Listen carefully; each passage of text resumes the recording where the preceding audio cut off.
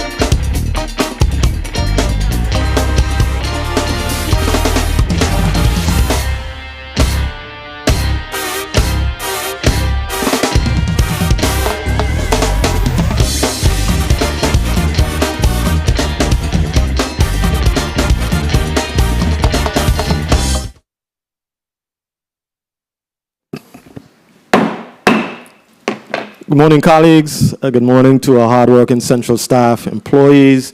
Good morning to the people of the Virgin Islands, and a special good morning to our testifiers who are here before us today. The Committee on Disaster Recovery, Infrastructure, and Planning meeting of Monday, November 6, 2023, is hereby called to order.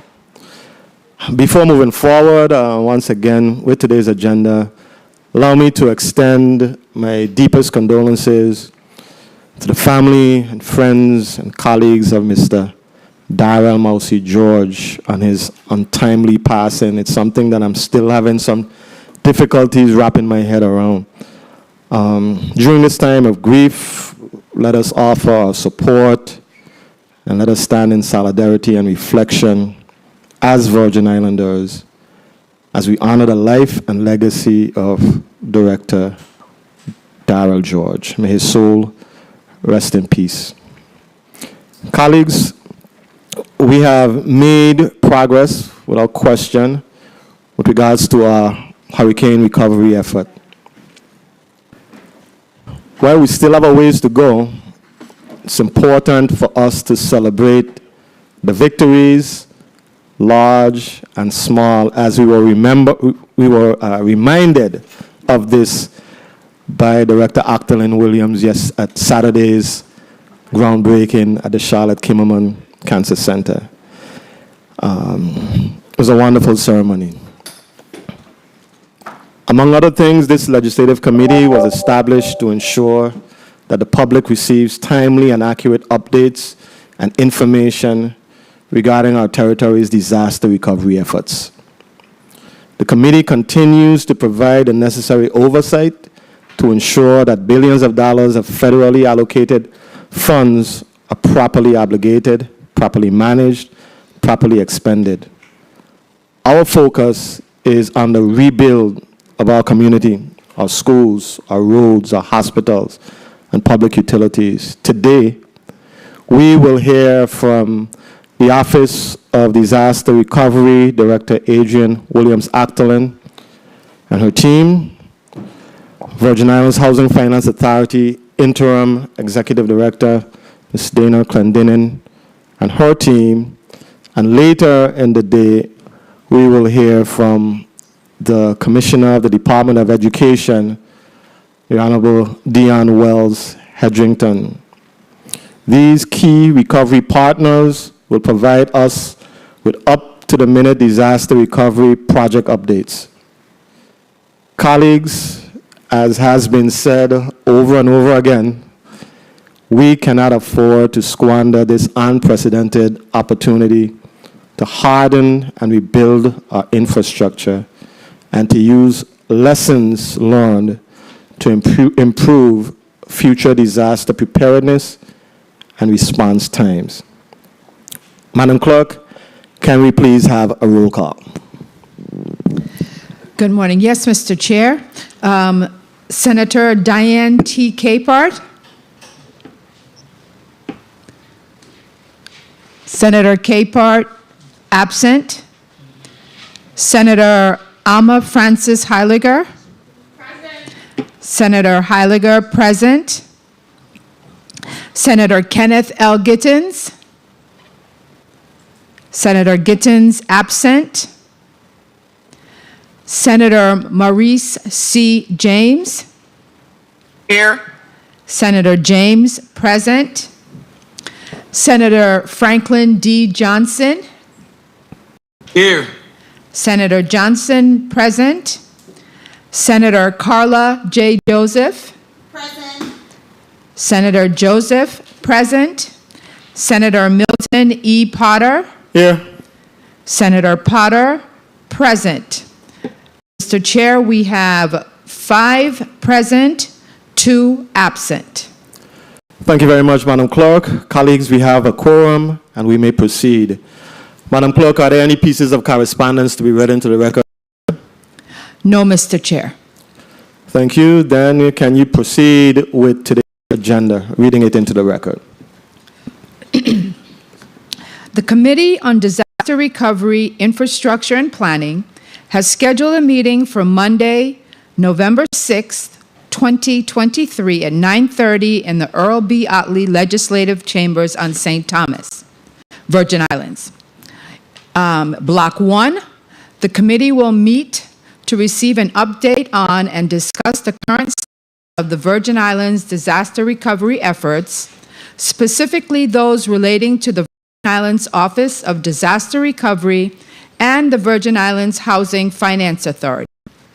Topics to be discussed include, but are not limited to, plan, in process, and completed projects, the status of all federal and local identified for the agency's projects, as well as any impediments with respect to the agency's role in the territory's disaster recovery efforts. Invited testifiers, Ms. Dana Clendenin, Interim Executive Director, Virgin Islands Housing Finance Authority, as well as Mrs. Adrienne Williams Octoline, Director, Virgin Islands Office of Disaster Recovery. In Block 2, the committee will meet to receive an update on and discuss the status of the Virgin Islands disaster recovery efforts, specifically those relating to the Virgin Islands Department of Education.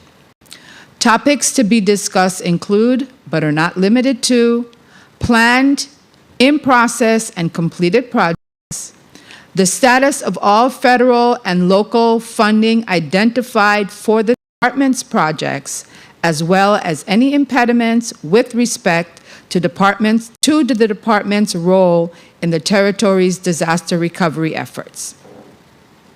Invited testifiers, the Honorable Dr. Dion Wells Hedrington, Commissioner, Virgin Islands Department of Education, and Mrs. Adrienne Williams Octoline, Director, Virgin Islands Office of Disaster Recovery. This concludes the reading of the agenda, Mr. Chair. Thank you so much, Mark. Before we proceed, I'm going to ask the testifiers to put your name and your title just for the record, and we also have a remote reporter today, so anytime we are called upon to speak, please just tell us who you are. So we're going to start with our left. From my left, just tell us who you are and your title. Good morning, Graciela Rivera, Territorial Mitigation Officer. Morning. Good morning, Artra Watlington Francis, Deputy Director of Finance and Compliance for the Office of Disaster Recovery. Morning. Morning, Adrienne Williams Octoline, Director, Office of Disaster Recovery. Morning. Good morning, Dana Clendenin, Interim Executive Director and Chief Disaster Recovery Officer, Virgin Islands Housing Finance Authority. Good morning, Ann Hanley, Director of Programs, Virgin Islands Housing Finance Authority. Good morning, Alana Lavinier, Director of Policy, Procedure, and Regulatory Services, Virgin Islands Housing Finance Authority. Good morning, Royan Robinson, Deputy Director of Finance, Virgin Islands Housing Finance Authority. Morning. I think we have one person in the St. Croix Chambers. Please announce yourself.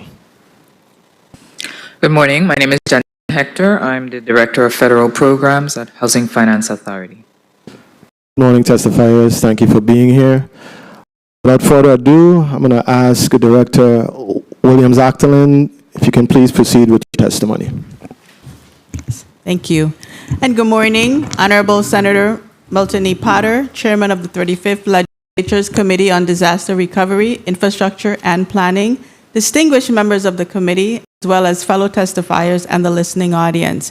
I'm Adrienne L. Williams Octoline, Director of the Virgin Islands Office of Disaster Recovery.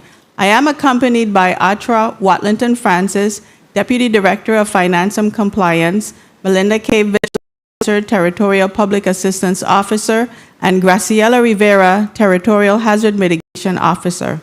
It is my honor to present an update on the status of disaster recovery initiatives in the U.S. Virgin Islands.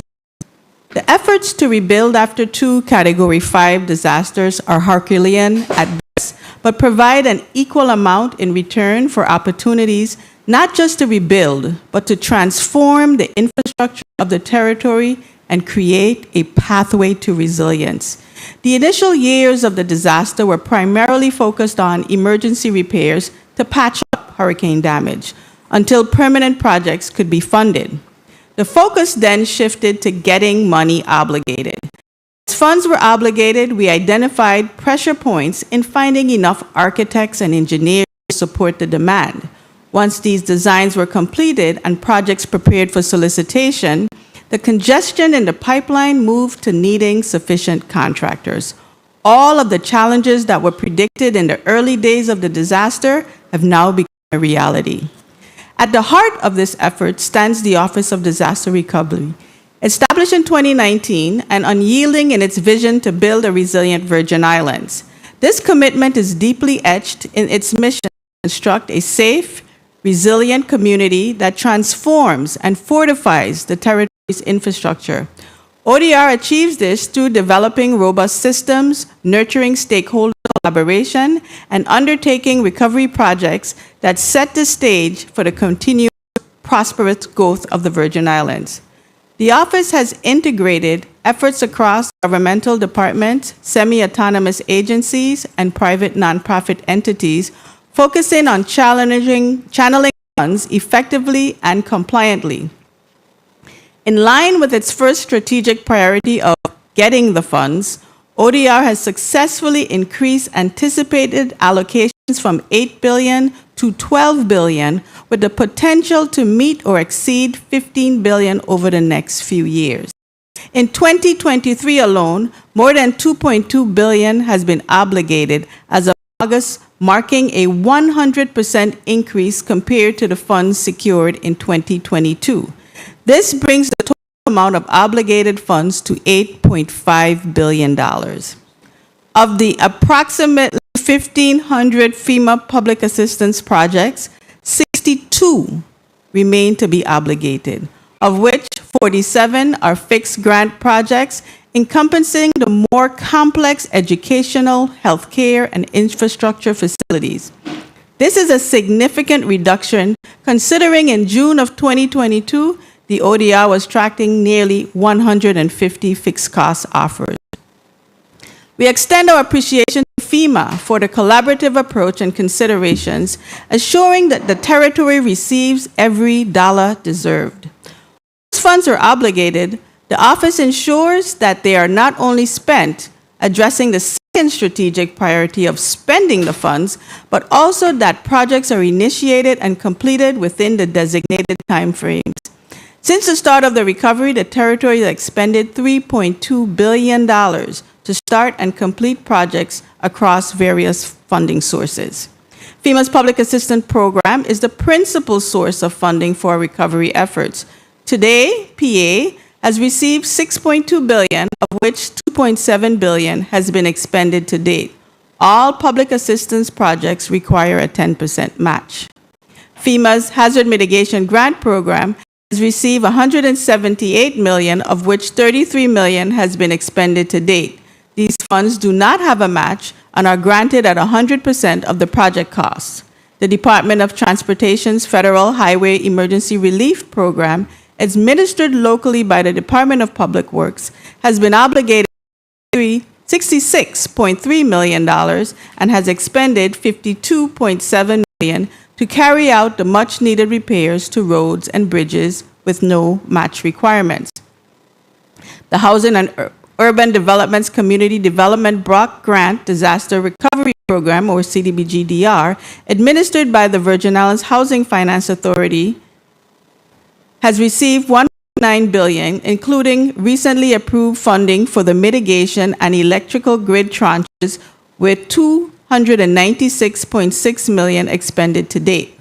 There are also other disaster-related funds from various federal entities, including the Department of Health and Human Services, the U.S. Department of Agriculture, the U.S. Department of Education, and the Department of Commerce, which have made an estimated $215 million available to the territory. Out of that amount, $116.5 million has already been spent.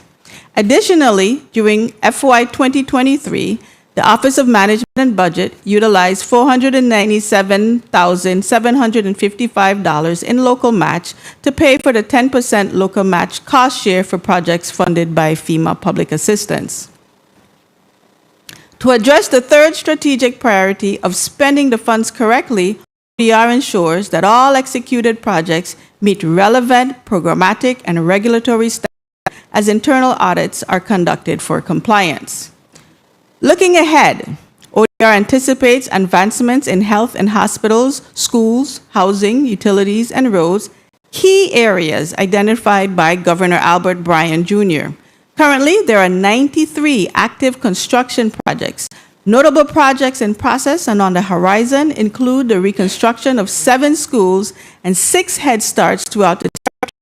In healthcare, facilities such as Charlotte Kimmelman Cancer Center, the Myra Keating Clinic, the Charles Howard Medical Complex, and repairs to the Queen Louise Home for the Aged are slated for significant improvements.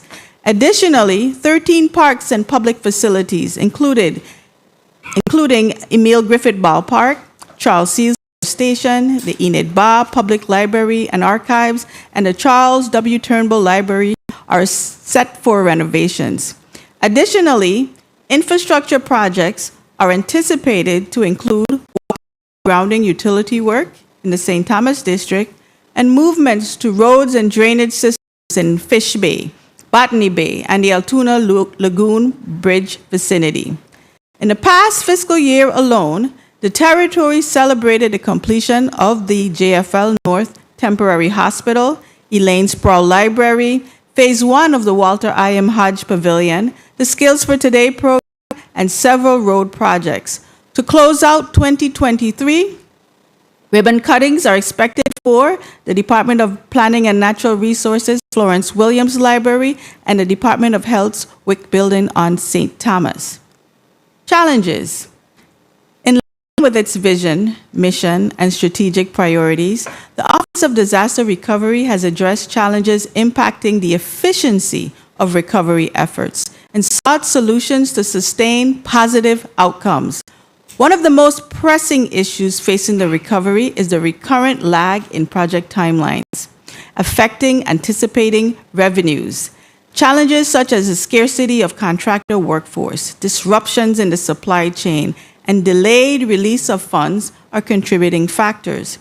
Although the recent procurement of a $100 million credit line provides temporary relief, there is a pressing need for enduring solutions. Optimizing payment workflows and ensuring prompt and consistent vendor payments is another key priority in advancing our recovery efforts. Streamlining the payment process has been one of the most critical process improvements. ODR joined forces with the Departments of Public Works, Property and Procurement, and Finance to optimize payment workflows to expedite consistent vendor payments. This modified system eliminated duplicitous reviews from multiple agencies, thereby accelerating payments. Efforts to institutionalize this process across all projects remain a top priority. Incorporating contingency strategies is critical to effective project management, particularly considering the unforeseeable hurdles regarding workforce, and supply logistics. The Skills for Today, GVI Fellows, and the UVI certification programs in project and construction management, in collaboration with VIDEs, CTEC, and other GVI initiatives, are working in cohorts to chip away at the expended 5,000 to 7,000 skilled labor shortfalls. Another issue compounded by the storms is a shortage of adequate housing, which is becoming increasingly critical. This scarcity heightens the urgency to determine sustainable housing solutions, alleviate pressure on local resources, and facilitate the logistical efficiency necessary for advanced and ongoing recovery operations. Efforts like the derelict and abandoned building legislation, VI Slice, and the rental rehabilitation and reconstruction program are aimed at helping to address this issue. The 10% match for the PA program remains a point of great concern. The Governor of the Virgin Islands continues to advocate for a waiver of the local match requirement. As recently as September 2023, the government met with Shalonda Young, Director of the U.S. Office of Management and Budget in Washington, D.C., to discuss advancing this request at a minimum for critical facilities and highlighting that the required match can be as much as $1.5 billion that the territory is ill prepared to provide. But all is not lost, as ODR is proactive in providing solutions to the challenges it has observed. Working on Alongside federal allies, ODR is tackling housing and workforce challenges. The territory is developing an accelerated rebuild plan, calling for collaborative meetings with key agencies and contractors. This strategy aims to attract more contractors by offering comprehensive project bundles, ensuring a robust labor force for expedient rebuilding. Utility coordination. In the bustling world of development and infrastructure improvements taking place post-disaster, utility coordination efforts stand as a testament to the wisdom of collaboration. The utility coordination team is comprised of representatives from the Department of Public Works, Waste Management Authority, Water and Power Authority, Liberty, and VI Next Generation Network, amongst others. On St. Croix, the utility coordination team has been actively coordinating projects in Christiansted, Fredericksted, Northside, Clifton Hill, Container Port, Queen Mary Highway. And on the island of St. Thomas, the team is working to coordinate projects in Estate Dunu and Nazareth Ridge Road. The utility coordination team is also collaborating with the Lieutenant Governor's Office to develop the territory-wide GIS mapping services. The GIS mapping system offers a structured and user-friendly interface, allowing for easy access to specific utility data. The Lieutenant Governor's Office has an active, fully operational platform for housing GIS data across the territory. ODR is working to optimize systems already in place and utilize recovery dollars to expand services across the recovery. In addition to GIS mapping, the utility coordination team is working closely with the Department of Public Works to get the Call Before You Dig legislation that was passed in 2015 in full compliance. Call Before You Dig is a crucial safety initiative that plays a fundamental role in safeguarding underground utility infrastructure and preventing potentially hazardous incidents during excavation of construction. In addition to overseeing the complex web of utilities, the utility coordination team is collaborating with other agencies such as the Department of Education, the Virgin Islands Housing Authority, and the Territorial Hospital Redevelopment Team to create holistic solutions. The Senate approval of the line of credit in April 2023 presents another opportunity to advance the recovery. The Public Finance Authorities closed on a $100 million revolving line of credit with First Bank of Puerto Rico to further the territory's disaster recovery efforts. This transaction keeps at-risk projects underway, ensures timely payments to contractors, as well as improves the territory's overall disaster management. To date, ODR has requested and drawn $8.8 million to support the continuation of major projects such as the Christiansted sewer lines, composite poles installation, and the purchase of LED lighting for several Department of Sports Parks and Recreation parks, to include DC Canigata, the Renhall Jackson complexes on St. Croix, and the Doris Hodge Tennis Court, Alvin McBean, and Lionel Smut Richards ballparks on St. Thomas. The line of credit has been utilized to commence or continue work on 5 schools, the Alva A. Swan Correctional Facility, the Envision Tomorrow program, Frederick D. Dorsch Activity Center, Methodist Outreach Center, and Government House buildings on St. Thomas. Over the past year, the Office of Disaster Recovery has continued to work closely with federal partners around the recovery's current needs.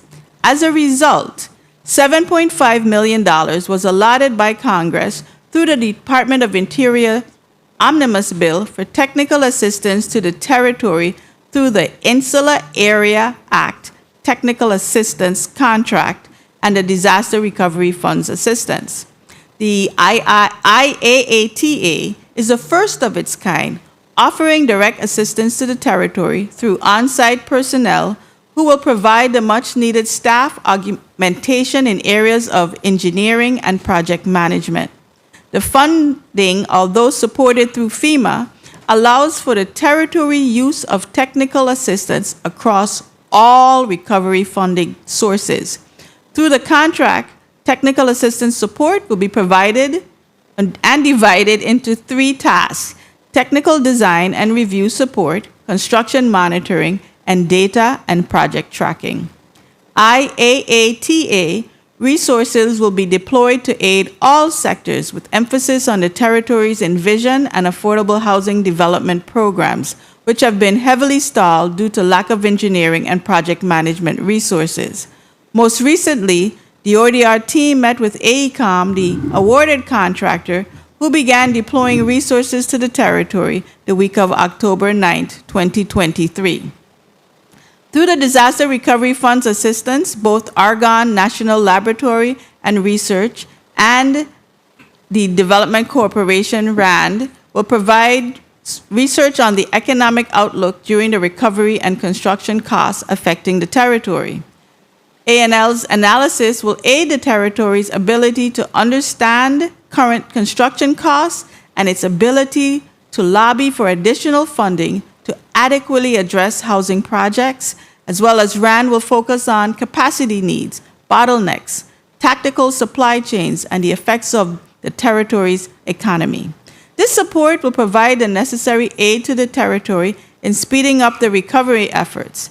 Additionally, this support endeavors to document territorial construction costs and identify strategies to address the territory's housing crisis. Next steps. As we move towards the current phase of recovery, the focus is on completing emergency work and initiating permanent work on larger, complex construction projects. This is exemplified by the groundbreaking of the Charlotte Kimmelman Cancer Institute, the first healthcare facility to begin permanent reconstruction. As we forge ahead, our mission to secure funds for essential projects continues. Among these projects, the St. Croix wastewater prudent replacement, which is currently on its way to the process to get to the independent expert panel phase of the FEMA process. Once obligated, it is estimated to cost $1.2 billion. Additionally, the request for prudent replacement for the St. Thomas wastewater system has been submitted to FEMA and is currently under review. The Department of Education is also awaiting final obligations for several schools, including the St. Croix Educational Complex, St. Croix Central High School, Charles H. Emanuel School, Plauto Marco, Eulalie Rivera, Pearl B. Larson, John H. Woodson, Juanita Gardine, Julia Sproul, and Adelita Cancrine. Regarding healthcare facilities, fixed cost offers have been agreed upon and the obligations are expected within the next 90 days for Schneider Regional Medical Center, Herbert Grigg Home for the Aged, and the Nude Hansen Complex. The territories supported by Widow Bryans, along with the efforts from Delegate Plaskett, convincingly demonstrated that the Roy Lester Schneider Hospital should be deemed a full replacement. This decision came after copious amounts of documentations were provided to FEMA, rationalizing why the hospital was in need of full replacement. As you are aware, the Office of Disaster Recovery has applied to become a subrecipient of the territory's CDBG DR funds. Through this expansion, ODR aims to foster synergy across the various activities within the program, including housing, public services and facilities, infrastructure, and economic revitalization. This will help accelerated vital programs like Envision Tomorrow and support the organizational framework and recovery initiatives. Once approved, ODR will welcome the addition of 25 disaster recovery employees in their current roles and provide direct operational management of the CDBG DR program for existing and future projects. To unite contractors and help them understand the upcoming opportunities, ODR, in conjunction with the Office of the Governor and other agencies, will host an industry day on the islands of St. Croix and St. Thomas in the first week of December. The event will provide information on the sequencing of projects for the next 2 years, as well as provide training, opportunities in bonding, and payment processing. The objective of the event is to increase the availability of contractors for the recovery projects and to prepare existing contractors for the abundance of new opportunities that lie ahead. This next phase will test the strength of our systems. In the first quarter of 2024, ODR anticipates solicitations to rebuild 6 schools, 2 hospitals, and infrastructure projects for power, wastewater, and potable water. We approach this phase with great hope, but are very aware of the complexity of this undertaking, given the well-documented workforce, housing supply, and material challenges. Nonetheless, this is an opportunity of a lifetime to build back better, stronger, and more resilient. Honorable Senators, we have come to the end of this critical testimony, and we want to express our sincere gratitude for your time and attention and your continued focus on the recovery. Our progress so far is commendable, but much work still needs to be done. As we continue to work toward the full recovery and rebuilding of the Virgin Islands, we remain committed to deploying these funds effectively, efficiently, and transparently. The recovery remains one of Governor Bryan's top priorities, and I would like to thank my hardworking team of the Office of Disaster Recovery for their dedication and tireless support. Recovery work is nonstop and demanding, and I expressly want to share my appreciation to the recovery leaders, DPW, DPNR, VIDE, DPP, the Territorial Hospital Team, Revitalization Team, VIHFA, VI Waste Management Authority, the Department of Finance, Office of Management and Budget, and VIHA for their consistent efforts to move the recovery forward. I encourage you to visit our website regularly and contact us anytime with questions or concerns, because we remain committed to building a stronger, more resilient, and prosperous territory. With your support, we will continue to build a legacy of resilience. Thank you. Thank you very much, Director Williams-Actolin, for your very informative presentation. Next, we're going to ask Interim Executive Director, Ms. Dana Clendenin. Please proceed with your presentation. Thank you. Greetings, Senator Milton Potter, Chair of the Committee on Disaster Recovery, Infrastructure, and Planning, members of the committee, other senators present, and the listening and viewing audience. I am Dana Clendenin, and I serve as the Interim Executive Director, Chief Disaster Recovery Officer of the Virgin Islands Housing Finance Authority.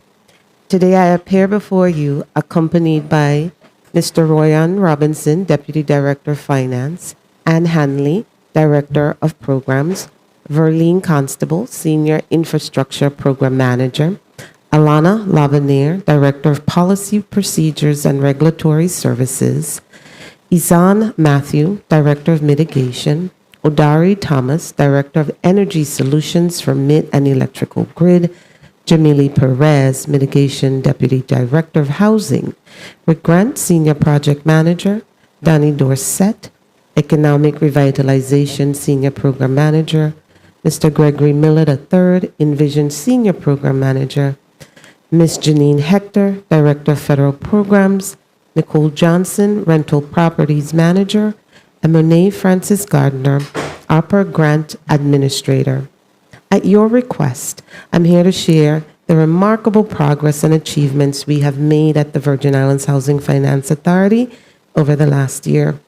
It has been a period of growth, development, and transformation as we continue our critical work in aiding the territory's ongoing recovery, reconstruction, and resilience building efforts.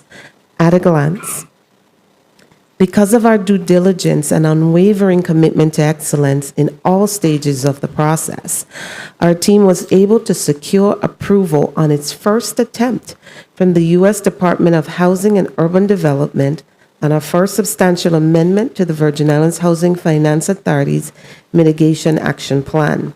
This lays the foundation for the Virgin Islands Water and Power Authority to complete the acquisition of VTOL's propane supply infrastructure for the territory.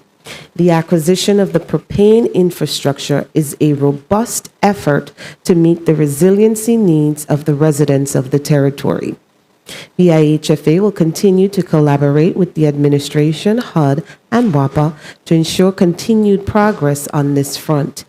This is the first step in accessing $145 million in mitigation funding, which, as stated in the amendment, requires WAPA's commitment to maintaining lower fuel prices, increasing fuel security, and addressing the vulnerability of the territory's fuel storage to future storms and disasters. The IHFA, as HUD's grantee, is also responsible for monitoring WAPA, ensuring that the utility publishes its utility reliability metrics, demonstrates the financial ability to maintain and operate the propane infrastructure throughout its useful life, maintains the territory's access to multiple fuel sources, and ensures that WAPA is using its most reliable modern generators to facilitate increased power reliability. We have submitted policies and procedures to HUD last week for their review and approval. In addition, VIHFA will collaborate with WAPA to complete the application process and move forward with an environmental review to keep us in compliance with all federal and local regulatory requirements and performance metrics.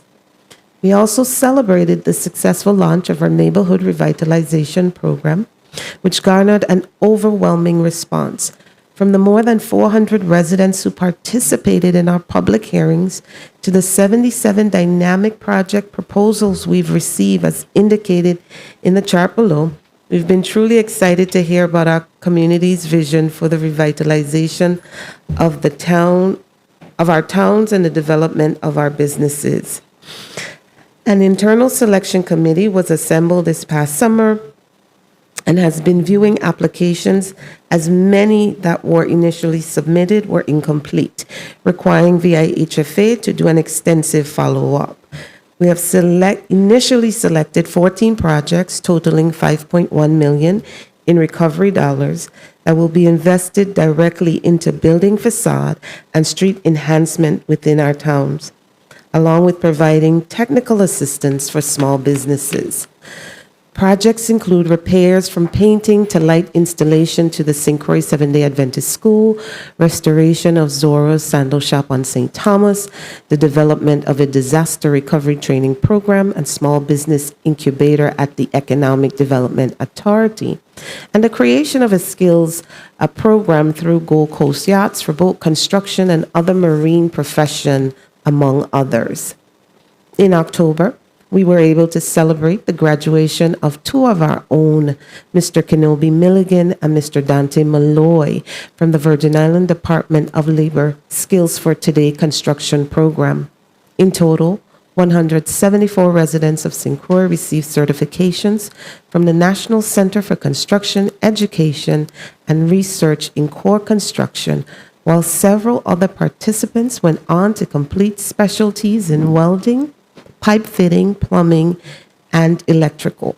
Skills for Today was originally intended to train 640 participants, and to our delight, it successfully provided instruction to 964 participants, which is truly remarkable.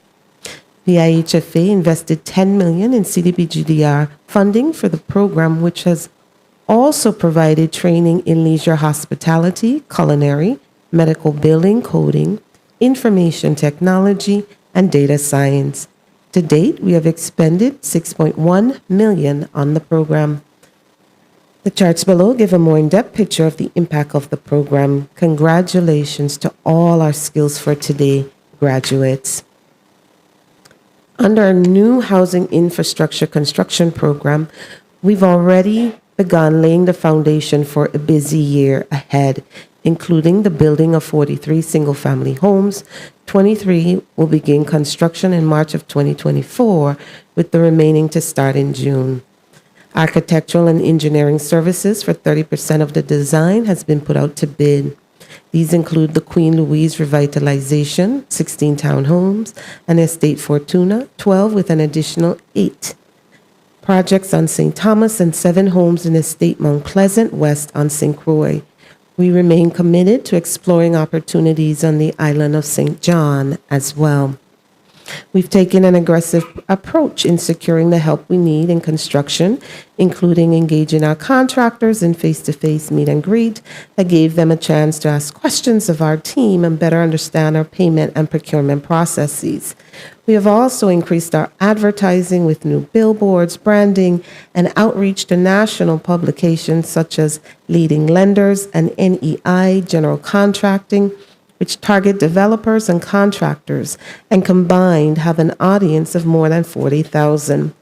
We hope to partner with ODR to continue those efforts in earnest over the next few months as we look at enhanced Google business ads, engaging social media, housing forums, planning additional meet and greets in December for interested contractors on St. Thomas, St. John, and leveraging relationships. We began to build with qualified contractors and environmental consultants during the recent Congressional Black Caucus meetings. And as you heard 2 weeks ago, we strategically positioned ourselves for success by evaluating our existing resources, tools, and processes, and replacing them with new, more efficient ones that enhance our job performance. A prime example is the new procurement portal our team designed and launched that gives prospective bidders a chance to quickly see what projects are available, apply online, and track in real time. As we have adjusted our solicitation strategy, we now promptly issue solicitations as opportunities emerge. Additionally, by allowing multiple contractors to bid on each project, we've awarded more contracts and continue to expedite the pace of home reconstruction. As you're aware, VIHFA proposed its fourth substantial amendment that the VI Public Finance Authority's Office of Disaster Recovery has programmatic oversight over the CDBG-DR grant. HUD's approval of this structure came on August 24, 2023, with conditions to include detailing specific tasks delegated to ODR, creating clear performance and outcome metrics, and providing VIHFA's monitoring plan to ensure continued progress in the recovery. HUD responded to our submission late last week with additional recommendations. We anticipate having the completed agreement to ODR the week of November 6. Housing, public and affordable housing development.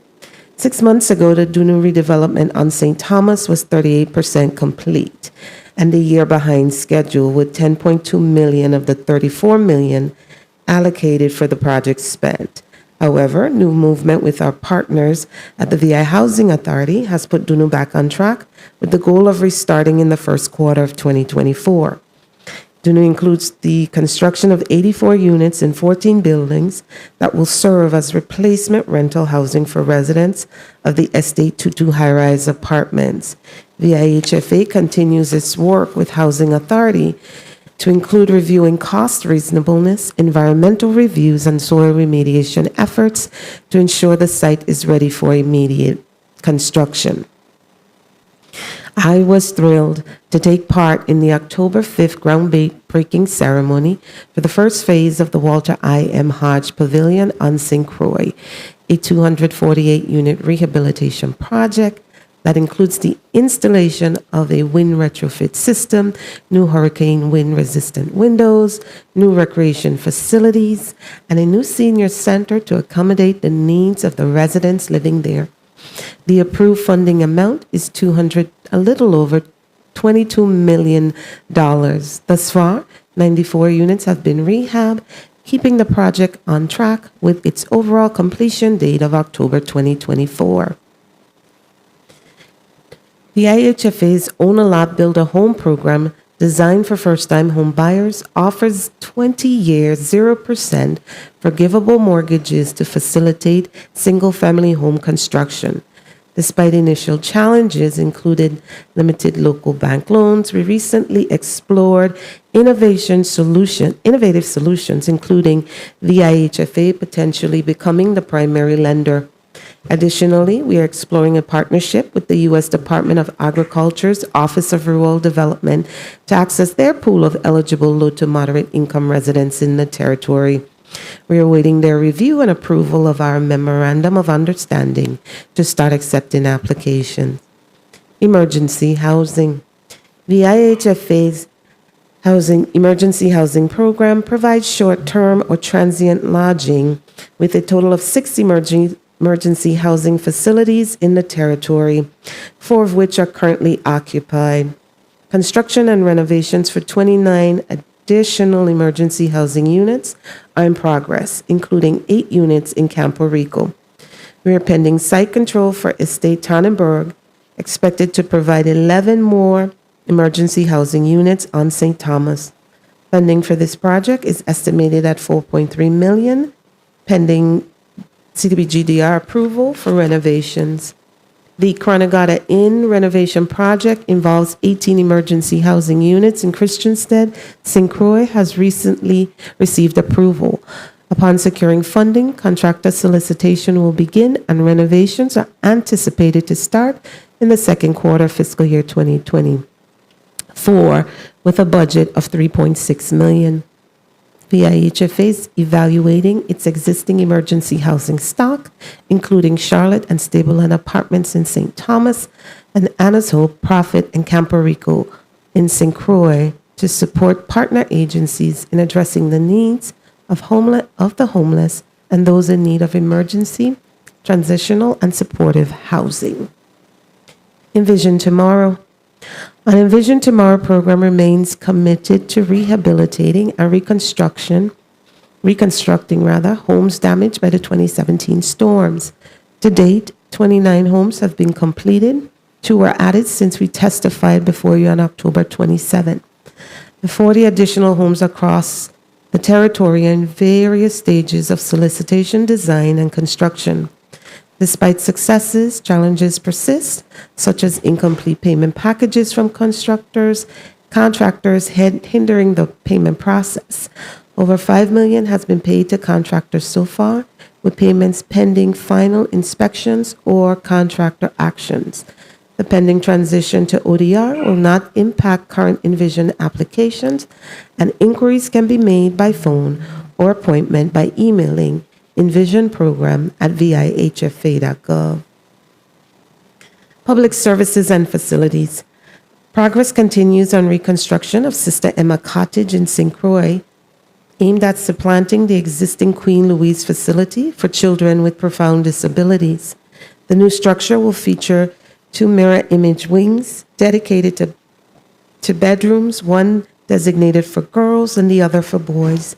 While Lutheran Social Services is in the process of finalizing designs and preparing to issue a request for proposal, sparking the commencement of construction, we remain optimistic that 10% of the project will be achieved by March 2024, with full completion anticipated by September 2025.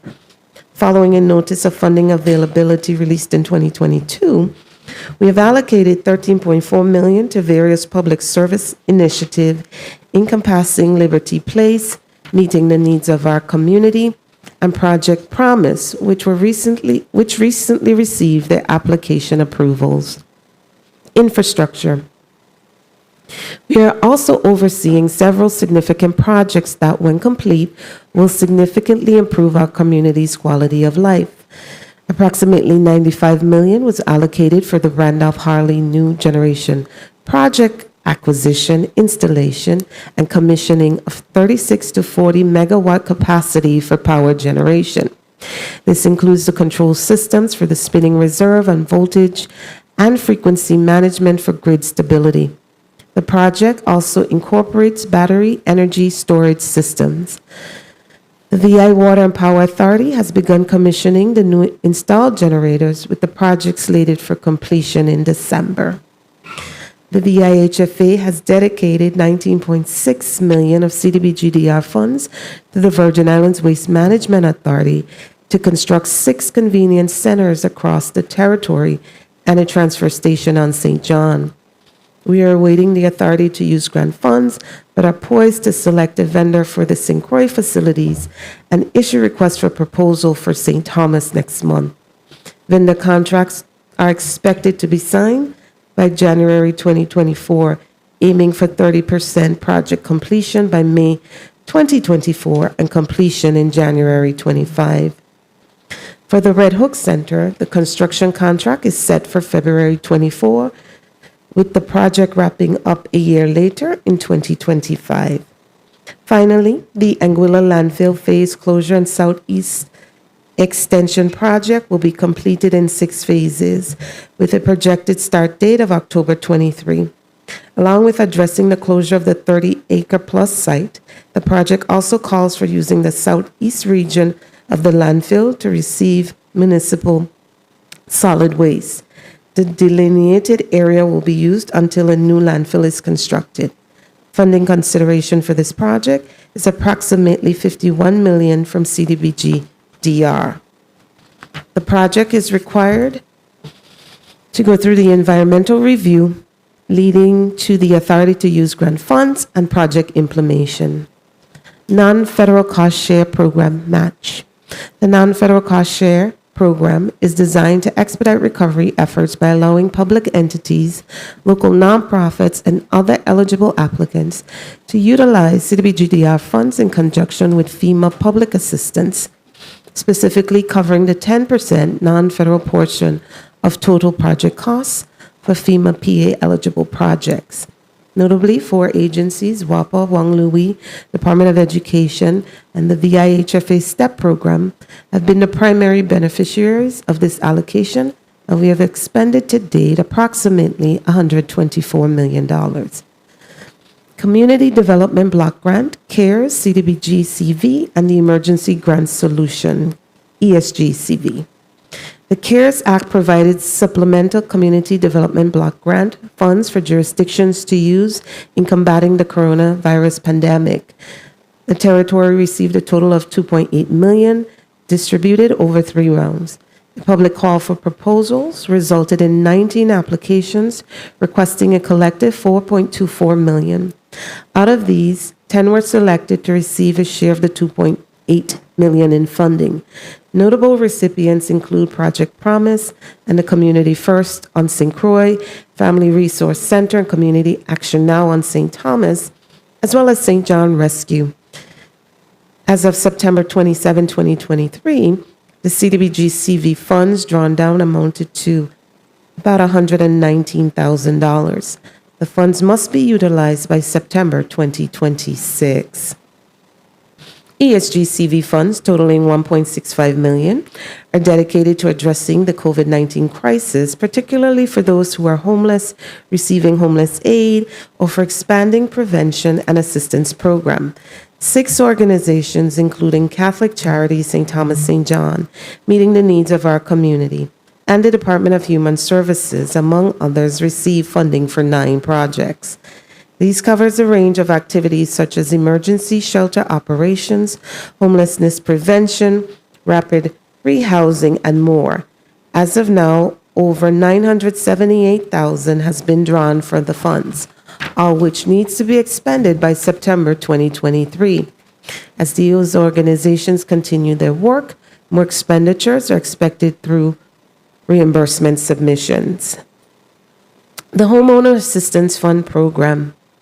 Under the American Rescue Plan Act, the Virgin Islands have been allocated $8.5 million through the Homeowner Assistance Fund to support homeowners who are financially struggling because of the COVID-19 pandemic. This fund assists with various housing costs, including mortgage payments, mortgage reduction, foreclosure prevention, overdue property taxes, insurance, and expenses related to forbearance and delinquency. In addition, homeowners undergoing financial difficulties can receive counseling from HFA Homeownership Division. Eligible homeowners whose primary residence is the property in question and whose household income is below 150% of the area median income can qualify for up to $25,000 in assistance, with the specific AMI cap differing by island.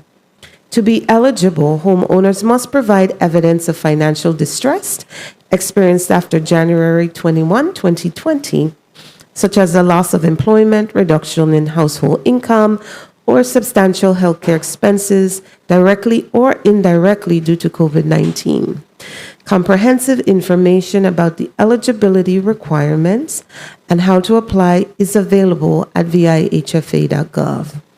As of September 20th, the HAF application portal has logged 199 applications.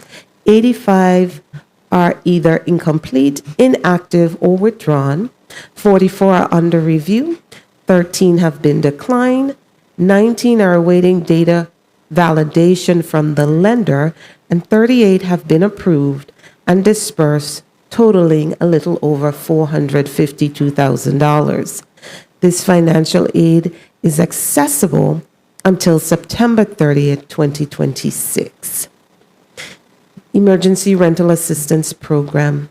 The territory initially received $21.3 million during the first round of ERAP 1 allocation in March of 2021 and paid out nearly $4 million indirect and indirect assistance to more than 700 households territory-wide.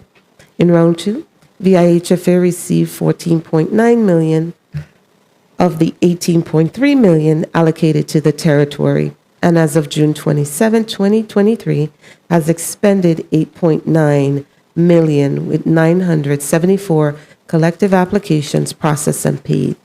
Funds expire on September 30th, 2025. Mitigation funding. As mentioned earlier, the authority was excited to announce its inaugural mid-grant project, the WAPA propane acquisition. We are actively preparing for a successful program launch and the onboarding of additional community projects. MID staff has been continuously training with HUD and as a team to fully understand the grant details. The 12-year grant totals a little over $774 million allocated to infrastructure and public facilities, housing, economic resilience, and public services. A strategic program administration plan is under development with recent training sessions helping refine it. We encourage the community to participate in grant opportunities. Dedicated leadership roles in MIT Director, along with Deputy Directors of Housing and Public Services, Infrastructure and Public Facilities, and Economic Resilience were recently onboarded, and recruitment continues for other positions. I would be remiss if I did not take this opportunity to remind the public that if you are interested in a career at the Virgin Islands Housing Finance Authority, please visit our website at vihfa.gov. Electrical grid. The electrical grid grant has a total budget of a little over $67.6 million for program and activity execution. Out of this, the VI Water and Power Authority will receive $53 million for additional generators at the Estate Richmond Power Plant in St. Croix. Another $10 million is allocated for community electrical innovation. The primary purpose of these funds is to enhance and strengthen the U.S. Virgin Islands electrical power systems. The grant also aims to bolster the resilience of the power systems against future disasters and address climate change impacts. Activities financed by this grant must align with the CDBG national objective, cater to unresolved recovery needs, and prioritize benefiting families with low to moderate incomes. The funds are available until September 2029. I've hired a Director of Energy Solutions to oversee the electrical grid grant and manage all energy-focused projects under the mitigation grant. In line with the grant stipulations, VIHFA has submitted its policies to HUD for the validation. The grant's implementation is anticipated to begin in January of 24. Senators, this concludes my testimony. But before I close, just wanted to take a minute to recognize the significant strides we have taken as an agency and as a team. What we've been able to share today is the result of months of hard work and dedication from our staff, which has looked in every possible way to improve our processes and drive results. My deepest appreciation to the VIHFA's dedicated staff.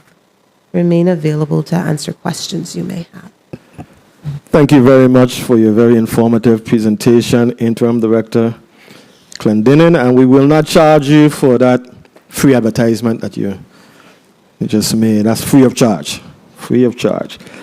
Colleagues, we want to acknowledge the presence of committee member, Majority Leader Senator Kenneth L. Gittens, as well as non-committee member, Senator Marvin Blyden, our Vice President.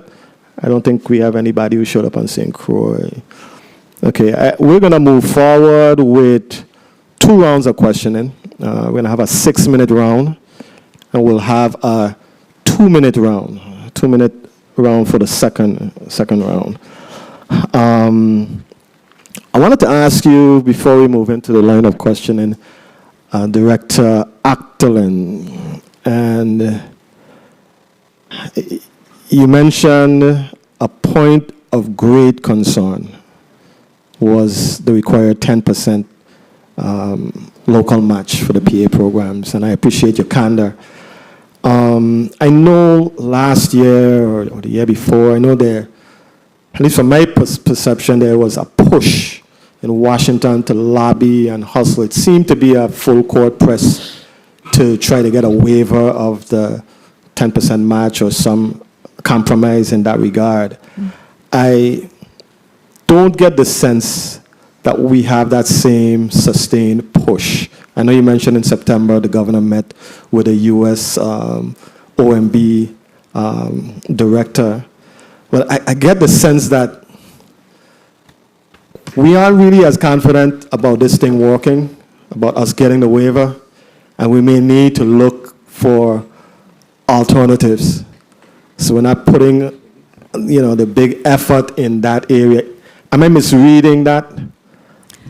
No, Senator, you're not misreading it. The effort is still there, though. When we met with Shalanda Young, this is the process. The request goes to FEMA, and of course, the Office of Management and Budget, similar to here, they have to approve it.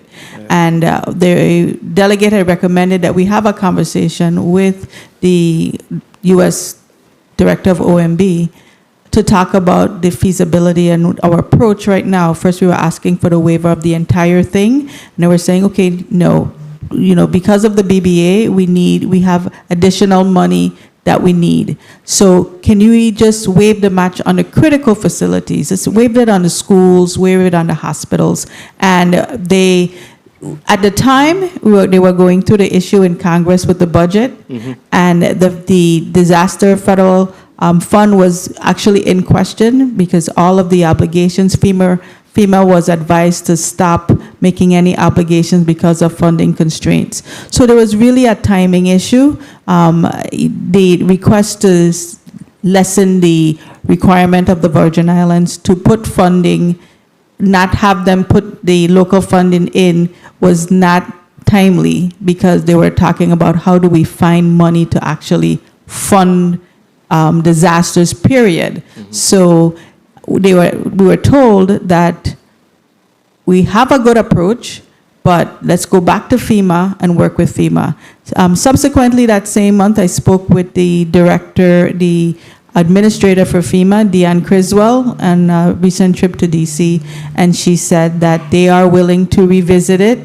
They're working on it. They're looking at the proposal that we've made to them so that we can continue the conversation. So it was a timing issue, but we are still pushing. And we think the approach that we've presented is a feasible one because it actually gives a finite amount of what that number will be. It wouldn't be open-ended. So we'll continue to push. Okay, excellent.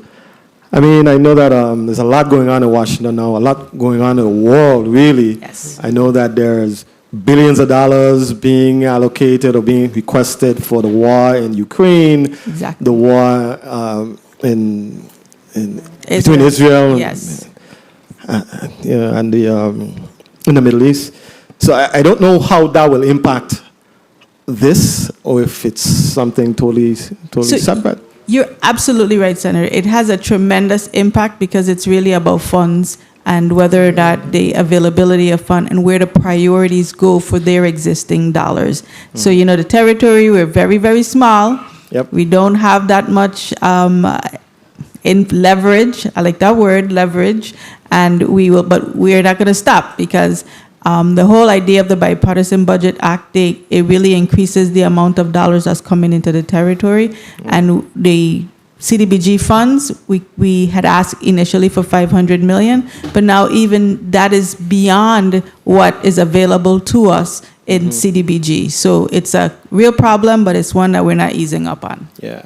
It seems like the more effective we are in getting maximum dollars, it also puts us in even a more precarious position because the match requirement That's correct. then increases even more. Yes. Now, I know the strategy was using CDBG funds, at least a portion of that, for the match.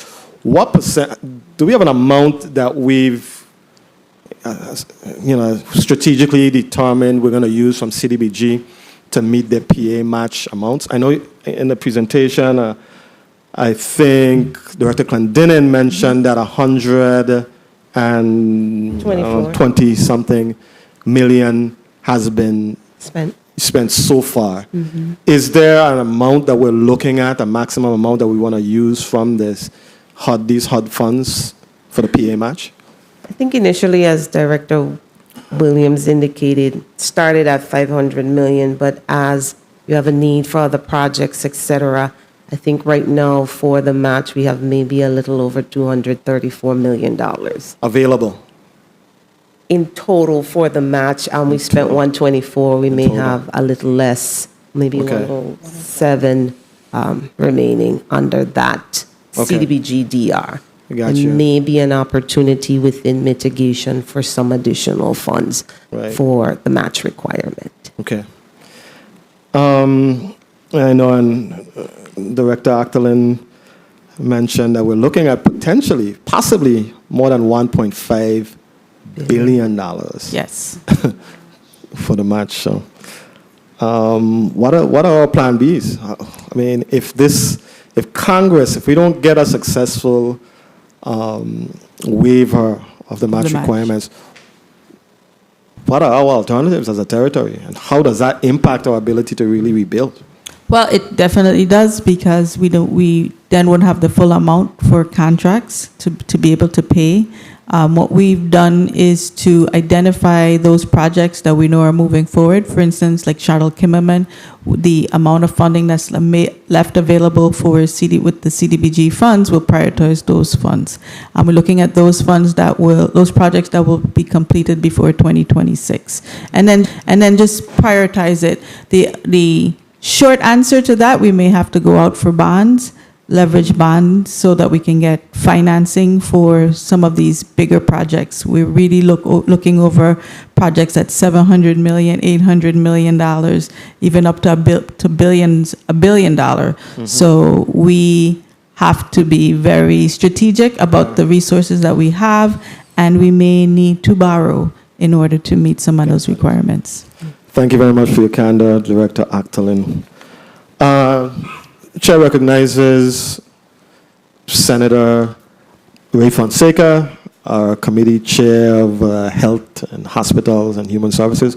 Welcome, non-committee member Fonseca. Colleagues, we're going to go with first person in the lineup, Senator Franklin Johnson from St. Croix. Senator Johnson, you're recognized for your 6 minutes. Good morning. Thank you very much, Mr. Chair. You're waving hello? Is that what you're doing? Yes, I was telling you hello. I ain't seen you in a while. Good morning to the testifiers.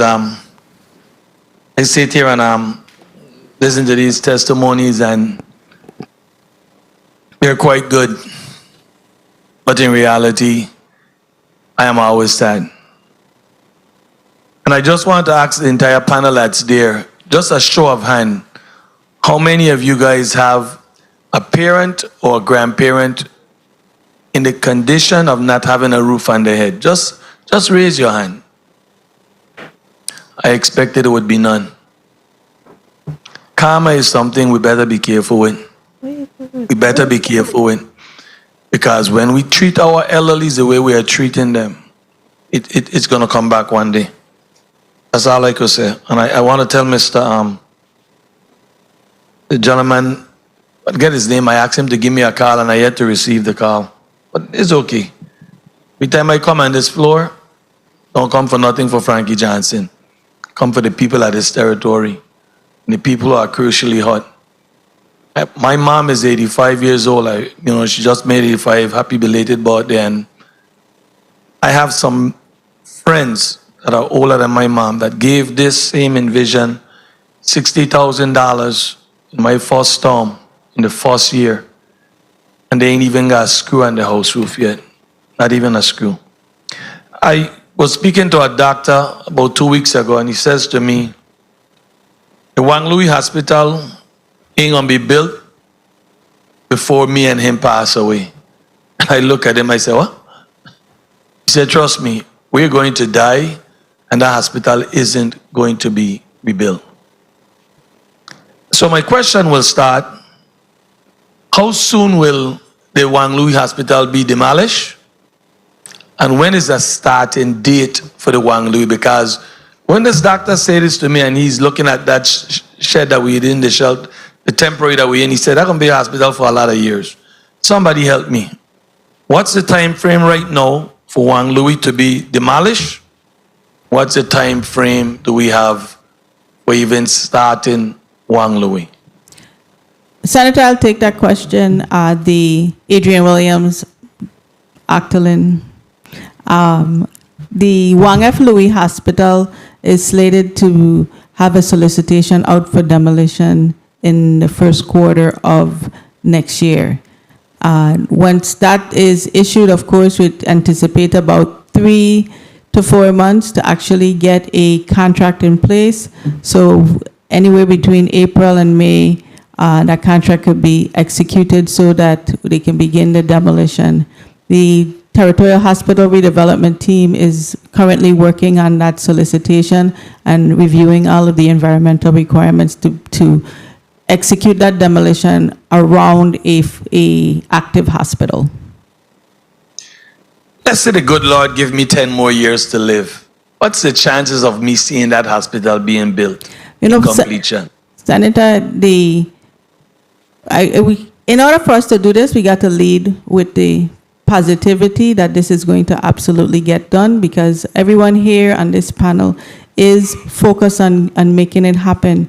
So the Wang F. Louis Hospital is a priority. The construction period is anticipated to be 5 to 6 years, and looking at ways that we can actually pull that in. But of the magnitude that they have designed, it looks like a construction period of 5 years. Thank you very much. I think you done gone with half of my 10 that I asked you, that if the good Lord give me 10, what's the possibility? And you already took 5 in the construction phase. I want to speak a little bit about the neighborhood revitalization. What is the basis on how the recipients were selected, and what will be done with the other recipients who are not selected? Certainly, and Mr. Chair, if I could allow Mr. Donnie Dorset in the well. Yes. 2 minutes. You know, we have rooms for all of those people to be sitting in there. Mr. Chair, my time is getting killed right now. Any other key personnel that you need up here, feel free to utilize. Put a hold on my time, please. Please. Your time is being held, Senator. Thank you. Good morning, Donnie Dorset, VIHFA. Senator, we have looked at the applications for those who have not passed yet the initial batch. We haven't disqualified anyone. We're reviewing those applications, and then we will make a decision of which ones will move forward in the next round. So it is, I guess, a little incorrect for me to say for those who was not selected. Because there are some that was not selected. Am I right to say that? No. What we've done, Senator, is we initially sent out a first selection of who we're looking to fund. It's still monies left over.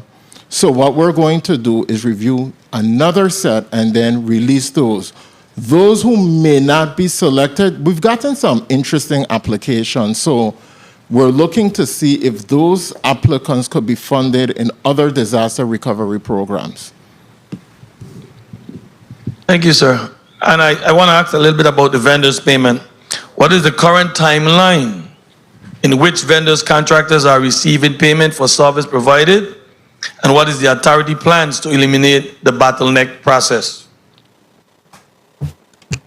Dana Clendenin, Interim Executive Director, Chief Disaster Recovery Officer. Right now, I think the overall goal is payment within 45 days. But again, the challenge remains when we don't have complete packages from the vendors to make those payments. We've been diligent in making payments. We could get a payment turnaround just depending on the amount in 2 to 3 weeks' time. The Finance Department, under the leadership of Mr. Roy Robinson, continues to reevaluate our payment processes and look for ways to streamline, of course, where there's opportunity to. I mean, you spoke about WAPA, and I don't know if you'll be able to answer this question. You mentioned the need for WAPA to use its most reliable modern generator, improve power reliability. Could you provide more details on the upgrades or investments that will be made in this regard? I don't know if you can, but based on you talking about it, I wanted to ask that question. Answer? I heard time. May I respond on your time, Chair? Yes, you may. Certainly, and I have invited Mr. Odari Thomas to dwell. He is the Director of Energy Solutions for the Mid and Electrical Grid program. He could tell you a little more as to what those requirements are for WAPA and why it's important that it is in our subrecipient agreement with them. Go ahead, Odari. Hi, Mr. good Thomas. morning. Please recognize the microphone. Try it again. Good morning. Morning. No. Oh, Morning, go ahead. oh, You may I'm be sorry. hearing. My apologies. Yeah. Good morning, Senator Odari Thomas, Director of Energy Solutions for the Virgin Islands Housing Finance Authority. The intent behind that language was that by purchasing the propane facility, we are making a substantial. Pull it closer. Oh, sorry. Oh, my apologies. Yeah, much better. Start over? Go ahead. Yeah. Okay. The intent behind that language was that by purchasing the propane storage facility, which is a significant investment towards the resiliency needs of the territory, that it will allow WAPA to also operate the new Wärtsilä generators that we are funding under the DR program, which burn dual fuel, both propane and LPG, as well as supporting the operation of its current Wärtsilä units, which burn propane exclusively. So that was the intent behind kind of incentivizing WAPA to utilize their most efficient and reliable generation. Thank you. And closing, I definitely want to say this testimony, as I say, is impressive, but seeing it done and seeing the work done is, again, a little depressing for me, dealing with constituents who are just, with all of these rain that we've been having, just pouring down in these folks' home. And the reason why I asked for Mr. Miller to call me is a lot of these folks are frustrated with calling, and I always have to be waiting for a call back. All I'm trying to do with you guys is pass the information, because these folks are seniors. They're not going on the no website and do anything. They're not going to. But they're just so frustrated of calling and not getting response. Got all the numbers? You guys choose to call me? Fine. If not, like I said, karma is something we all got to deal with one day. Thank you very much, Mr. Chair. Thank you very much, Senator Johnson. You took advantage of the chair. The microphone wasn't working, so you got an extra 2 minutes, Senator. I won't kill you for 2 minutes. Mr. Thomas, you mentioned that as the HUD grantee, there's certain amount, there's a requirement that falls on the shoulders of HUD, of HFA. VA Housing Authority with respect to making sure that WAPA is in full compliance with all of these requirements that HUD has presented. Are you comfortable that VA Housing Authority has, and I know they hired you, so obviously they have a great deal of confidence in you. Are you comfortable with the vast requirements ensuring that the utility pushes its utility reliability metrics, demonstrates the financial ability to maintain and operate the propane infrastructure, maintains VA's access to multiple fuel sources? It's a whole lot. It's a tall order. Is that something that you singularly can do? He has a team. Yeah. Superman? I'm not Superman, but I can ensure that we will work with WAPA to make sure that all of those requirements are satisfied. Just a bit of background, I actually used to work for VI WAPA for 8 years. And I worked on the Watsilla project, the first set, the second set, the APR projects, the VTOL project. I'm intimately familiar with VI WAPA and their operation. And I do believe that we will be able to work cooperatively with them to satisfy all of those requirements. And those requirements will be memorialized in the subrecipient agreement.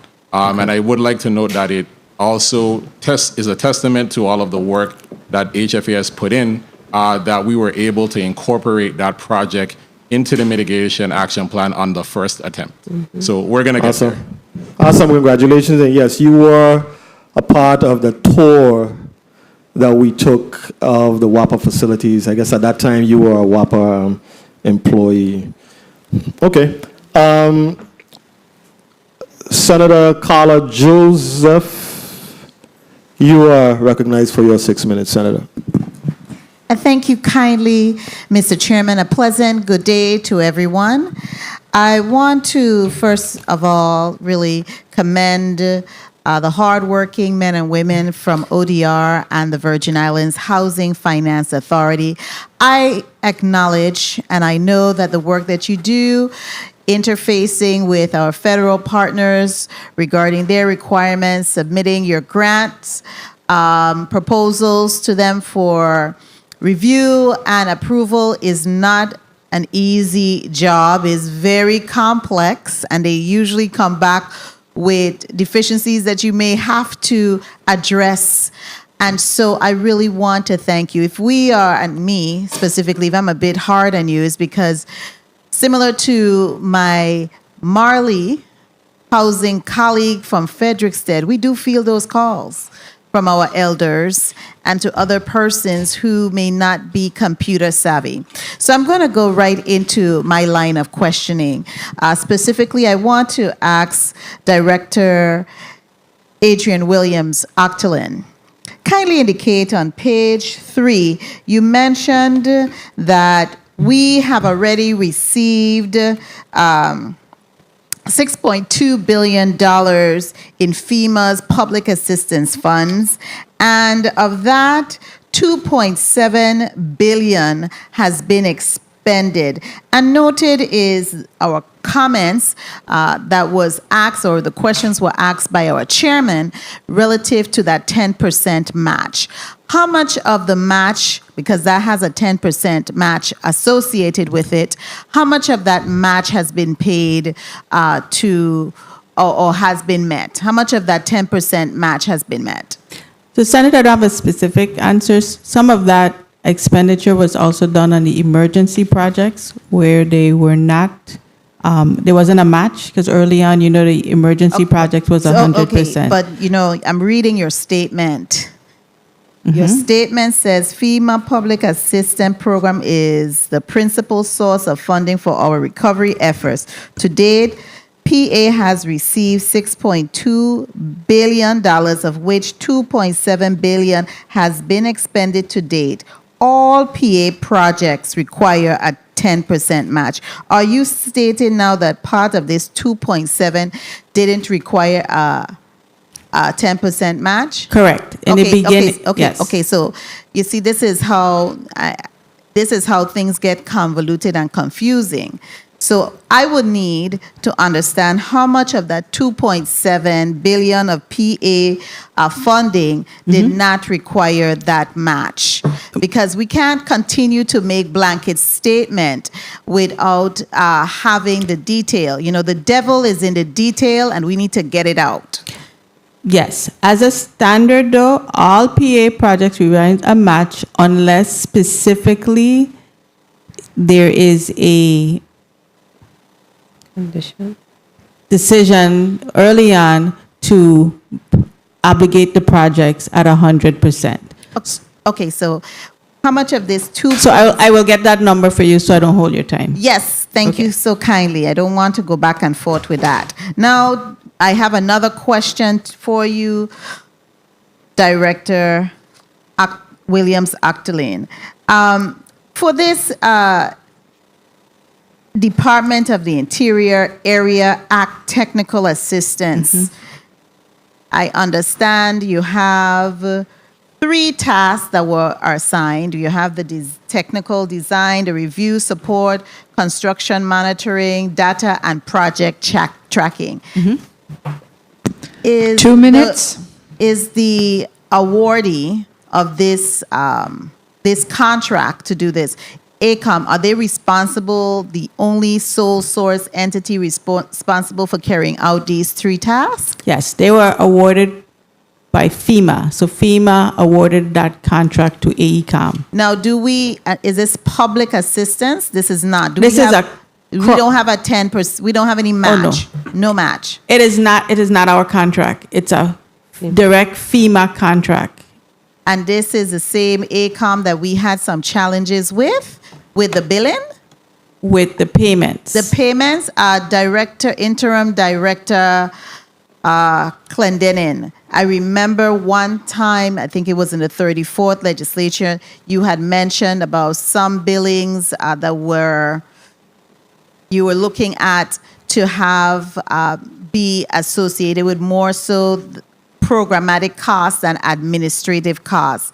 And I'm not sure if ACOM, yes, she was going through a whole process of doing an in-depth analysis of it, because some of the costs that the contractors had sent in were supposed to be programmatic costs like ACOM, and they were actually being attributed to administrative costs and eating up our administrative money, because that's our money. It's hardworking taxpayers' money.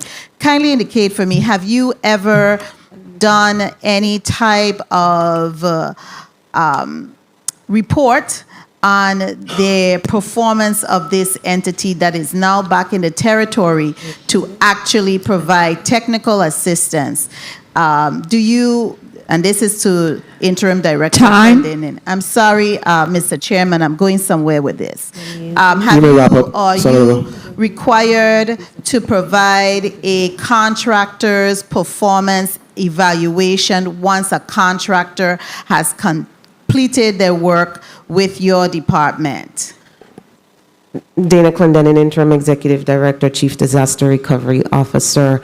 With the launch of our new system, we are able to do that. As for PW 100 and PW 273, in which ACOM did that work, I can't say for sure that we have something on file saying this is their performance. I don't know if with FEMA ODR does. So, Senator, if I can clarify, the issue that you were referring to, your recollection is right. I just need to right-size it a bit. The issue with project costs and the supportive management costs was related to PWs, and which PWs it should have been charged to. So that restructuring of the invoicing was a FEMA structure problem. In terms of the work that was done by AECOM, they did 6,000 homes during that period. It was the structure of the invoicing and the getting the funds from FEMA that created the problem, because FEMA thought the costs were too high. Now, FEMA is who contracted AECOM. The government of the Virgin Islands has nothing to do with that contract. It's just support to help with construction management and schedules. AECOM is a world-renowned company that has the resources and the understanding how to carry out projects on this larger scale in complex areas. So it's that resource that we're using. We don't have anything to do with the billing. We don't have anything to do with the contract. They're just providing architects and engineers to the territory, and we're putting them in areas that they can actually help us to move the projects forward. Okay. Thank you so much, Mr. Chairman. If I may just close by saying, I really want us to really pay attention to these contractors, especially if they come from off island, because we have had a lot, at least my office, we've received a lot of complaints from persons they have contracted with here locally regarding payment, etc. So I'm hoping that this go around, some of those challenges will not rise to the top again. Thank you kindly, Mr. Chairman, for your leniency and your grace. I appreciate it deeply. Thank you very much, Senator Joseph. I just want to circle back around to the question of payment to vendors and contractors. I know that I believe Director Clendenin, you mentioned that very often the payment delay is tied to incomplete documents on the part of the contractor. Now, are you saying that most of the delay can be attributed to that? And secondly, when you do receive a complete package, what is the typical turnaround time? What is the expected turnaround time, providing the vendor, the contractor provides an accurate, complete documentation? So that's two questions. Okay, so last question first. I think the standard as established is 45 days. That's the total turnaround time. So we aim to pay within that 45 days, especially if the payment packages are correct. No, it's not always at the fault, at the doorstep of the contractor. Sometimes there's internal issues or concerns, if you will. The contractor may submit a billing. Maybe it's something we didn't agree upon, but they did it anyway. We have to go back and have that discussion. So all of that is time involved. It may get through our programs, get to our finance division, and something isn't there, something is missing. We have to go back and get it. So it's not always at the doorstep, if you will, of the contractor. But as of late, as we've been trying to make a push to get just some older payments out the door, we found that older payments from maybe 2020, 2019, where there was concerns or issues. So we're trying to work through those payment packages. And then also, there are some contractors that we've had to pull off the job or stop work and couldn't pay them because of issues, whether it was their performance or some other issue. So I don't want to lay it all at the doorstep of the contractors, as we have some responsibility here as well. But again, under Mr. Robinson and with our procurement director, we've made great strides in turning that around. Okay. So we're doing a better job. Absolutely. We're doing a much better job. Because I know just the whole reputation of the government impacts the confidence that folks who are doing business with the government, and if it's already a challenging process identifying contractors, when you have identified them, they need to feel confident that they're going to be paid timely once they've done the work. So I'm glad that you're focusing on this. You've identified areas that needs to be fixed, and you're actively working to remedy that. Absolutely. Thank you for that. Senator Maurice James. Senator James, you're recognized for your 6 minutes. Good. Thank you, Mr. Chairman, and good morning, Virgin Islands. Good morning, testifiers. Good morning, central staff, colleagues, everyone in the legislature, and all those listening. While I agree that we received a comprehensive testimony this morning, there are a lot of, I don't think it's deliberate, but there are many areas that leave me with a lot of questions. So I'm going to try to go through, and it may just be, words matter. So it may be the words were written, and let's go for it. In the testimony from the IHFA, I was curious on, with respect to your language, which states, additionally, by allowing multiple contractors to bid on each project, we have awarded more contracts and continue to expedite the pace of home reconstruction. That's where you're talking about the new housing infrastructure construction project. And I was wondering, what does that mean by allowing multiple contractors to bid? Did you lift requirements? Did you modify? What now allowed, using that word allowed, the multiple contractors to bid? What does that mean? So early on in the program, when we sent out a solicitation, let's say a solicitation had 10 projects, we would do it where the contractor had to bid on all 10. And maybe that contractor didn't have the capacity for all 10, maybe it's cross island, etc. So now when we send it out to bid, the contractor of those 10 homes could bid on 2 homes. They could bid on 5 homes. So we get more contractors to bid on that solicitation as opposed to saying one contractor, you go do 10 homes. Okay, so you're allowing multiple so bids really within the same is solicitation. Instead of saying one contractor with many projects, you're saying we can have many contractors on individual projects? Is that what you're saying? In a solicitation. So a solicitation could have 10 homes. You may have 5 on St. Thomas and 5 on St. Croix. So there may be a contractor on St. Croix who only wants to do homes on St. Croix, but still wants to be able to bid, but don't want all 10 homes. So that contractor could bid on the 5 homes on St. Croix, they could bid on 2 homes on St. Croix, and another contractor may bid on 7 homes, may bid on all 10. And then it comes down when we do the evaluation, we look at cost reasonableness, etc. It just gives them more opportunity.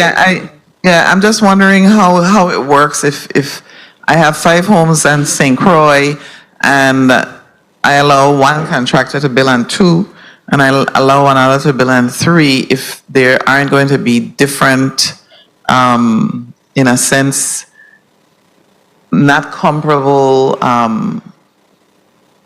awards, I guess is the best word to put to address my concern. So each home is different, Senator. So each home may not have the same award amount, right? So one home may require extensive repairs, and this is why we use our consultants with Grant Engineering. We have Mr. Pell on staff, also another engineer, and Mr. Miller and his team. They do the assessment. So based on their assessment, their engineers estimate, we know house A, maybe 2 minutes. $350,000. House B might be minor repairs, and it's $27,000. Okay. Yeah, I see what you're saying. Okay. Moving on to where you talked about the Own a Lot, Build a Home program, and you said you recently explored innovative solutions, including you potentially becoming the primary lender. What was the outcome of that exploration? The team was tasked, and I'll let Ms. Hanley speak a little more about that, just to go back, get with our CFOs, our finance management consultants, et cetera, because there is some risk involved for HFA as well. But the idea was just out of the thought, okay, we have a lot of programs out there that, like VICE Life, VI Slice rather, and own a lot, build a home is almost similar. How do we do something different to get more in the door without necessarily having to rely on the banks? But there were a lot of concerns about risk, underwriting, etc. But I'll let Ms. Hanley speak. our discussion. Your name. Please recognize Ms. Hanley's microphone. Ann Hanley, Director of Programs. During our discussions, we really wanted to look at the pros and the cons of that particular approach. We did send a memorandum of understandings to the Banco Popular as well as U.S. Department of Agriculture. We recently received the MOU back. May I continue, Chair? The MOU back from Banco Popular, but we have not received that back from USDA. And as Ms. Clendenin said, we wanted to look at out of the box approaches to try and implement the program. One of the concerns that was echoed by HUD during our last monitoring was trying to eliminate risk. But because home construction is something that VIHFA has done historically and continue to do, we felt that let's explore the option of us being, as Clendenin said, the lender, because we have done this in the past, and see what the potential risks are. We will be having another meeting with the CFO, the housing director, so that we can further explore and see how we can develop this and see if this is something that we will do, so that we can implement the program a lot faster. We wanted to take, it is $10 million which was allocated for the program, and we figured that we will start with a subset of that allocation and push it forward. Okay, so may I wrap up, Mr. Chairman? Yes, you may, Senator.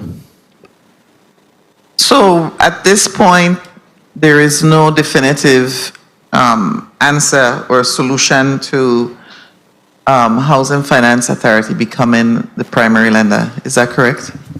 At this particular point, no. We're exploring, but however, as the program is initially designed by utilizing the lending institution, we will continue to move along that path while we continue to work on alternative ways in which to expand the program and make it more effective. Thank you. Thank you, Mr. Chairman. Thank you very much, Senator James. I mean, any thoughts about working with the Government Development Bank? Is that something that's even feasible? Since I know they are a bank owned by the government. What are your thoughts on that? Senator, we will explore working with the bank. If the bank can meet the HUD requirements, definitely we will work with them. Okay. And again, as we make the transition to ODR, if it's something that it's in alignment with, as they talk about partnering, doing these other programs to expedite projects, they may have new innovative solutions to get the programs moving. Okay. You mentioned, Ms. Clendenin, that the whole transition from Housing Finance Authority to ODR, and you sort of got a tentative approval with specific conditions from HUD. So I wanted to sort of get a sense for what those special conditions might be, and ultimately what role will Housing Finance Authority play in the process once would you no longer have a role? Explain or give us a little elaboration on what HUD is sort of expecting and Absolutely. what the final thing is going to look like. Okay, and I will ask Alana Lavenier to just summarize as well. However, VIHFA still remains the grantee. So as the grantee, it is our responsibility to monitor ODR. ODR has programmatic oversight. They have that freedom, if you will, to decide these are the projects that are going to be moving, here's the priority, etc. We monitor them. We continue to process the payments. We hold on to environmental review. As we know, every project has to go through environmental review. So we still have that compliance regulatory component That remains with VIHFA. Also, HFA still has to administer mitigation and the electrical grid grant. So programmatic oversight goes to ODR. We retain the compliance, the finance, the environmental, etc. As for the task that came back from HUD that says include this, I'm going to let Alana speak to that. It was just from their perspective, how are you giving tasks or what are you assigning to ensure recovery? Because they have seen as small, as you said, Director Williams said, we have to celebrate the win, small or big. HUD has said on many occasions, I think lately, they have started to see the progress as we've made the shift and hired right and changed processes. So they wanted to ensure the recovery process. So that was some of the, what are you putting in terms of tasks for ODR to ensure that process? Go ahead, Alana. Alana Lavinier, Director of Policy, Procedure, and Regulatory Services. To continue on what Director Clendenin stated earlier, the conditions that HUD came back with were to have more defined tasks and more defined performance metrics and benchmarks to ensure that the progress and the uptick that we've been making, that it continues. And so we went ahead and we worked and we created those detailed tasks. We also created detailed performance metrics as well as benchmarks. And all of those things are tied to our projects progressing, and we have particular benchmarks to say at this particular time and point, we should not only have spent this amount, but we should have these outcomes. We submitted those to HUD. They sent it back with a few recommendations, and so we're expecting to clear the whole subrecipient signing up this week. Thank you for that. Thank you for your clarification, Ms. Lavinier and Ms. Clendenin. Senator Alma Francis Heiliger. Senator Heiliger, you're recognized for your 6 minutes. Good morning to my colleagues. Good morning to the people of the territory. Good morning to the testifiers. My first set of questions have to deal with the line of credit, and this goes to Miss. I always get Williams Octolane. I always do it in reverse, but I got it today. I know one of the things we had discussed a few meetings back was the matching funds, and some projects needed to get those monies. And one of the things that was brought forward or requested with this $100 million line of credit is that some of that money would be used to assist with kicking off some of these projects to have the matching funds. Have you guys been able to start tapping into that, or are you not ready to start some of these projects that do need those matching funds? So we have started projects. The match was the area that we had the least amount of confidence in because, of course, if you draw, it's not like free money. If it's a line and we need to pay it and we need to repay it within a timely basis. So we have paid some outstanding match payments that were necessary to meet the match for the composite poles is one that comes to mind very quickly. We had owed millions of dollars, and the suppliers were stopping sending these poles, and we were able to work with the VI Housing Finance Authority to ensure that the payment is, we make the payment and ensure that they would process the match payments so that, one, we could keep the supplies coming and keep the project moving. So we anticipate the completion of those composite poles in December and January, trying to keep those suppliers paid and the materials coming. Okay, well, I'm glad to hear it's working in some shape or form. I also wanted to find out, with AECOM, I think it was Apton, if I recall correctly, we had a little battle back and forth over this 5% return of gross receipts, and the government was very adamant that they were not willing to participate in that. The piece of legislation did not go forward here at the time.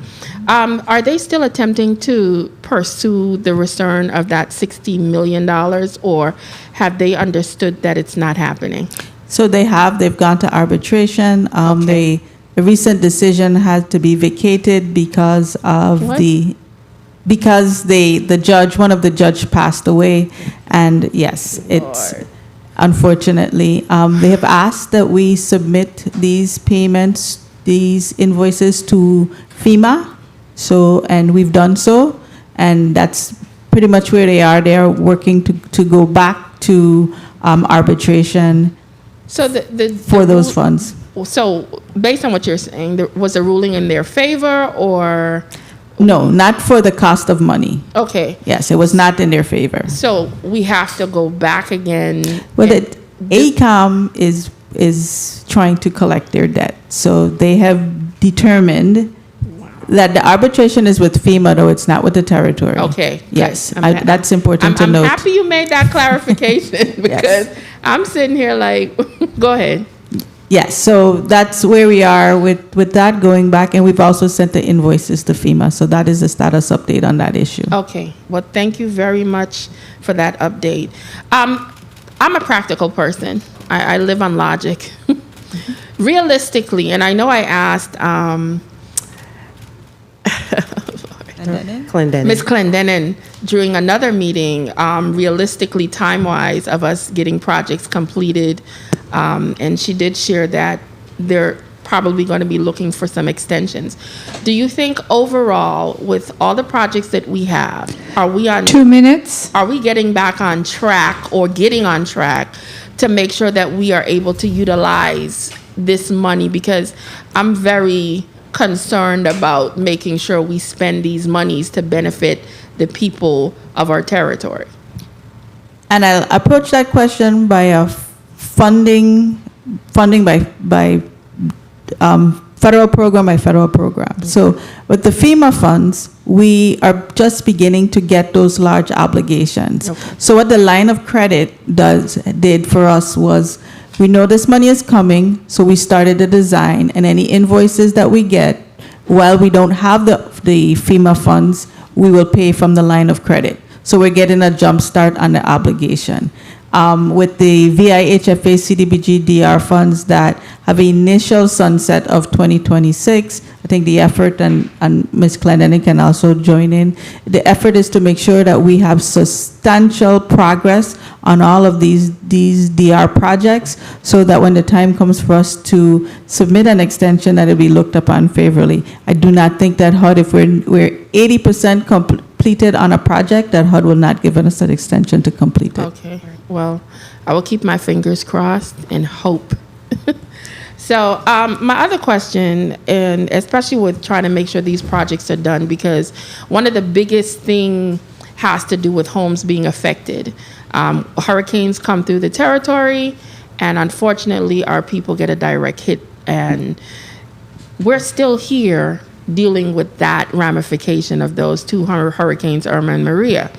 Now, one of the things I asked Ms. Clendenin earlier had to do with the concern in regards to being able to find enough contractors. And I wanted to know a little bit more definitively, is bidding the only process? Mr. Chair, may I wrap up? Yes, you may wrap up, Senator. Appreciate it. Is bidding the only process allowed for these homes to get repaired? Is that a requirement from FEMA? Because I want to make sure that we are doing everything that we possibly can to get these homes done in a timely manner. So we have to, no matter what the federal source is, you must be able to show that you have competitive pricing. And the most acceptable way to do so is through a bid, so you can show that you had competition and be able to provide that and demonstrate why you selected this contractor over the other. So it doesn't have, that's the best way from your perspective, but it's not the only way. In our experience, what we found is if you go any of those other routes, it will be mired in delays, because you will have a hard time proving that this is a competitive pricing. How did FEMA, this is my final question, how did FEMA come up with selecting the other two businesses that dealing with the 6,000 homes in those emergency repairs? Did they go through the competitive bidding process, or they just, how did that work? You said, how did FEMA? Yeah, did they just? You mean in the beginning of the disaster? Yes. Did they just pick people randomly, or so they that did was not competitive bidding? That was not FEMA. That was the government of the Virgin Islands. So we chose AECOM and Aptiv? Yes. Well, HFA did. Well, Sure. So in the initial step process, the Virgin Islands Housing Finance Authority sent out a solicitation. So in that solicitation is where ACOM and APTIM subsequently bid on. So yeah, they were selected. They had to go through the bidding process. Okay. Thank you for all of this additional information, Mr. Chair. I appreciate the additional time. Thank you very much, Senator Francis Heidegger. Senator Gittins, you're recognized for your 6 minutes. Thank you, Mr. Chair, and good morning to all. Good morning. Good morning. Good morning. My fellow colleague from Frederiksted spoke to the hospital situation and questioned that, so I'll move on from there. But I want to publicly state my frustration, anger, or whatever you want to call it, annoyance of learning that 4-day morning when the power went out on St. Croix, that our hospital was without power for an extended period of time and the generator not even coming on. This is totally unacceptable, and I'll be reaching out to the CEO of the hospital, because when this happened sometime back, I made sure, I said, let this be the last time that this ever happened. People are on machines there that would require power, and we don't expect for this to be happening at our hospital. Now, Housing Finance Authority, what is the timeline for the federal reimbursement for the propane infrastructure monies? And how soon will we have a final answer on this? So, Dana Quinn, sorry, I was getting ready to do that. Dana Clendenin, Interim Executive Director, Chief Disaster Recovery Officer. So with the mitigation dollars, there's certainly a process.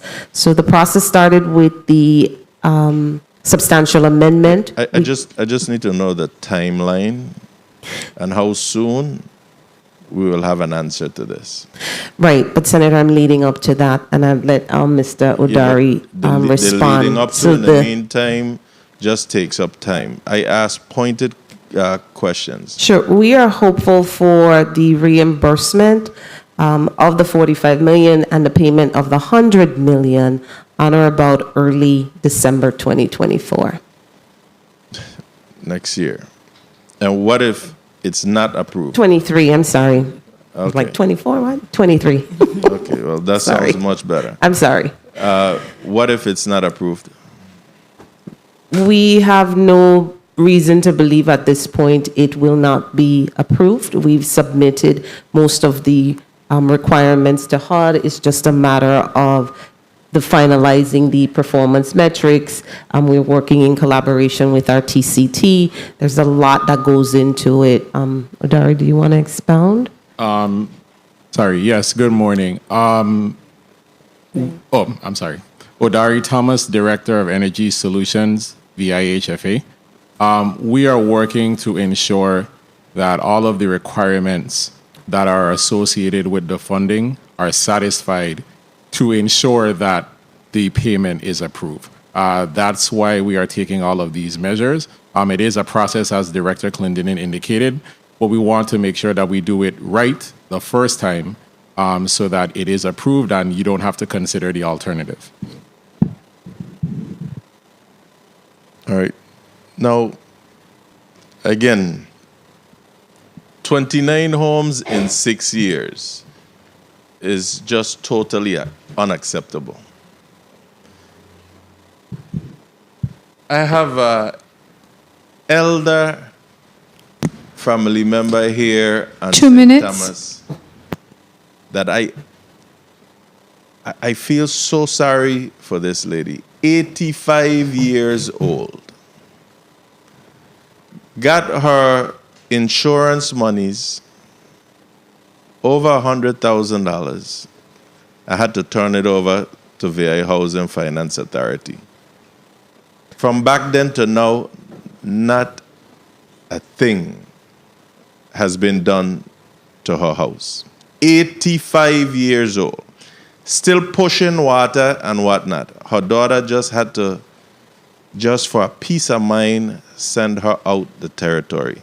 What is going on, and what are you guys doing with these monies? Why not give the people the monies and let them get a private contractor and fix their house? What's really going on? Somebody please just tell me.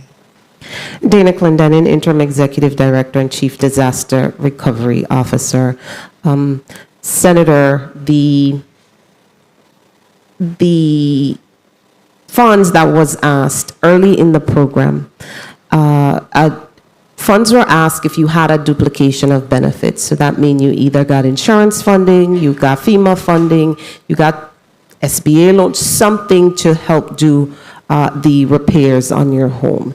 And early in the program, you were asked to submit to the authority that funding while we seek to repair your house. Time. I just want to note that our policy states, and we've communicated to applicants, that you are eligible to come for that funding if you deemed you wanted to start repairs yourself, etc. It doesn't have to sit there. If you wanted to put it into your own interest-bearing account, you certainly can do that as well. Do That you is have it an in option. an interest-bearing account at this time? We do not. So that is that. Again, as stated 2 weeks ago, we've had to, in essence, restart this project. Although the storms happened in 2017, funding was not received until somewhere in 2019. We've had a lot of, whether it was restrictive policies, just gamut of things happening in which we've had to streamline the process. We now are in a good footing. We have a great team in grant engineering who's assisting with the drawings, the assessments, etc. So that is moving along pretty quickly. We've changed the strategy in the open bidding, so we're getting more bidders that way. We are working there, and I'm certain as it lends to ODR, as they said in their testimony, we will even see greater progress. But it was a slow start, unfortunately, but there has been progress. I'm not in sync with you that anything is moving rather quickly. Nothing.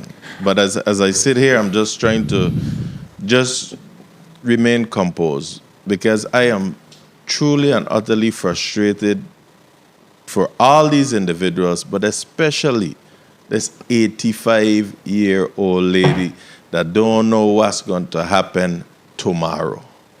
It's just been too long. Who should she contact directly to get some immediate answers and action done? Sure, we have a program manager. His name is Mr. Gregory Miller III. The same one that, who's that? Mr. Miller. My St. Croix colleague, phone calls? Mr. Miller is here. Mr. Miller, do you want to stand? So She may contact Mr. Miller, program manager. We can also email. I know you mentioned she has a daughter. Email envisionprogram I'll at definitely be reaching out. vihfa.gov. This one is personal. I'll be reaching out. Mr. Chair, thank you. I'm sorry I deviated because I had one WAPA question regarding these generators. I mean, if you allow me to, but if not, I understand. Senator will allow you to wrap up with your one final question. Thank you so much. You indicated that as HUD's grantee, it is part of your job to ensure that WAPA is using its most reliable modern generators, correct? You said that Correct. On page 3. But why then are we still having so many issues here in the St. Thomas and John district in particular? There have been almost daily outages over here for the past few weeks. Senator, we have not yet entered into this agreement with WAPA, and I don't know if Odari could speak to what WAPA's issues are, highly unlikely, but we haven't entered into this agreement. It's once we enter into the agreement, this is the expectation of HUD for VIHFA of WAPA. Okay, so just, I wouldn't put him through that. Just tell me, when do you anticipate this, what do you call it, a MOU or something? Subrecipient agreement, Yeah, when do you anticipate this being in place? about late November 2023. So later on this month? Yes. All right. Thank you. Thank you, Mr. Chair. Thank you, Senator Gittins. Regarding the line of questioning, are we requiring WAPA to do another capacity assessment and maybe for the acquisition of the propane facility? Good morning, Odari Thomas, Director of Energy Solutions. Yes, that is part of the process by which they will have access to funds. So WAPA will be undergoing a capacity assessment in order to gain access to the mitigation funding. Didn't it just go through a similar one in order to receive DR funding? DR is a different program from mitigation. And again, in order to make sure that we satisfy all of the requirements and the policies and procedures associated with the mitigation funding, they will be required to undergo another capacity assessment. Total from scratch again, even though they went through a similar one with DR to receive the DR funding. I know it's a different program, but it seems to me, even though it's a different program, it's the same federal government, you have the assessment that was done for DR, that you should be able to utilize that assessment. I might be wrong. Senator, if you could let my Director of Policy and Compliance, that is her expertise, respond to that. So, Alana Lavinier. Please recognize the microphone of Ms. Lavinier. Alana Lavinier, Director of Policy, Procedure, and Regulatory Services. As Mr. Thomas stated, because they are two separate programs from two separate grant fundings with two separate grant agreements, we would have to do a capacity assessment. Wow. Annually, we do perform capacity assessments on all of our subrecipients anyway. To not make this a long process, because we have just monitored them, we're going to look at their policies since nothing has changed. So we're only requesting things that may have changed. The reason that we have to do annual capacity assessments is to assess our subrecipients' risk. And our goal in here in the territory is to lower our subrecipients' risk. So anytime that we can take a look at improvements in their policy, more staffing capacity, we want to take a look at that to be able to report to HUD that we're improving our capacity in the territory. Okay. Thank you very much, Ms. Lavinier. Senator Blyden, you're recognized for your 6 minutes. Before Senator Blyden, the chair recognizes the presence of non-committee member, our Senate President, Mr. Novel Francis. Welcome, Senator. Thank you so much, Mr. Chair. Good morning to my colleagues, listening, viewing audiences, staff, central staff. Good morning to the testifiers, and thank you for your testimonies. Before I go to the testimonies, I just have some follow-up questions. As you know, we had a meeting on the 27th, whereas we met in a committee of housing, transportation, and telecommunication, and I just have some follow-up questions, and it has to do also with the recovery. So, Director Acton Williams, I know you said you didn't receive the invitation we spoke, so let me ask you in respect to, so both you and Interim Director Clinton, let me start out by asking in respect to Calabash, Boom, Bellevue, and Loveland. And we have about 300 individuals, middle income, Virgin Islanders, teachers, police officers, other individuals who do not qualify for most of the other programs in the territory and do not have an opportunity to become homeowners. Have you had any discussions with the governor in respect to the status of those programs in that respect in terms of homeownership opportunities? Yes, Senator. There has actually been a request for that conversion program for Loveland, Calabash Boom, and Bellevue. We are seeing how we can incorporate it in CDBG DR. giving the timelines, and the application was recently submitted. We have, at this point, there's actually more projects to be funded out of DR than it actually has funding.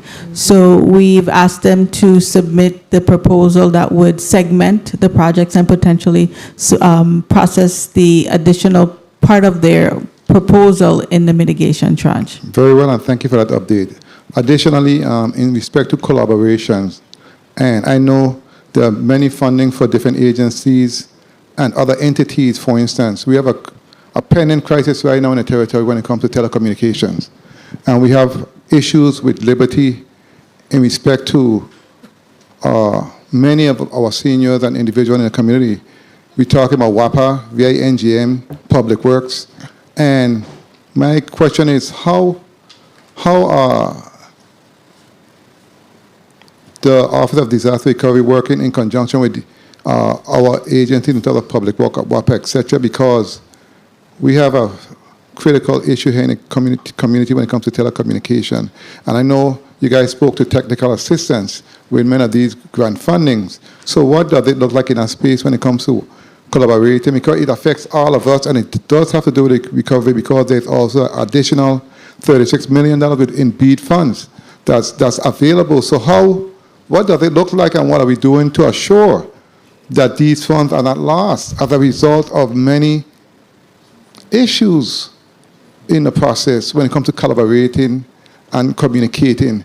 How is your agency involved in assisting to move these projects forward? Because we have a major issue coming on the pipeline if we don't deal with it. Sure, Senator. And then from an infrastructure perspective, that's really the focus right now, making sure that all of the various funds that we have to build our infrastructure that we're addressing, but we have to do it at one time. It is not prudent for us to not have that one dig approach. So we've been strategizing to identify the mechanism to hire one contractor to actually go in and do the wastewater, potable water, all of it at once, and the communications. 2 minutes. Communications conduits are in the WAPA undergrounding. So they are working together, and additionally with the BEAD funding that's coming in to provide Wi-Fi to everyone. My fear is honestly the timeline and us losing those funds, because as I stated in many other hearings, with all that's going on in the world and having many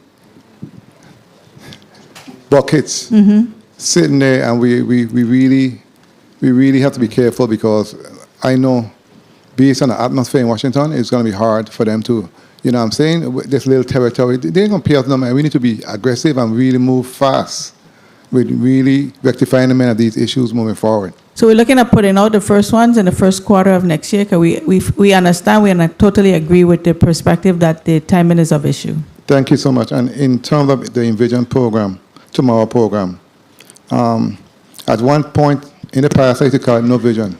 Time. We weren't going anywhere. But nonetheless, I'm happy to see what's happening in this space, because I know in Tranche 1, we lost some funds. Correct, Director? Interim Director, Tranche 1, we lost some funds, correct? Tranche 1. Not lost funds, no, Senator. Tranche 1, Envision Tomorrow program. We didn't lose some funds, We didn't Senator. lose any fund. We didn't lose any funds, Senator. How much funds do we have available for Tranche 2? How much? Funds that's available for this tranche. Mr. Robinson will get that. While he's looking for that amount, because my question is, Mr. Chair, if you don't mind, my question is in respect to the testimony, because since the hurricanes of 2017, 29 homes have been completed, and two more have been added since the last hearing, and you have 40 more in different stages of construction. $5 million have been paid to contractors thus far, and you said, as you stated, ODR will not impact the Envision applications. My question is in terms of how much funds is available right now for the program and the pace, as was stated, because my colleague spoke to the 85-year-old relative of his, and I've had and visited many others who called my office in terms of their situations. In this funding, are there still in tranche 2 available options in terms of hotels, motels, and other means to assist these individuals in the interim while they are going through the process? Yes, so Mr. Robinson has that number for you as to how much fund is available for the program. And yes, we did our substantial amendment, which says that, hey, if you are qualified, if you can't qualify, we could pay for an apartment for you, relocation for you. Yes, that is still there. And Mr. Robinson, if I could just have that number as to what remains available. Royan Robinson. Please recognize Mr. Robinson's microphone. Royan Robinson again. 214 million to date. About 16 million has been expended for tranche 2. $16 million. Yes. And we have until 2026 to expend all correct. funds? Yes. Correct. Again, my concern is in terms of moving forward. The concern of us utilizing these funds because we need it desperately. We know we need it. So I look forward to having further discussion behind the scenes in terms of how we can expedite the process. And thank you so much, Mr. Chair. I don't want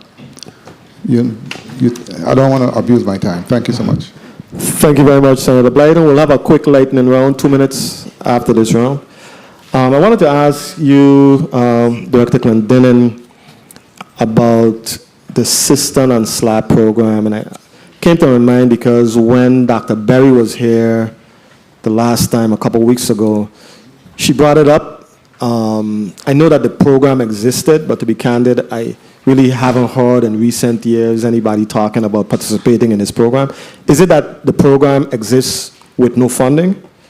Largely, yes. The program is still on the books, cistern and slab, no funding to support it. Okay. Okay. Thank you very much. Senator point of information, Senator Blyden, you're recognized. Please recognize Senator Blyden's microphone again. Thank you, Mr. Chair.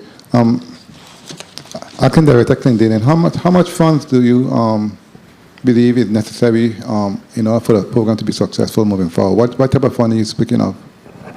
How much? Senator, it would be almost irresponsible of me just to spit out a number. I would actually need to go back and see if what we have on the program. So I don't have a direct number for you. On average, how much funds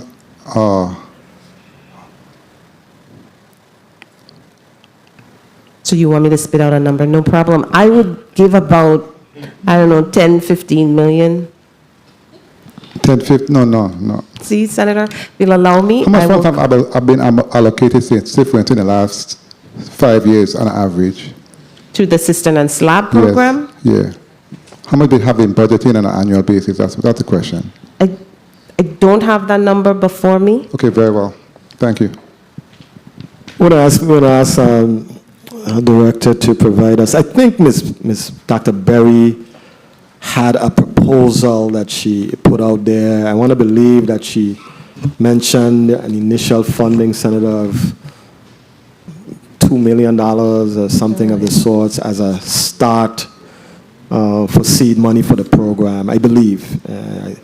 But we can get you, Ms. Clendenin, Director Clendenin, to provide us with some more specifics in terms of, for the program to be feasible, if it's something that the Housing Finance Authority believes in, if you can share with us a realistic amount of money that may be needed, at least initially, to jumpstart the program. I know people in the Virgin Islands, I got 2 texts asking about the cistern and slab program. That's why I asked you about it. So. And Senator, I would defer them to our Own a Lot, Build a Home program as well, because you're going to come back to construction in the territory, who offers construction loans, etc. But I would refer them, if we're talking disaster recovery and expending dollars, to really see us about the Own a Lot, Build a Home program and start there. So let's expend those funds. But I'm happy to get you correct numbers for cistern and slab. Thank you very much. Director Williams-Actolin, and I know you mentioned that $7.5 million was available to the territory via some special initiative. Right, the omnibus bill? Right. Yes. To provide some sort of technical assistance and research, and just the idea of the cost of construction in the territory that seems irrational at times. There is seemingly no systematic, rational explanation as to the cost of products and services, whether or not it's a reasonable markup. I know we import everything in the territory, so everything is going to be more expensive. But will those funds or the study, I know you had RAND Corporation, some other entities who may be available to provide us with that sort of assistance. Can money be utilized for things like that to actually research the cost of construction, what's driving up the cost, what we might be able to do to have a reasonable, decrease in the cost of construction? I mean, I'm just saying, is that something that would fall under this program? Yes, absolutely. That's one of the tasks. When they provided this support, we specifically outlined, and I shared a little bit in the testimony, that we want them to help to document the cost of construction and recommendations as well. So that is the task that we have utilized for that funding. Okay. Definitely, I'm looking forward to that information, for sure. Senator Fonseca, you're recognized for your 6 minutes, sir. Yes, thank you so kindly, Mr. Chairman, and a pleasant good morning and blessings to all of the distinguished panel of testifiers, and also to all of those listening today. I bring you warm greetings, blessings. Mr. Chair, this program here is about $8.5 billion, and about, based on the report we have here of completed projects, there's about $2.1 billion that has been completed. Now, I don't have a PhD, but I did a little subtraction, and so that comes to about 6.4 million left. I wanted to follow up on the question from the Madam Secretary, wherein you had the 2.7 billion, and you have the 10% match. So, just for my calculation, if it's 2.7 billion, 10% of that is 270 million. Is that a yes or a no? The 2.7 billion that you mentioned that you've been awarded, and there's a 10% match, that should be about 270 million. Yes, no?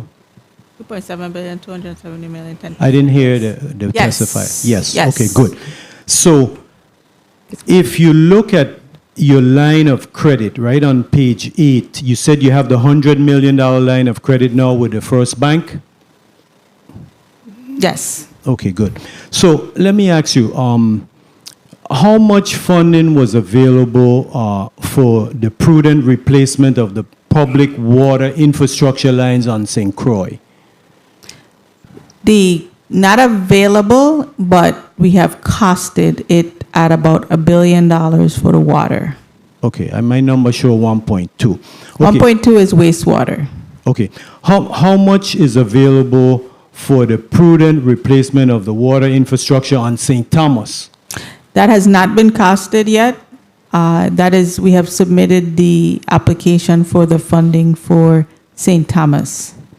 You see, ladies and gentlemen, I have a serious concern of that, because Mr. Noel Hodge, the director of WAPA Water, testified at the committee of the whole last Friday that in both districts, the lines were installed in the 1960s and the 1970s.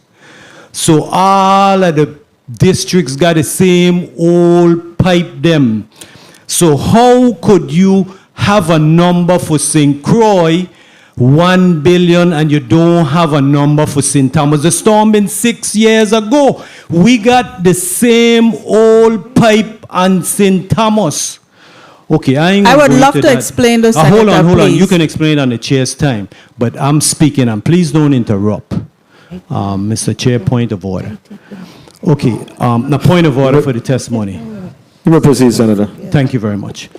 Okay, so this is testimony from Mr. Hodge. This is not coming from me. He said the lines were installed in 1960, 1970. We got the same old water line. 7 Seas is desalinating the water, running it through them line. We got the same problems over here in St. Thomas. Okay, let me go to the Wang Louis North.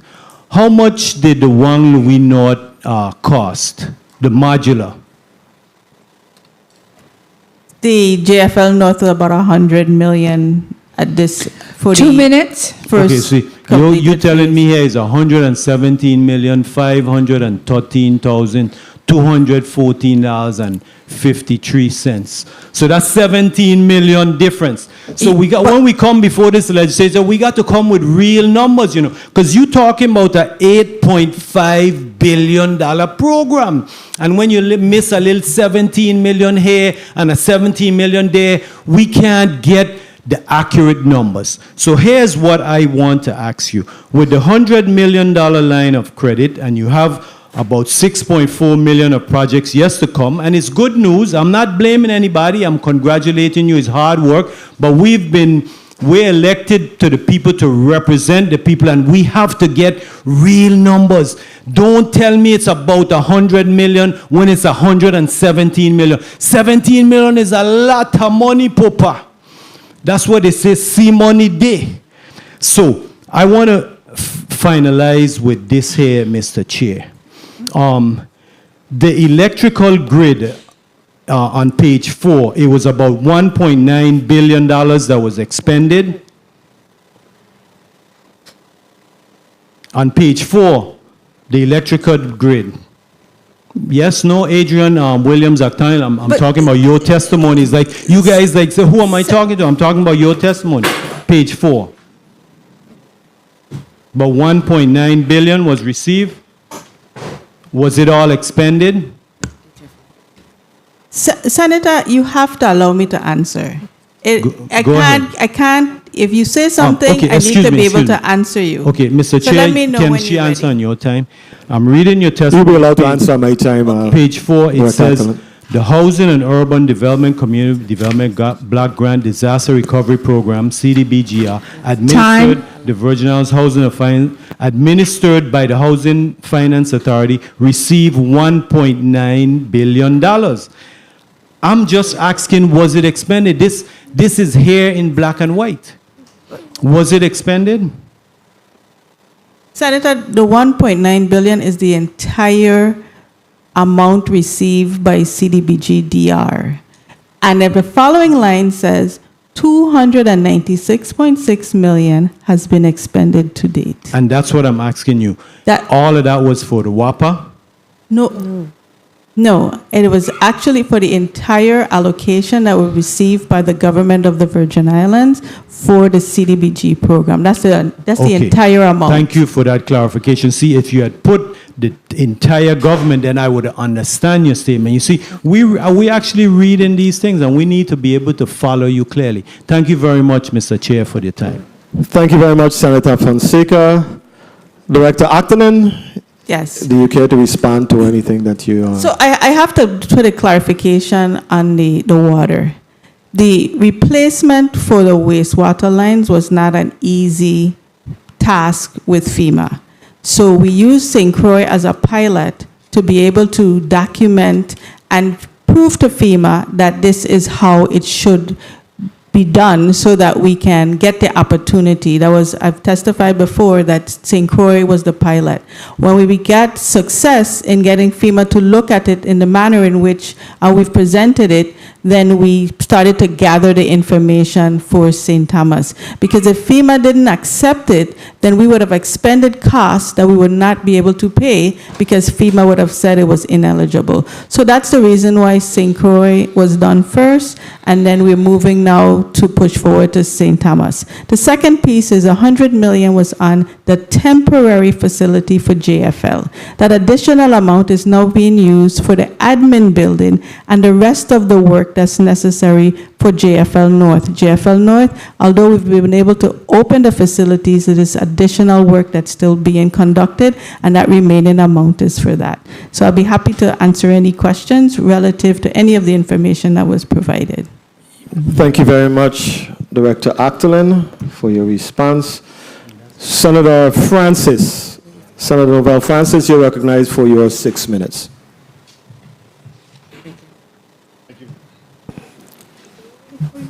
Please recognize the microphone of Senator Francis. Mic check 1, 2. Thank you very much, Mr. Chair. Good morning to you, my colleagues, and good morning to the testifiers. And of course, actually it's good afternoon, and good afternoon to the people of the Virgin Islands. So I just came from the conference, leadership conference that they're having over at the Westin in regards to the disparity in healthcare. And of course, that was an insightful conversation that's being had there, where we continue to see where for 400 years, the underserved and the underserved continue to be challenged in this community.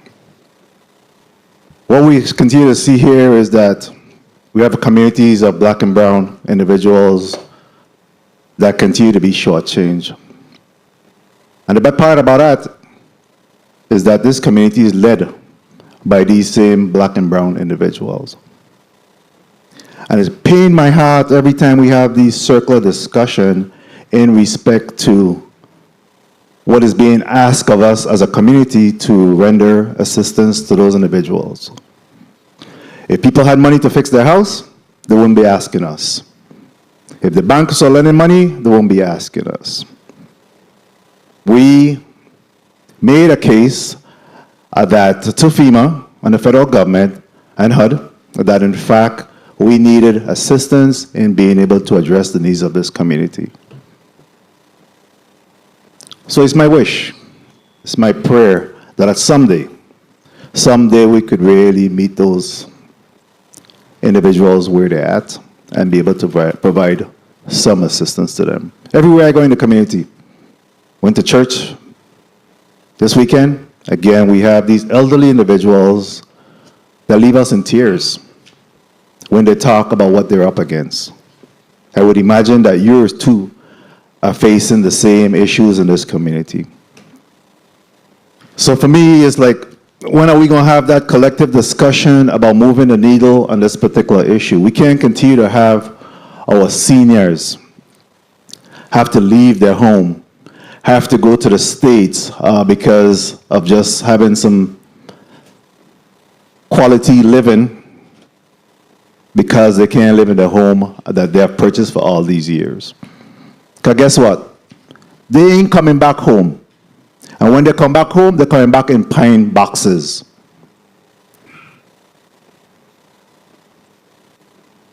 So I'm hoping that, there could be a wake-up call at some point where we really need to address what we're seeing here and be able to bring some assistance to these individuals.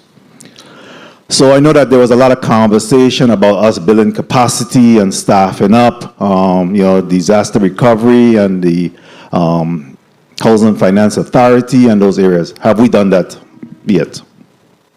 It's a continuous process, Senator, but yes, I think we have, for VIHFA, brought on a great number of folks to help move the process, as well as staff augmentation to contractors to help us move the needle. So do we believe that we're at the level of the staffing and capacity that we could be able to at least start to make some inroads in the requests that have been made of us to address the concerns of this community? We've already begun to make those inroads, and as we continue to bring on board, whether it's staffing or contractors. 2 minutes. Again, you will see more progress. Are you satisfied with the progress that you have seen thus far? No, Senator, I think we could do more. However, having to restart the program, get new staff augmentation, find new staff, I think within the last year, we've done a good job. Very well. Again, we could do all the evaluation we want at this side of the house. The community is not feeling that good job that we often speak about, and it's really them that has to evaluate the work that we're doing here in government. So I really quickly, I wanted to ask you about the nonprofits. I know that from the CDBG funding that there's a number of nonprofits that have been identified as grantees. How many of those nonprofits have received the monies that they have requested? And what kind of services can we see from that? Go ahead, Ann. We, Put your name on the record. Anne Hanley, Please recognize Ms. Hanley's microphone. Try again, Ms. Hanley. Anne Hanley, Director of Programs. We issued a NOFA in 2022. Of that NOFA, we received 7 applicants for public service facilities for repairs to their infrastructure, as well as we received application and approved 3 applicants for public service. So with a total funding at about $11 million. 11 million. Have we awarded any of those thus far? We approved public service applications, and we're working to approve the applications for the public facilities.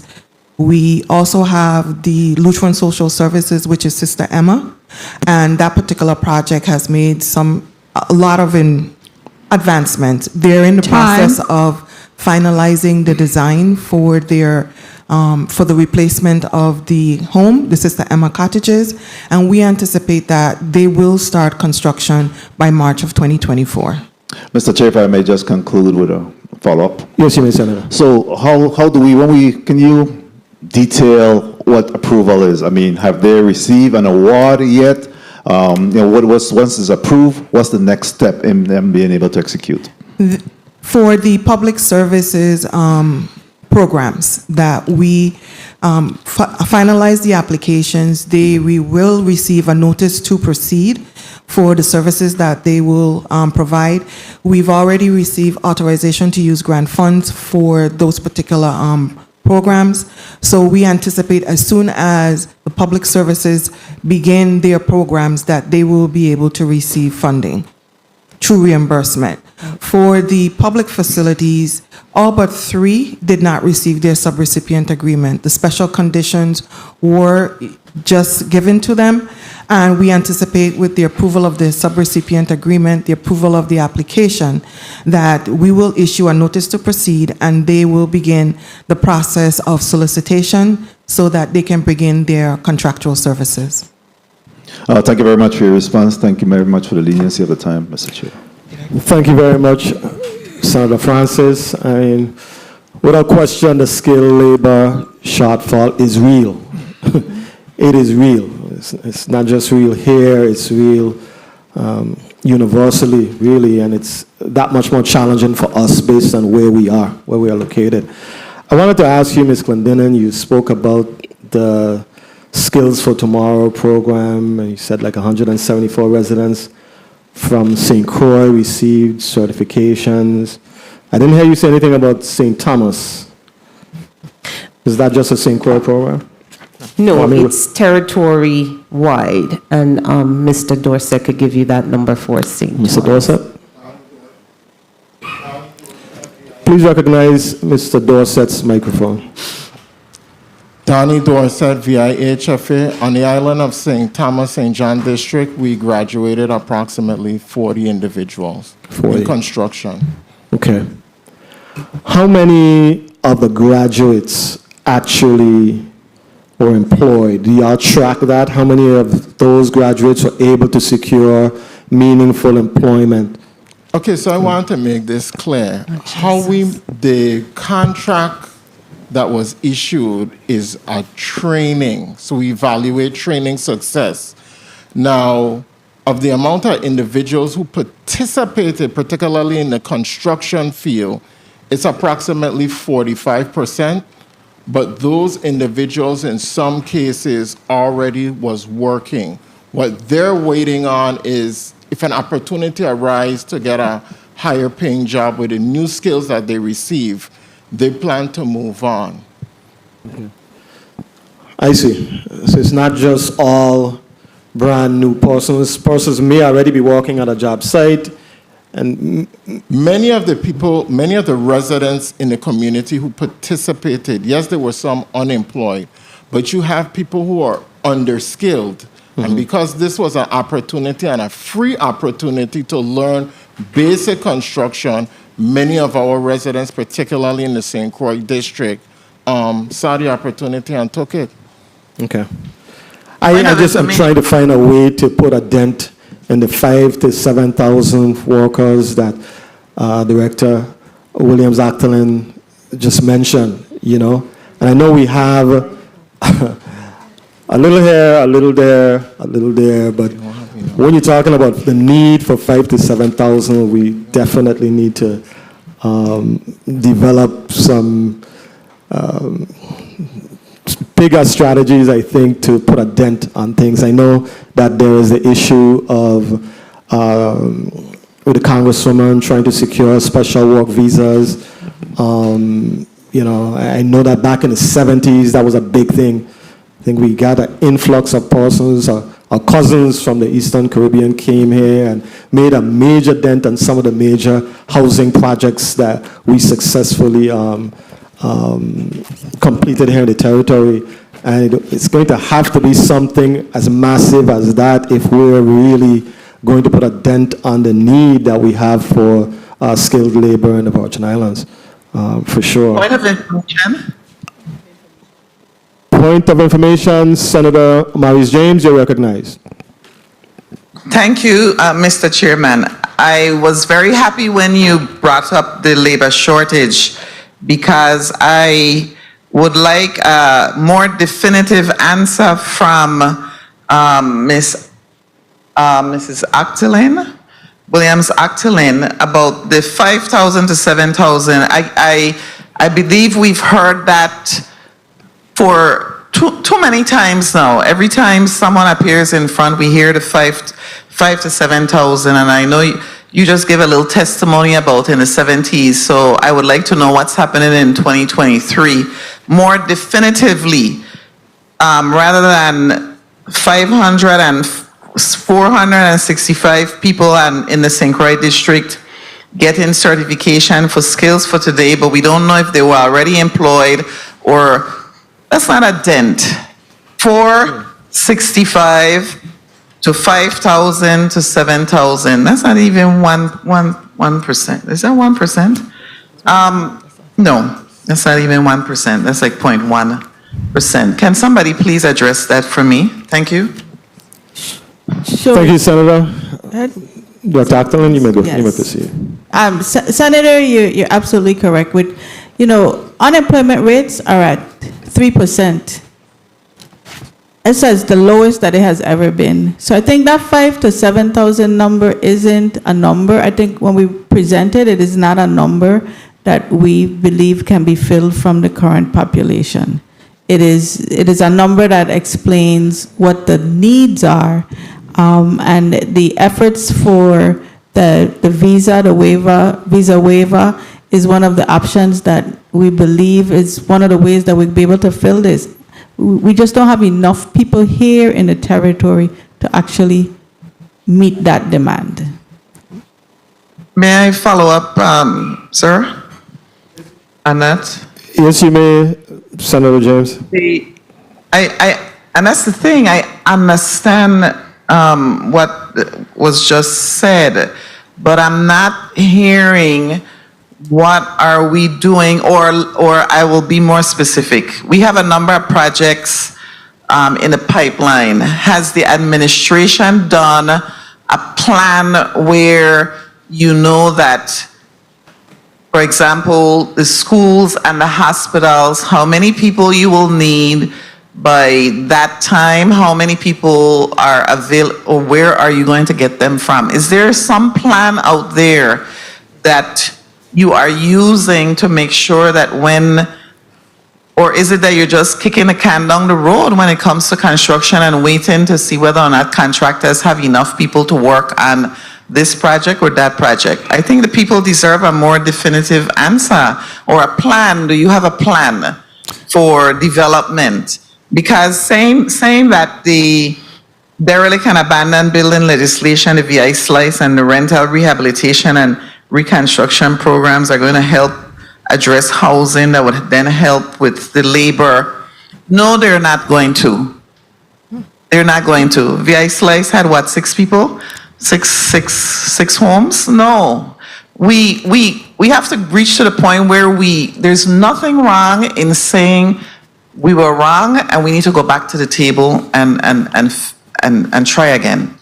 That's where I'm going with this. But do you have a plan in terms of the next 3 years that this administration is in power? What's going to happen? Thank you. Yes, we have a plan. Those 3 programs are just programs that we've suggested as ways that we want to rehab the current infrastructure, because we expect that we're going to be in this for about at least another 10 years. The CTEC program, providing the training, we started off very early with workforce housing, where we talk about training the people here to do the work. As a result of that, the University of the Virgin Islands established the Construction Management Certificate Program and created programs for the demand occupation. In addition to that, we've been talking to contractors that can come and provide housing options, like being able to maintain the man camp on St. Croix, identifying buildings that we can use to rehab and provide for workers' housing. That includes, some companies are willing to purchase these properties and turn them into workforce housing. And when the contract is finished, then it will be able to remain a part of our housing stock. So these are all of the initiatives that we are currently working on, as well as ensuring that we train the people who are here to take these jobs. The Envision, the VI Slice, and those programs were utilized for home ownership, so that the people who are away right now that always say they want to return home, but home ownership is an issue, providing attractive incentives for our Virgin Islanders abroad who are doing some of this work abroad to come back home. So it's a multi-pronged approach, an approach that we're going to have to consistently work for the next 5 to 10 years. Thank you very much, Director Actolin, Director Williams-Actolin, and I too share the anxiety of Senator James. You know, when you have 5,000 to 7,000, it's a huge thing, and it's not something that you're hiding. You're very straightforward with the needs, and we respect and appreciate that. The 10% match; those are 2 significant potential barriers to our recovery. So it is going to take us all putting our brain power together to figure out some realistic strategies that's going to, and I know Slice, you have 6 here, 5 there, 3 there, and you're talking about a monumental, a monumental task. So we are going to have to, I know we spoke about having a housing summit where we can figure out some strategies to meaningfully put a dent on the housing crisis that we have here in the territory. But we are going to have to work collectively to begin to, figure out some realistic strategies. Senator Joseph, you're recognized for your point of information. Thank you so much, Mr. Chairman. I do want to also ask a very critical question regarding the workforce development based on the $10 million that was awarded for the training of our people. In the testimony provided by Interim Director Clendenin, you have a chart on page 5 which says 0 enrolled in training. This is for the NCCER, the National Center for Construction, Education, and Research. That's what that acronym stands for. And then you have for the other table, for the on-the-job training, you have 0 eligible, not yet placed in training. So my question is, who is being trained now that you have already for the NCCR served and completed? 505 persons have received their certification, and now you have another 459 that have complete with certificates are in the on-the-job training. Where is the new people coming from to provide and what is being done to get people enrolled in these programs? Need more funding. Please recognize recognize Mr. Dorset's mic.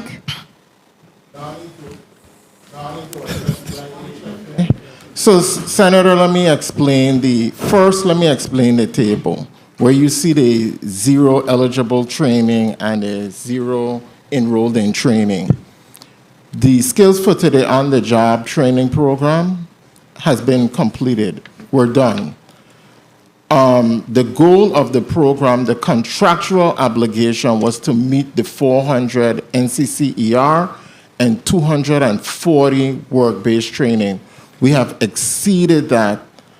In terms of when you say new people, this program was designed to train the residents of the territory and to give them skills in either basic construction or specialized welding or plumbing.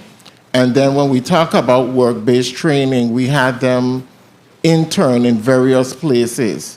So the program is completed. We have exceeded the number, and thus far we've spent $6.1 million, and we're just finalizing with the subrecipient, which is Department of Labor, and their project manager, ICF, the additional documents that are needed to complete this program.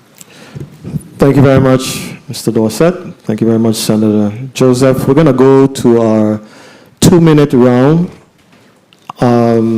She's not satisfied. Colleagues, 2 minutes really means 2 minutes. Okay?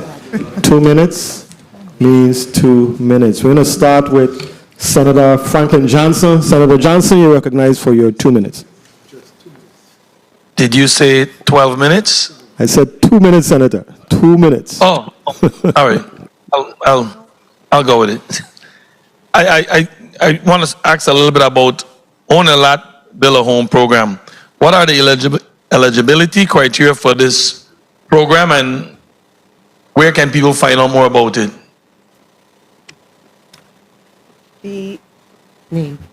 Anna Hanley, Director of Programs. You can find out more about the program on our website, vihfa.gov. What are some of the eligibilities or criterias? Eligibility is a low to moderate income. You have individual. You have to go to the bank to. The bank will make a determination as to whether or not you're mortgage ready. The bank will tell you based on your submitted design what is the cost. We provide gap financing just in case the individual does not have all of the money. We presently, as designed, we are the second lender. So the first thing is for you to go to the bank that is participating, which will be Banco Popular. Thank you.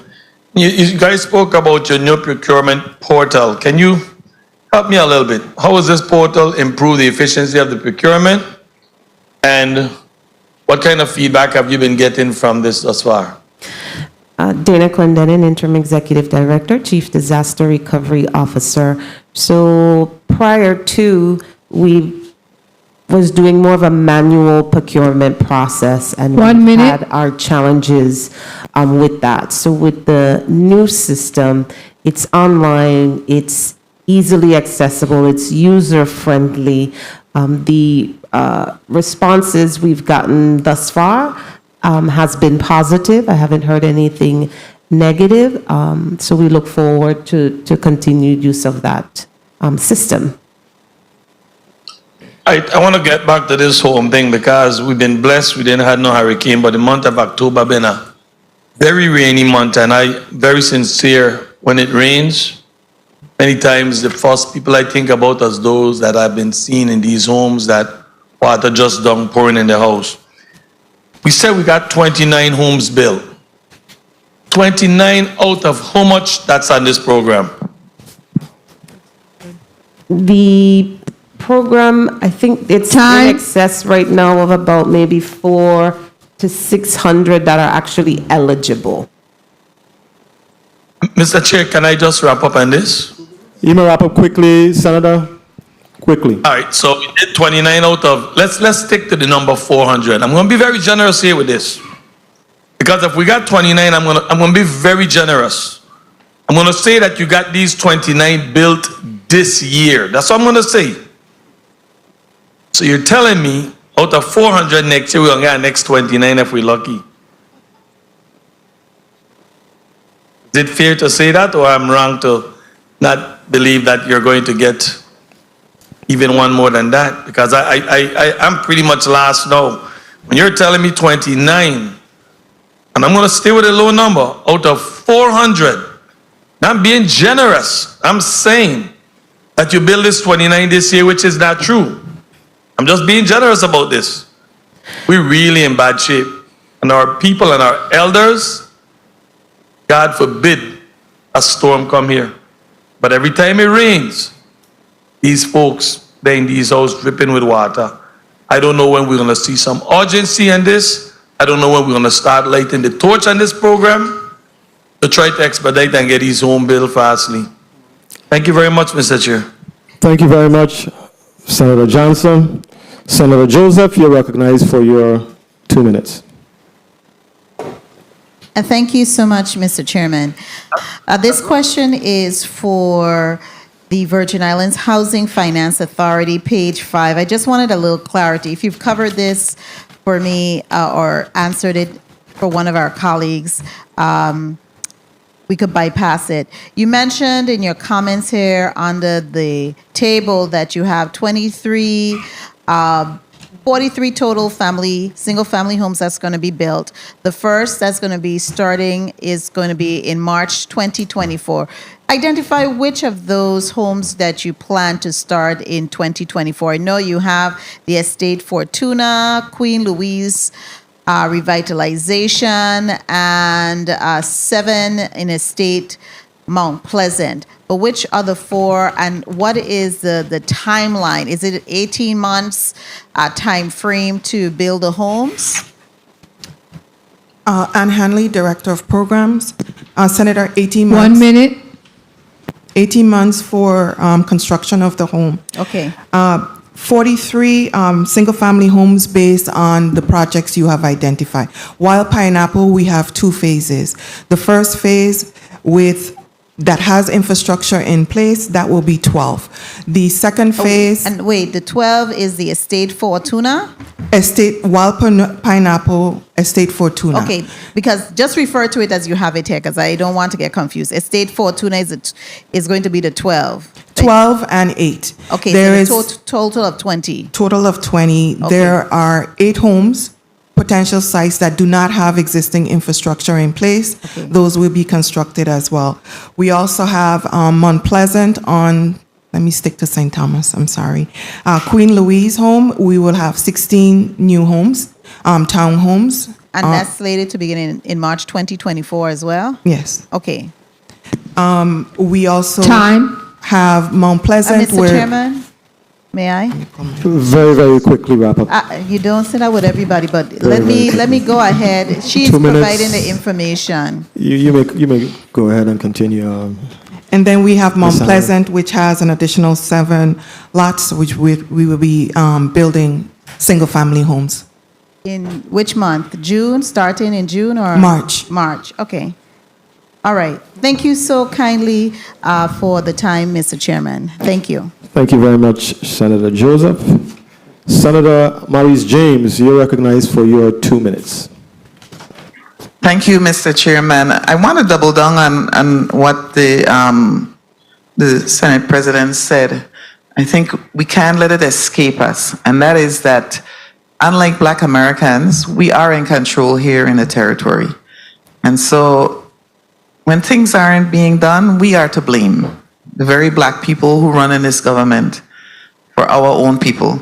So I think I understand what he's saying and why he's so passionate about his statements. I'm going to go directly with my 2 minutes to Mrs. Actalin Williams, or Williams Actalin, I'm sorry, I apologize. I did like what your response, but I want to hone in on the man camps. When you mentioned that, it piqued my curiosity. Is that a possibility? Thank you. Yes, Senator, it's absolutely a possibility. We are also looking at available property where man camps can be established for especially when we have these larger facilities being constructed at the same time. So yes, that is a viable possibility. Well, but you were referring specifically to the Lime Tree man camp, or were you saying then we would do man camps on other areas? I was just wondering about that. Both. Both, okay. Yes. Yes, but then the man camps, are they the ones that are existing now at Lime Tree? Are those rooms, dormitories, whatever you call them, are they being maintained? Is the question. So even if I don't believe it's being maintained, but before a contractor would use it for their employees, there's the opportunity for them to upgrade it or to just make sure that it's habitable. And so as like that, there's the possibility of bringing people in to make up that 5,000 to 7,000, correct? Correct. Thank you. Thank you for that. I appreciate it. Thank you, Mr. Chairman. Thank you very much, Senator James. Senator Alma Francis Heidegger, you're recognized for your 2 minutes. I'll try. Good afternoon. Morning. It's afternoon. Good afternoon. My first set of questions. Mr. Dorsett, you said we spent about $6.1 million on the program? We've expended 6.1. The contract is 9 million. Okay. Thus far, I don't know if I heard the number. What's the total amount of people that's been serviced so far for the funding put out? 1 second. 964. Okay, good. My second question, one of the things with the housing situation, I'm about maximizing dollars. Call me a penny pincher, I am what I am. But at the end of the day, when I participated in the Maryland roofing program years ago, and there was funding put out for storage and all of that. And at the time, it was very difficult for me. And I went to the contractor and I asked, well, instead of you spending all this money to rent out a storage space, can you rent out an apartment? 1 minute. Where one room was for all the storage and I also got to stay. And they agreed. So I was able, so look at that as an option because it's something that could be done. So I don't know if you guys were looking into that as well. Senator, we are, and as stated in our policy, if you are eligible, you qualify. The program will fund an apartment for you, storage. We have Well, that's done what I'm it. saying. Save money if you could get one space for one price and you could have more money left over because that's what I did. You understand? Right, Okay. but Go ahead. it has to be based on a lot of things beyond eligibility and environmental we have to Not consider. a problem. Y'all could figure that part out, but I was sharing a thought. One of the things, I am very, very serious as a senator when it comes to dealing with housing here in the territory. As a senator, one of the things I put in several pieces of legislation I'm working on currently. I am the sponsor for ADUs. Time. Could I just finish my statement quickly? Yes, thank you. I'm the sponsor for dealing with accessory dwelling units where homeowners can put smaller homes literally on their parcel. I'm also put in legislation to deal with rezoning so we could put more homes on lot sizes because we have some very interesting size requirements for homes here in the territory compared to nationally. I also put in legislation to revamp derelict and abandoned properties throughout the entire territory. You know, I'm going to have an interesting time cleaning up the message the governor has put out because I have a totally different one. But at the end of the day, you do have senators in here that genuinely want to work to really try to deal and attack this housing issue. But the people of this territory are getting a little bit discouraged when you have hundreds of homes still trying to get resolved since a hurricane since 2017. So it is my hope that working with us and you guys that we could really try to clean that up and just tell us what you need because we're willing to do the work. So thank you so much, Mr. Chair, for the additional time. Thank you very much, Senator Francis Heiliger. I wanted to ask you, Ms. Williams-Actolin, about, you mentioned in your testimony that ODR is working on a proactive, accelerated rebuild plan, calling for collaborative meetings with key agencies and contractors. And I like the sound of it. I think public-private partnerships is really, I think, perhaps the missing link with our initiatives, our rebuild initiatives. For example, Love City Strong was here a couple weeks ago, and they were talking about their successes rebuilding homes on the island of St. John. I know Interim Director Clendenin was here also. We made clarification as to, you're not comparing apples to apples, it's apples to oranges, but that's not the point for me asking that. The point is, if you have entities that may be strong in a particular skill set, can't we have a working group with public-private personnel to help us to, like you said, accelerate this process where they may have strengths in one area, clearly the government has strengths in another area, and they specifically asked to have something like that, to participate in an initiative like that.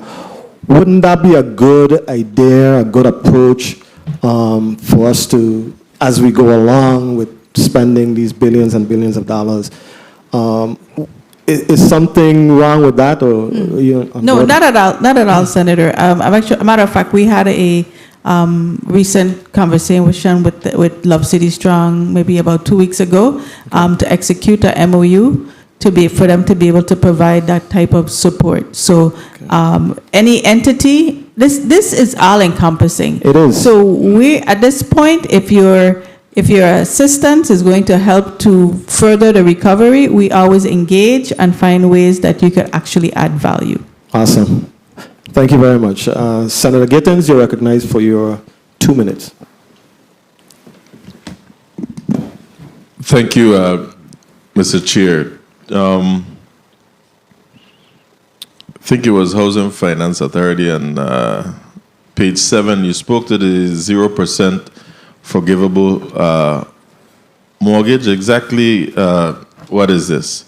And how soon do you anticipate being able to accept applications for the Own a Lot, Build a Home program? Senator, we did receive Ann Hanley, Director of Programs. We did receive authorization to use grant fund for that particular program. Right now, we're in the process of refining our policy associated with the program because we received comments from HUD. We do have one banking institution that has signed on for the program.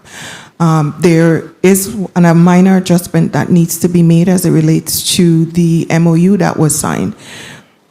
We do anticipate after we have completed the policy that One we will minute. be able to accept applications associated with the program. This sounds like another set of bureaucracy again, because you got to find personnel to go rewrite this thing now, and only God knows when that's going to happen.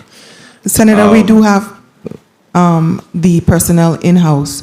We did have a meeting last week to discuss the program, and we are moving forward. Okay, thanks. And ODR. So is the utility coordination team working to develop extensive mapping of our underground utilities? I think you spoke to that on page 7 also of your testimony. And who exactly are these people supposed to be calling? The utility coordination team, who's on there? I want to make sure I understand the question. Okay, you said that they're working to develop the extensive mapping of our underground utilities, correct? That's my end. I'm just clarifying for her. Yes, you may wrap up, Senator. And then I'm also asking who exactly are people supposed to call the individual persons or utilities that's doing the work on the outside? Who should they be calling with this one dig? So Before they dig, that is. the one dig is being administered by DPW. So there's a revamp that needs to happen that we're working on to ensure that is executed in the manner that was intended. So it's a telephone number that needs to make sure that it is communicated and where that repository goes. So that's part of the process that I've spoke about.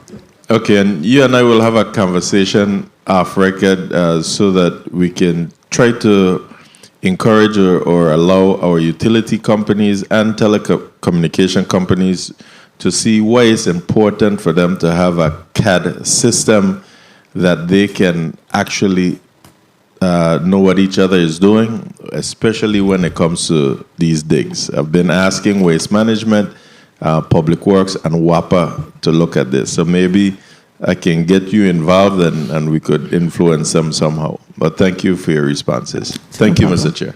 Thank you very much, Senator Gittens.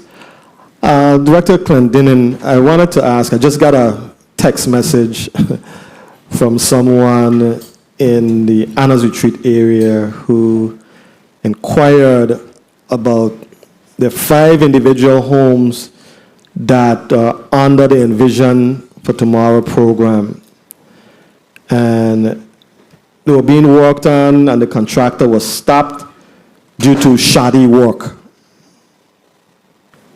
Apparently they were not familiar with the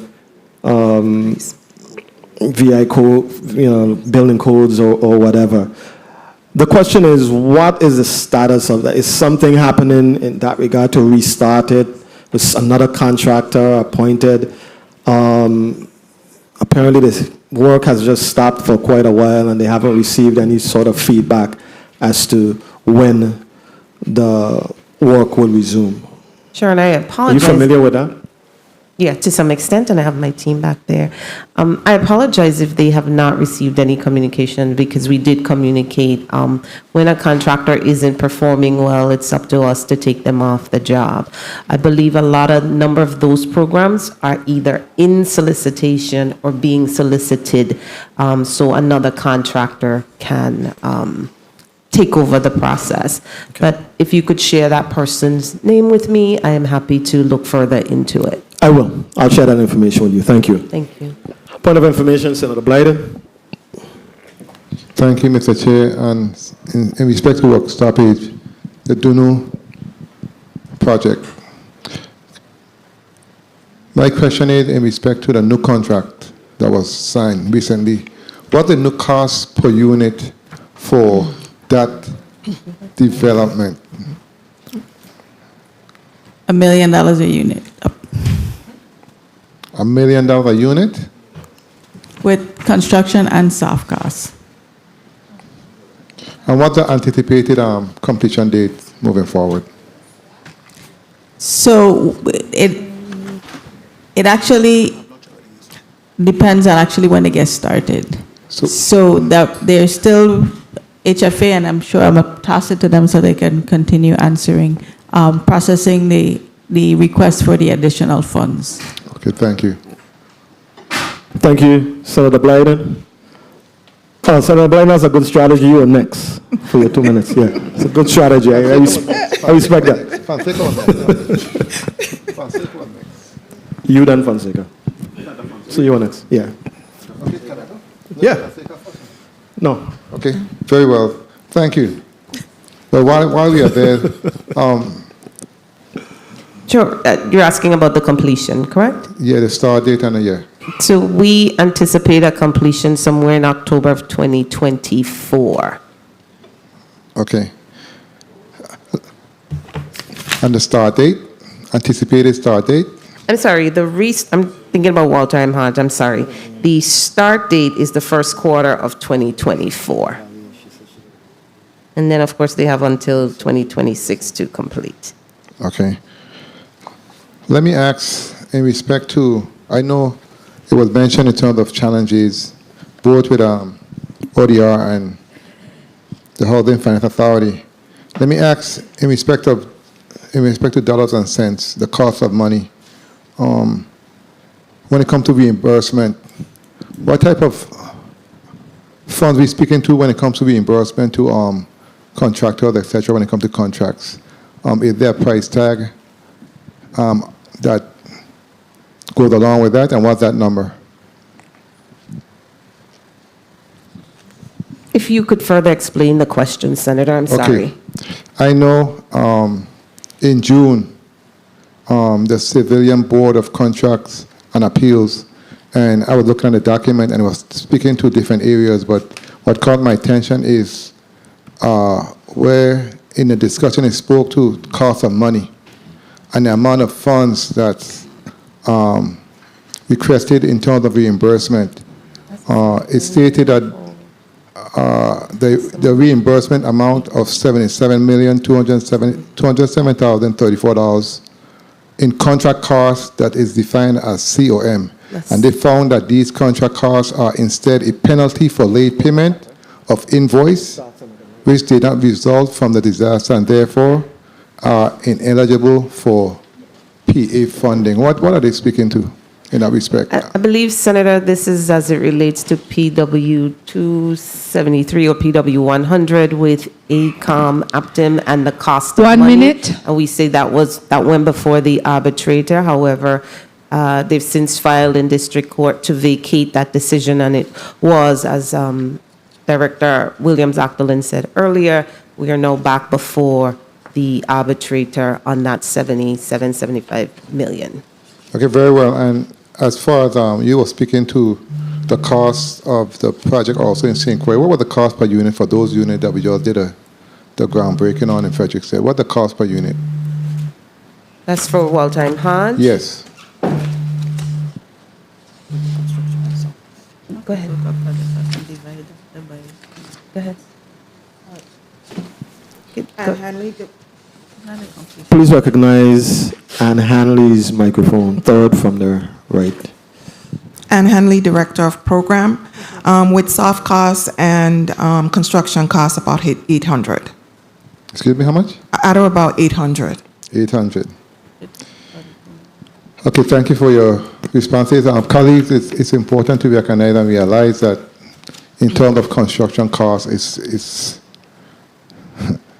it's extremely expensive, and that's why it's important and critical that we find creative ways in terms of, I'm speaking to those three initiatives in terms of homeownership opportunities to take advantage, because I cannot see how those individuals, especially in the island of St. John, will even think of being able to be a homeowner anytime in the near future. Thank you so much, Mr. Chair, for the time. Thank you very much, Senator Blyden. Yeah, we have been priced out of the housing market, so something has to be done. I wanted to ask you, Director Williams-Octolin, about roads, our territory's roads. I know in your presentation you mentioned about Department of Transportation's Highway Emergency Relief Program. Are monies available for neighborhood roads? No, Repair? not unless they're locally funded. We have some roads that have been determined eligible, like the ones I mentioned in the testimony, Botany Bay, some other roads that were being worked on, but the majority of the roads were determined ineligible by FEMA because of pre-disaster damage, and it didn't have the cover of the Bipartisan Budget Act. So we have been working with FEMA for those roads that are going to be affected by the utilities undergrounding, that we have a paving project that would be administered by DPW, so that if that road is touched by any of those undergrounding work, that it can actually replace the entire road. So that's something that we are working with FEMA on. It is currently being costed, and it will positively affect some of those roads that were not deemed eligible. Okay, that's a good strategy. So whether or not the road was in good shape or not, when it was dug up for the placement of the underground utilities, the federal government will in fact pave those roads. Correct. So each one of those utilities would have gotten funding to replace it. So we've been working with FEMA for a creative way of saying, well, if you have wastewater, potable water, and undergrounding, that we're able to call all of the funds so that we can actually have one master paving project, and then we can repave the road once all of the utilities are in the trench. Gotcha. Yes. Thank you very much for that, Director. Senator Fonseca, you're recognized for your 2 minutes. I almost said 6 minutes. 2 minutes. Yes. Thank you very much, Mr. Chair. Quickly, of course, Adrian Williams Octillin is one of the super performers in this administration, and congratulations. I know you do excellent work. I got a couple questions for Dana Clendenin, the interim ED. How long have you been interim, Ms. Clendenin? Maybe a year and 6 months. Yeah, and 6 months. So who makes the decision? The board, the governor, Adrian Williams? Who makes the decision? Adrian Williams, no. It's the the board at VIHFA, not Adrian. The board at VIHFA. Okay, good. Thank you very much. So, it's great news here. I wanted to follow up. You said your application to HUD, you got the approval on your first mitigation plan to complete the acquisition of Vital. The 1 minute. The propane supply folks, Vital, we all know. So how much are we going to pay for Vital? Is that a state secret, or can you disclose it? How much we plan to pay for Vital now? As stated, the acquisition is slated at $145 million. Okay, so that's still the same price. I just want to know, because, things change every now and again. Okay, I wanted to go quickly because with O'Brien, I see that name to pop up all over the place, Popa. So they did some work to get the Roy Snyder numbers approved? Correct. They're responsible for putting the helping us to put the applications together and submit to FEMA. Okay. Through the chair, I'd like to request a copy of that proposal with O'Brien regarding the Roy Lester Snyder Regional Medical Center. Okay. Time. Thank you very much, Mr. Chair. Who are you requesting that information from, Senator? There's apparently with O'Brien did some work with the delegate from Congress for the approval of the Snyder Regional Medical Center full replacement application. Through the chair, I'd like to get a copy of that report. Okay, thank you very much. Are you clear on that, Director Ackerland?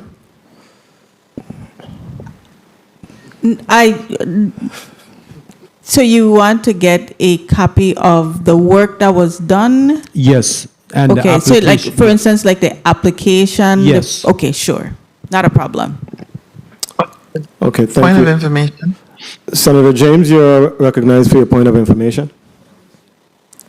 Yes, thank you, sir. Through the chair, I'd like to get a copy of the MIT plan. Is that the mitigation plan? That's the one for WAPA infrastructure vital. Sure. Yeah, on page 2, Absolutely. We're It happy says to our send first- the mitigation action plan, the substantial amendment as well. But just for the benefit of those listening, it's also on our website at vihfa.gov under mitigation. You can also see electrical grid as well as the disaster recovery action plans. Perfect. Thank you. Thank you very much for that.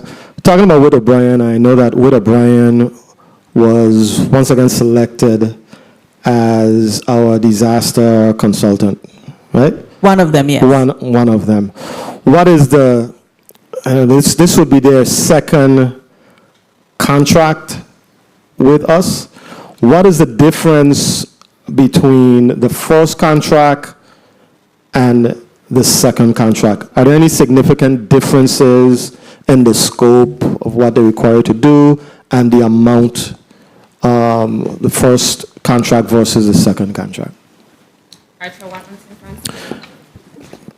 Please recognize Ms. Watlington's microphone. Hello. Second from the right. Archer Watlington Francis, Deputy Director of Finance and Compliance. The most significant difference in their contract this time around, we've had the opportunity to make the solicitation much more clearer. We had a lot more information at this point in the recovery to be able to share what we needed, and we were able to publicize that in our solicitation. And of course, now the cost is significantly different. They are contracted at $21 million currently in their current contract. What was the last contract? It was over $80 million. Thank you very much for that, Ms. Watlington. Watlington Francis, I'm sorry. Senator Francis, you're recognized for your 2 minutes. Thank you very much, Mr. Chair. And going back to Ms. Watlington Francis, in regards to that contract, did the $21 million contract now replace the old contract? Yes, the previous contract expired. It expired? Yes. All right, so now the current contract is topped off at $21 million. Yes, that's the current not to exceed amount. Very well, thank you. Director Williams-Actolin, in respect to, and I don't think none of us could deny that some of the barriers we have seen in the completion of work is timely payment to contractors. What is being done to streamline that obvious red tape bureaucracy? I'm hearing that sometimes things got to get approved by DPNR, go to DC, then to New York, to San Juan, then to New York, and come back. What are we doing to streamline that issue? And special cases go to Cuba before it gets back here. That's the one thing that we've actually, we made some headway in. Property and procurement used to review all the payments. Now we've eliminated that step because DPW reviews. We also have included a project team approach where everyone sees the invoices at the same time and make the necessary corrections, answer those questions that were impacting timely payments. And after that, we ensure we're trying to get to the point, move it from 45 days down to 30 days.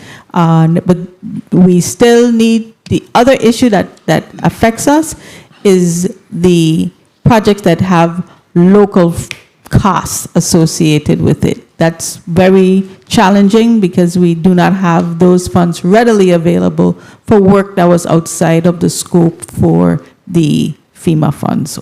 Very well, and I'm hoping that we're recognizing that we have some contractors that seem to be completing work in a timely fashion and not challenged by supply chain issues and capacity with employees issues. Mr. Chair, if I may just conclude. Yes, you may, Senator. While others come up with all kind of issues why they can't get their project completed on time. I don't need to call the names, but certainly we could look around the island and see those contractors that continue to excel and come in on time, and in some instances before time, while others linger for years and years and years. So I'm hoping at some point we could making sure that we engage them more so than those others that seem to be creating the delay. You don't have to answer that. I said it.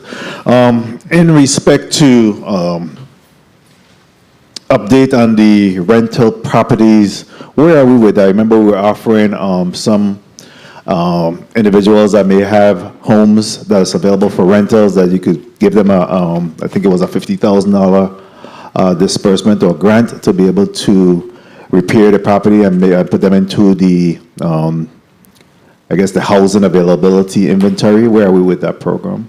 That's the rental rehabilitation. It still falls under the Envision program as well. So I think there are about 80 units in that program, and many are still going through that drawing process, reassessment process, etc. What exact numbers I'd have to get a team member. 80 homes, yeah. Very well, and I'll just ask for you to answer in the chair's times in respect to how are we keeping those individuals that's in the Envision program, how are we updating them and providing information to them? Is still a hotline number or some feedback in terms of a status report to those families? Thank you very much, Mr. Chair, for the time. Thank you, Senator. You may respond on the chair's time. Sure. So for those that are tech savvy, we have the email address envisionprogram@vihfa.gov. We have the hotline number 888-239-3387. Listen for the option number 2. And if you have concerns or complaints, we also have a number for that, 340-715-5902. Thank you very much. Ladies and gentlemen, we've exhausted our line of questioning for ODR, Executive Director Adrian Williams-Actolin, as well as Housing Finance Authority, Interim Executive Director Dana Glendinning. Thank you very much, ladies, and your team for your insightful, enlightening information here today. We definitely have a lot of work to do, a lot of work ahead of us. We have accomplished some things also, some significant things. As you mentioned, Ms. Williams-Actolin, we need to celebrate the victories, large or small. Two of the key takeaways for me is the 2 potential impediments to our progress. 2 biggest ones, which is securing a 10% match, as well as the skilled labor force capacity issues. And that is something that we are going to have to figure it out.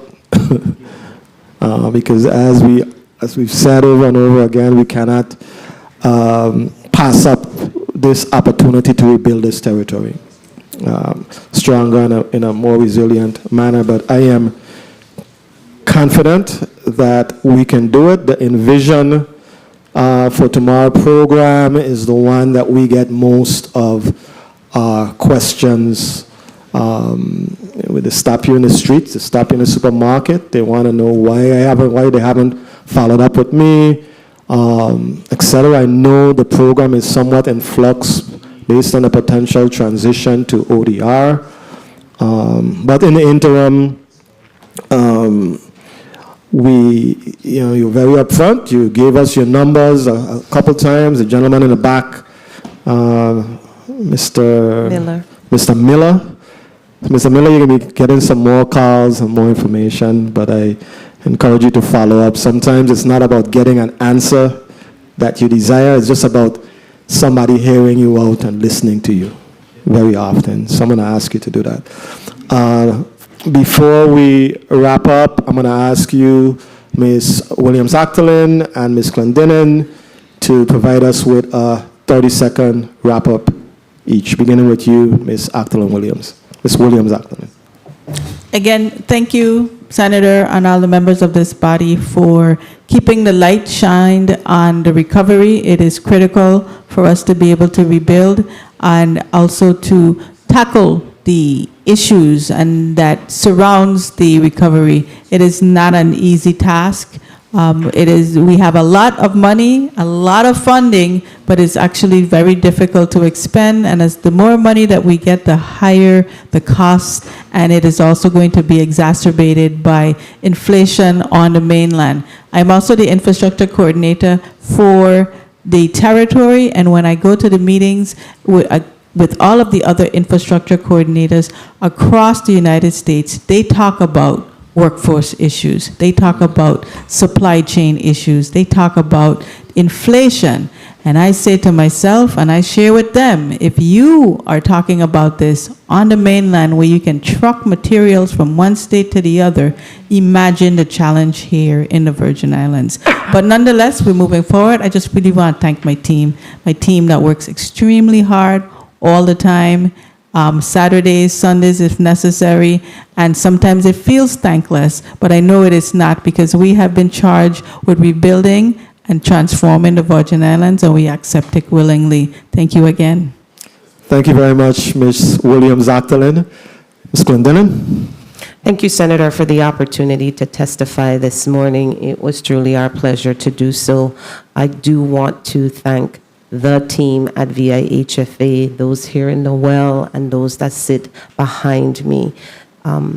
It is a thankless job, but they do work hard every single day, and I appreciate them for it, for the successes we've had, whether it's a substantial amendment with NIT, whether it's our first action plan with the E-grade being meeting the deadline with HUD, to the kudos we get from HUD that they have seen the progress we have made. I am truly, truly grateful for this team, and I look forward to welcoming others. Again, if you want to work for HFA, vihfa.gov, we are happy to welcome you. Thank you.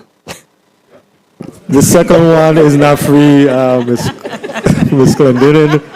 So you're going to see security on the way out. I'll give you the invoice. Thank you very much, ladies. Thank you very much to the team of ODR as well as Virgin Islands Housing Finance Authority. Thank you for spending most of the morning with us.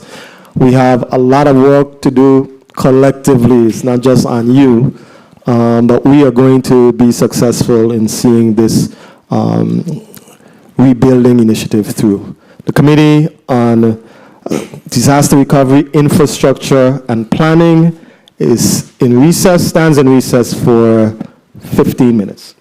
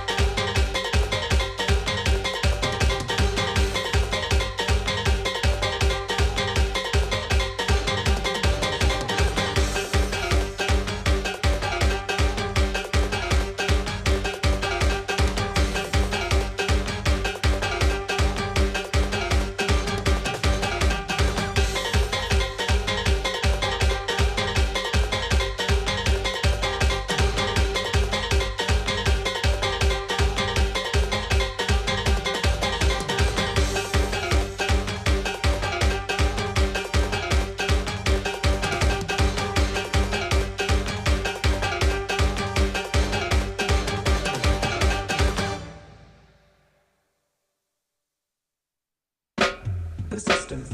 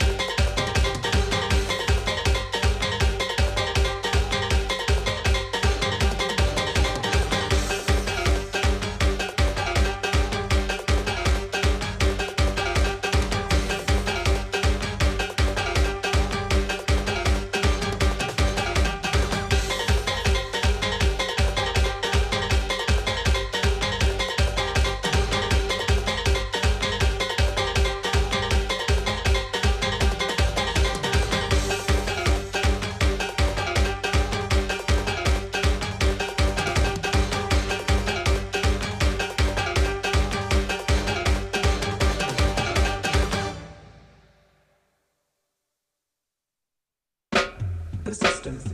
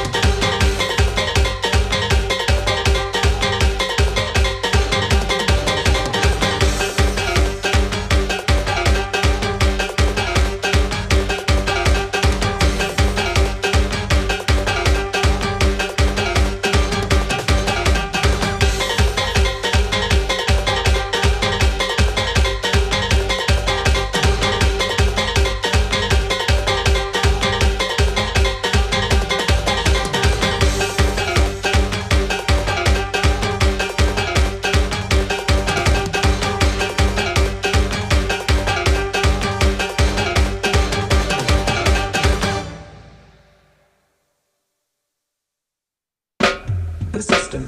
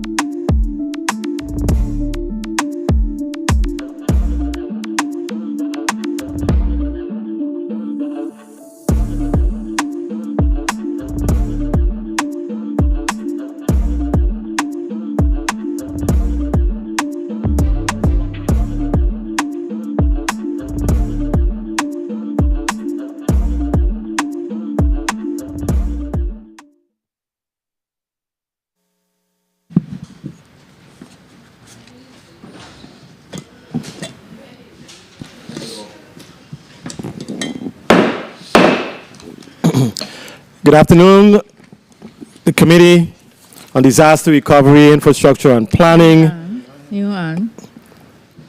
Good afternoon. Y'all hear me? Good afternoon. Hearing it now. Committee on Disaster Recovery, Infrastructure, and Planning is back on the record. Madam Clerk, can you please read today's agenda into the record? Block 2 of today's agenda, the committee will meet to receive an update on and discuss the current status of the Virgin Islands disaster recovery efforts, specifically those relating to the Virgin Islands Department of Education. Topics to be discussed include, but are not limited to, planned, in-process, and completed projects, the status of all federal and local funding identified for the department's projects, as well as any impediment with respect to the department's role in the territory's disaster recovery efforts. Invited testifiers, the Honorable Dr. Dion Wells Hedrington, Commissioner, Virgin Islands Department of Education. Also, Mrs. Adrienne Williams Octolin, Director, Virgin Islands Office of Disaster Recovery. This concludes the reading of the agenda. Mr. Chair, with your permission, I would like to read correspondence. Yes, you may. Please proceed, Madam Chair. Madam Clerk. Madam Chair. Yeah, great. Okay. From the Honorable Senator Diane T. Capehart, dated November 6, 2023, to the Honorable Milton Potter, Chair of the Committee on Disaster Recovery, Infrastructure, and Planning. Dear Chairman Potter, please be advised that I will not attend the Committee on Disaster Recovery, Infrastructure, and Planning meeting scheduled for November 6, 2023. Please ensure that I receive all the information provided in today's meeting, if not accessible on the legislative drive. Furthermore, I note the importance of this meeting and regret my absence. I ask to be recorded as excused. I thank you in advance and wish you a very productive hearing. Best regards, Diane T. Capehart, Senator, 35th Legislature of the Virgin Islands. This concludes the reading of any correspondence, Mr. Chair. Thank you very much, Madam Clerk. Please record Senator Capehart as excused. Colleagues, we will proceed with Block 2, and we've invited the Commissioner of the Department of Education, Ms. Deanne Wells-Hedrington, as well as the Director of the Office of Disaster Recovery, Ms. Adrienne Williams-Actolin. Ms. Actolin was here with us earlier today for Block number 1, and we're pleased that she has agreed to stay on for Block number 2. So you've spent your whole day with the Committee on Disaster Recovery, Ms. Actolin Williams. Colleagues, testifiers, I'm going to ask you to state your name for the record. We have a remote reporter for at least the first round. So from left to right, tell us your name and your position, please, just for the record. Good afternoon. Archer Walton Francis, Deputy Director, Office of Disaster Recovery. Afternoon, Adrienne Williams-Actolin, Director, Office of Disaster Recovery. Good afternoon, Dr. Deanne Wells-Hedrington, Commissioner, Department of Education. Good afternoon, Shaniel Callwood, Architect, VI Department of Education. Thank you very much, ladies, and welcome. Commissioner Wells-Hedrington, you may proceed with your testimony. Thank you, Senator. Good afternoon, Disaster Recovery, Infrastructure, and Planning Committee Chair, Senator Milton Potter, Vice Chair, absent Ms. Diane Capehart, committee members, Senator Franklin D. Johnson, Alma Francis Heilaga, Senator Kenneth L. Gittins, Maris C. James, and Carla J. Joseph, non-committee members present, and everyone listening and viewing today.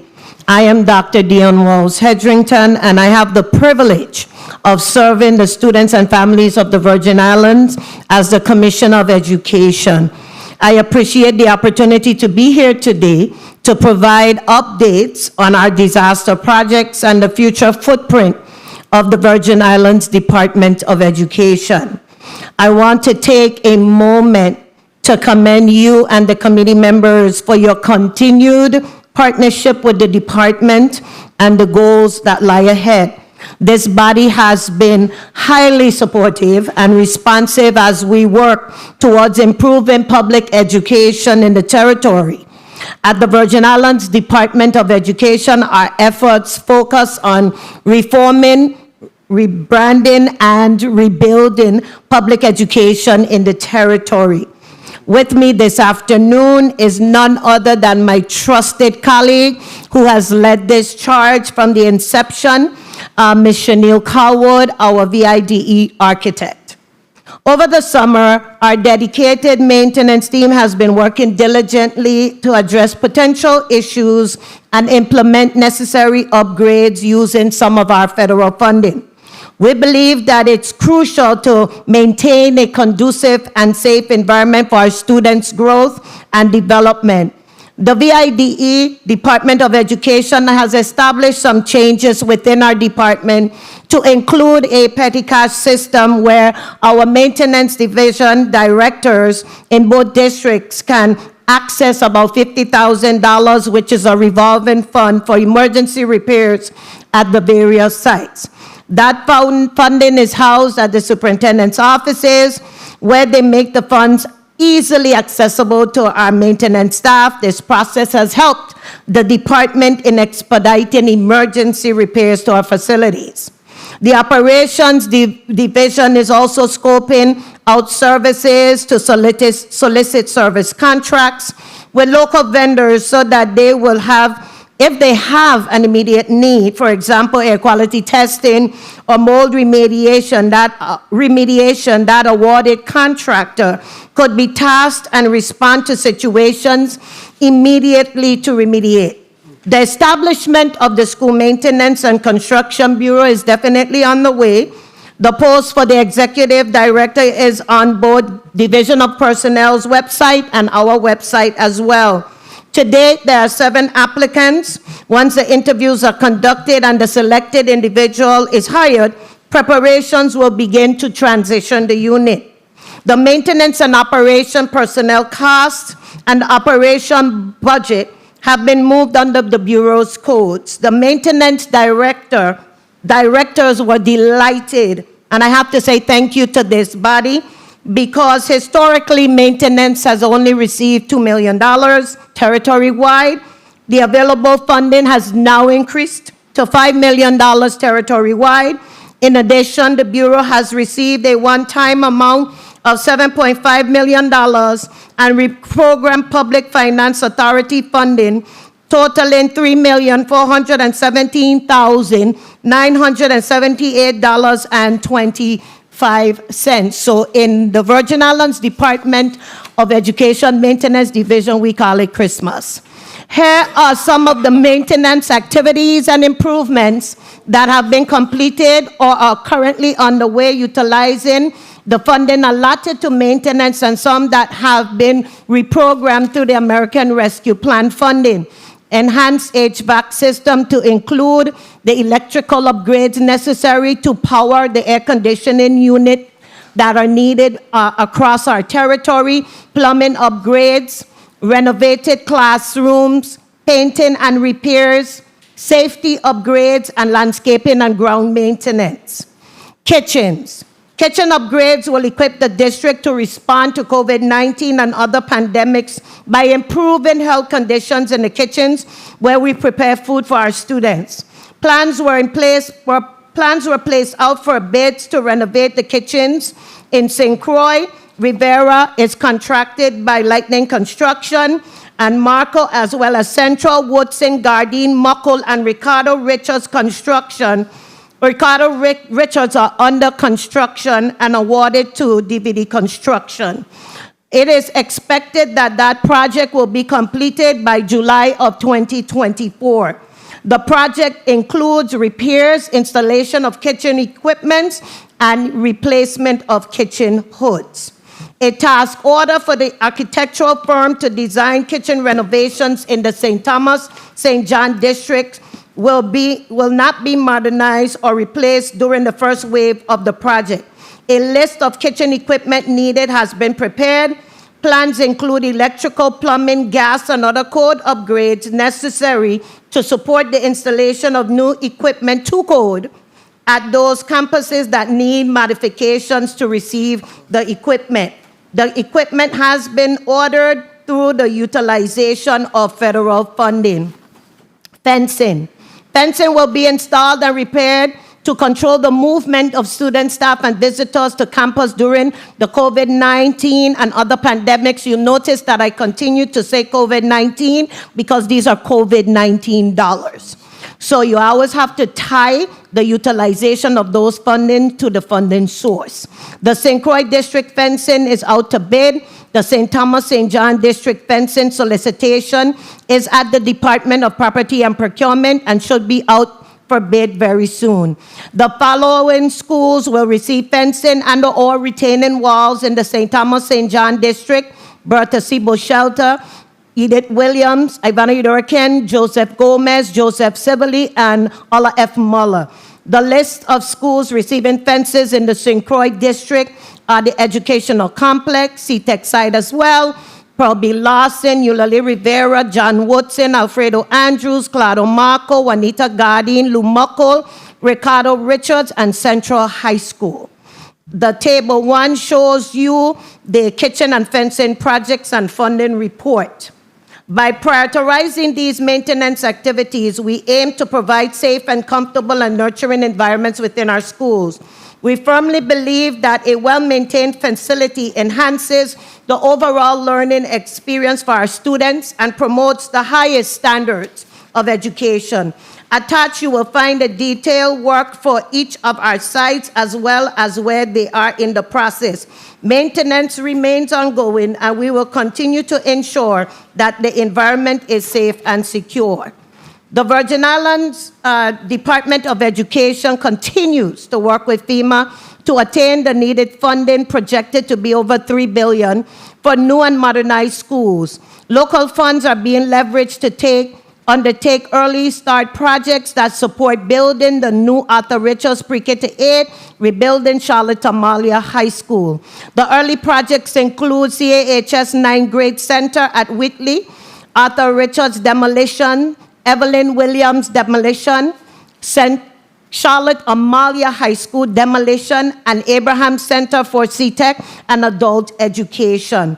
The table below shows the projection in terms of funding that we anticipate that the territory will receive to, do the modernizations and replacements in VIDE. Capital improvements are made on a cycle as shown in Figure 2. The initiation phase was done over 18 months by VIDE and the New Schools Advisory Board, comprised of senators, VIDE leadership, union leaders, community members, parents, and students. The board continued to work with the Educational Facility Planning and Design firm, DLR Group, for 6 months to complete the planning. The Educational Facilities Master Plan, approved by Governor Albert Bryan Jr. in June 2020, shows the right size footprint for the future with space for 40 years of growth. The department is building capacity for future growth over the next 40 years and has provided a chart that compares the current population and the projected capacity of schools. Indeed, in both districts, the capacity of the master plan is exceeded by what we are building. Current enrollment is about 11,000 or 10,166. I think it's a little bit over that. And we plan to build for approximately 14,375 students. And financials, permanent work. The Virgin Islands Department of Education is working with project management firms to develop implementation timelines. And I know that this body, along with the community, is always concerned about when things are going to happen. So those timelines are critical. Approximately $6 million in permanent projects have been completed, and more than $186 million in projects are under construction. Design build teams for the new Central High, the new Charlotte Amalia High, and the Bertha C. Bushelter Pre-K to 8 modernizations have been selected, and the contracts are being prepared by the Department of Property and Procurement. Design is in progress for Henderson, Marco, and Lockhart campuses. See Addendum A. Early start projects. Local funds have been leveraged, like I said before, to start projects early, including the demolition of the Arthur Richards site. The old and the new Charlotte Amalia High School demolition is underway. Gladys Abraham campus modernization and Adult CTEC Skills Center and Adult Education is underway. And Charlotte Amalia 9th grade annex and Whitley is currently inhabited by our lovely students at the Charlotte Amalia High School. Table 2 shows the early start projected funding reports, which gives you a total of $26 million in projects.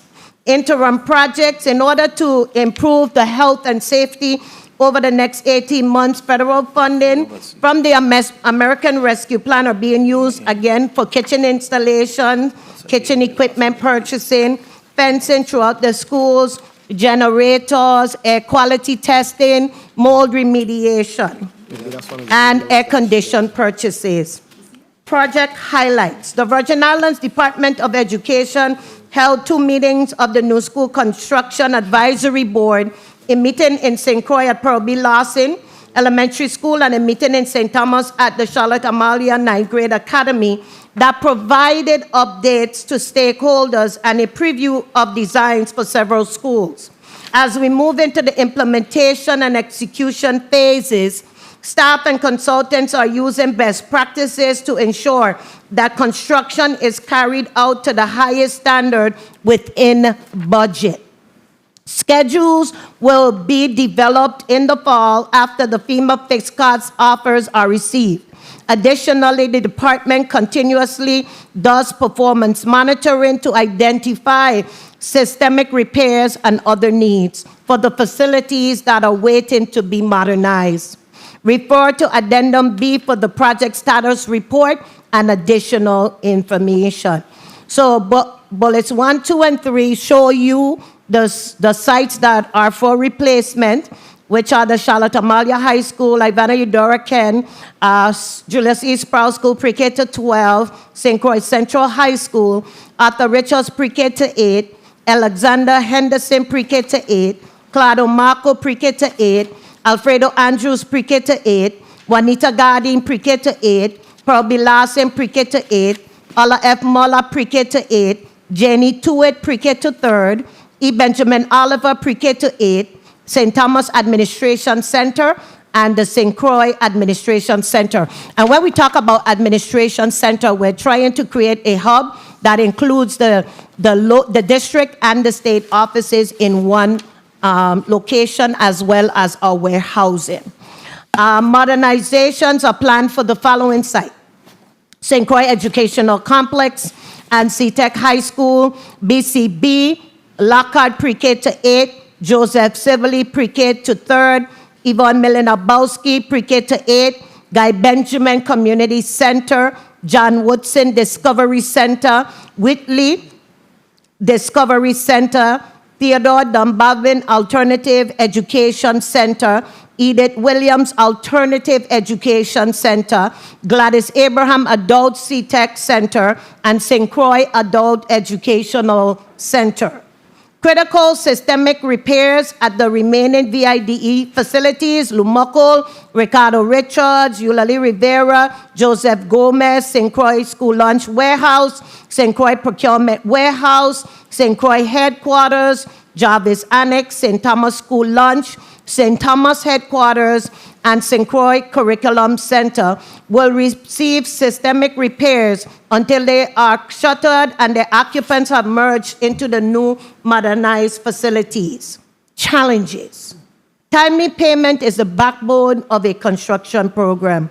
The department has worked with the supporting agencies to ensure that vendor payments are made within 45 days of the submission of payment certification forms, and I understand that we are going to bring that to a smaller amount of 30 days eventually.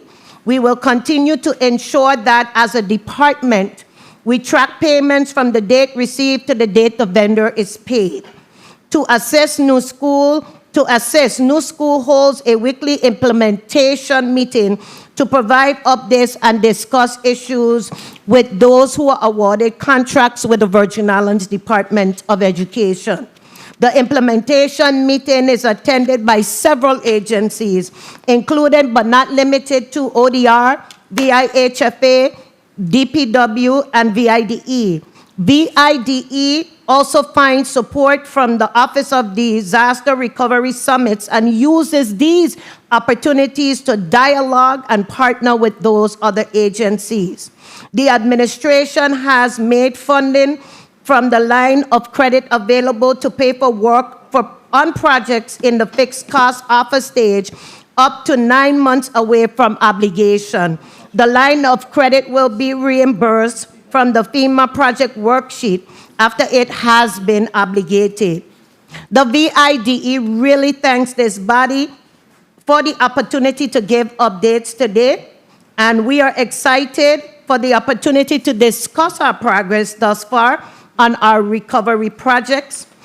Before I turn it over to my director next to me, I would like the opportunity to show Senator Potter 2 of the flyovers, so that you as well as the community gets a picture of what we're talking about when we talk about our designs. Thank you for the opportunity. Thank you. That'll be great. Emilia?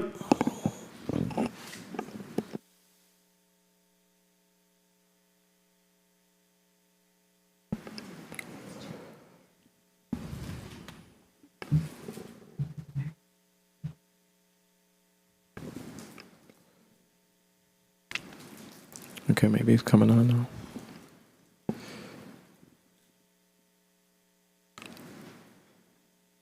know media is working on. There you go. So Chanel, can you speak a little bit through it? Okay, everyone, we're getting a glimpse, an early glimpse of the new Claudio Marco School. We propose to construct the school on the back of the site while the students are currently in their current buildings. Once the academic buildings have been completed and the cafeteria, then we will move the students into the new school, demolish the old one, and construct the athletic fields. So in the flyover, you will see a lot of outdoor seating. One of the things that is shifting in education is the ability of teachers to have the flexibility to have classes indoors or outside. And this design allows them that flexibility, which is really changing the face of education here in the Virgin Islands. It's a design that we could never imagine that we would see. At least I can for the past 30 years that I've been in the department. But it really gives a feel for where public education is going. And I'm very excited for the opportunity through this federal partnership to really bring these designs to fruition. And a lot of the colored flooring that you see, I learned this past week, is actually colored cement. And so when they're designing these schools, they're looking for low cost and maintenance so that we bring the color that we want to see, but we don't stress out our already taxed maintenance division in maintaining the facilities. So that's the color that you're seeing. And one of the things that education fosters is color. And when you walk onto our existing facilities, you don't feel that welcoming environment as they are. And so this is an opportunity for us to really change the face of public education in the territory.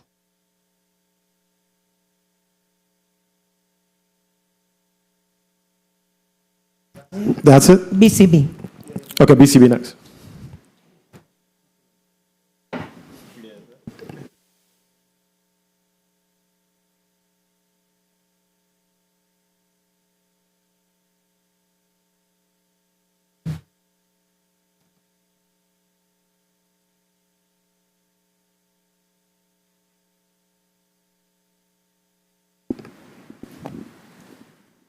Media, are you queuing up BCB, the BCB video flyover?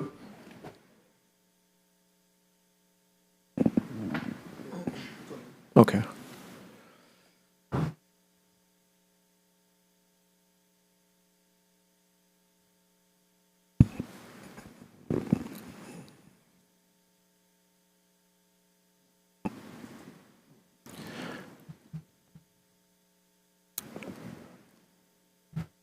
While media is queuing it up, Commissioner, I mean, it was, okay, here we go. It comes. Trying to make sure we have that equity. One in St. Croix, one in St. Thomas, St. John. Yes. And this one is an example of a modernization. So none of the buildings will be demolished, but we are using landscaping, mechanical system upgrades to the AC system, which has been giving us a lot of problems. We're using paint colors, new finishes, new textures. We're introducing foldable walls between the classrooms. We're introducing a lot of glass between the classrooms to allow for visibility. The construction schedule for this one will be a bit longer because they're going to modernize one building at a time. So they'll be working closely with the principals on the scheduling of the work because the students will still be having school there. We're doing outdoor learning spaces and spaces designed for play. So we're finding that most of our outdoor spaces for our schools don't have very much in the way of playground equipment. don't have much in the way of landscaping. They're very hot areas, and our students and teachers are not using them. So we're redesigning those spaces so that students and teachers can go outside if they want to do lessons, if they want to be hands-on with nature. And play is very, very important in the development of the whole child. So there'll be plenty of spaces for that. You see, we introduce color again. We use the color to give a sense of identity to the various grade levels that will each have their own particular part of the school. You'll see outdoor places also where students can eat. They'll be able to have their meals not only in the cafeteria, but there will be pleasant courtyards where they'll be able to have their lunches as well. This school will also, it's receiving additional funding from FEMA to provide a shelter. So they're calling it Safe Room, and it would be able to withstand up to the Category 4 storms. So that will be incorporated into the facility. And one of the things as we wrap up, Senator, that we will be, having conversations with the community on to get input is the fact that now that we are changing the footprint and we are modernizing and designing new schools, it is time for us to change our focus from every school having everything to creating more magnet programs. Especially, let's say, if we look at the Frederiksted area, we're going to have 3 schools that are pre-K to 8 in the Frederiksted area, for example. And it's not wise or prudent to have the same things in each. So we're looking at fine arts and music. You are looking at STEM and some other things that we can incorporate into the curriculum, which also gives us a little bit of leverage to ensure that we have the staffing for that particular discipline instead of trying to spread people out in 3 different schools in the West. So that's where we're shifting as we modernize our footprint. And also to note that everything that we are doing, there's 2 components that are very critical to this work, and that's our maintenance staff being foot to foot with the construction so that they understand what systems are in place and how to maintain them. One of the things that we have built into our contracts is to have supplies available at least for a year out, so that if we need to change out things, we don't have to be scrambling to get those supplies on hand. And making sure that our staff, our faculty and staff, has to be trained on how to utilize these new spaces. It's not like you're in your silos anymore. It's a lot more open. And so we have to make sure that we're supporting our people so that they successfully maximize on the learning spaces that we're providing. Thank you for the opportunity. Thank you very much, Commissioner, for the insights. I mean, those schools, if we're able to really produce those schools, I think it would be something incredible. I mean, a beautiful layout, definitely modern, and it's something that our children deserve. No question about it. I wanted to ask you though about it. I like the concept of not every school having the same thing. Mm-hmm. And I know that the way that we've historically done it, what dictates what school you attend is your address where you live. So if you happen to live out in Tutu, you go to Idoriken. If you happen to live past Dono or whatever, I don't know what the point is, you go to Charles Tamale High School. So with that shift in concept, I guess it would be a different... It's definitely, sorry, Senator, it's definitely going to shift the districting that we're used to. And I think it's time for our children to have choice. Not because I'm from St. John and I attend Ivana Udoriken and I'm interested in the nursing program, I shouldn't be afforded the opportunity to be in the nursing program. And I really think it's time for us to shift our pendulum and really focus on students versus what we have been comfortable with. And again, we've been having issues getting personnel. I think this will be a successful way for us to maximize that as well. Awesome. Will we have the 10% match for these school projects? So this lovely lady here, the lady right there. I am very optimistic. I am going to say yes. And I've been working closely with the Office of Disaster Recovery. Director Octalin has been extremely supportive. And I often wonder where we would be if we didn't have the office, because that was a newly created division. Yeah. But it was so needed because we have coordination meetings. So we're able to speak to the Water and Power Authority, Department of Public Works, all the entities that are doing construction at the same time, so we could coordinate our efforts best. And so Director Octalin can respond to that. Okay, I know we had a lot of discussions earlier this morning about match. Go ahead, Director. So Dr. Hedgerton is absolutely correct. The approach now is those schools that are the priority. We have $238 million set aside. So all of the schools that are moving first will get the match with the available funds, and then we will work it out as we can. Roll the dice for all of us. Yes. Thank you very much. Colleagues, we will proceed with one round, 6-minute round. If you have a burning question after we get through, I'll allow it.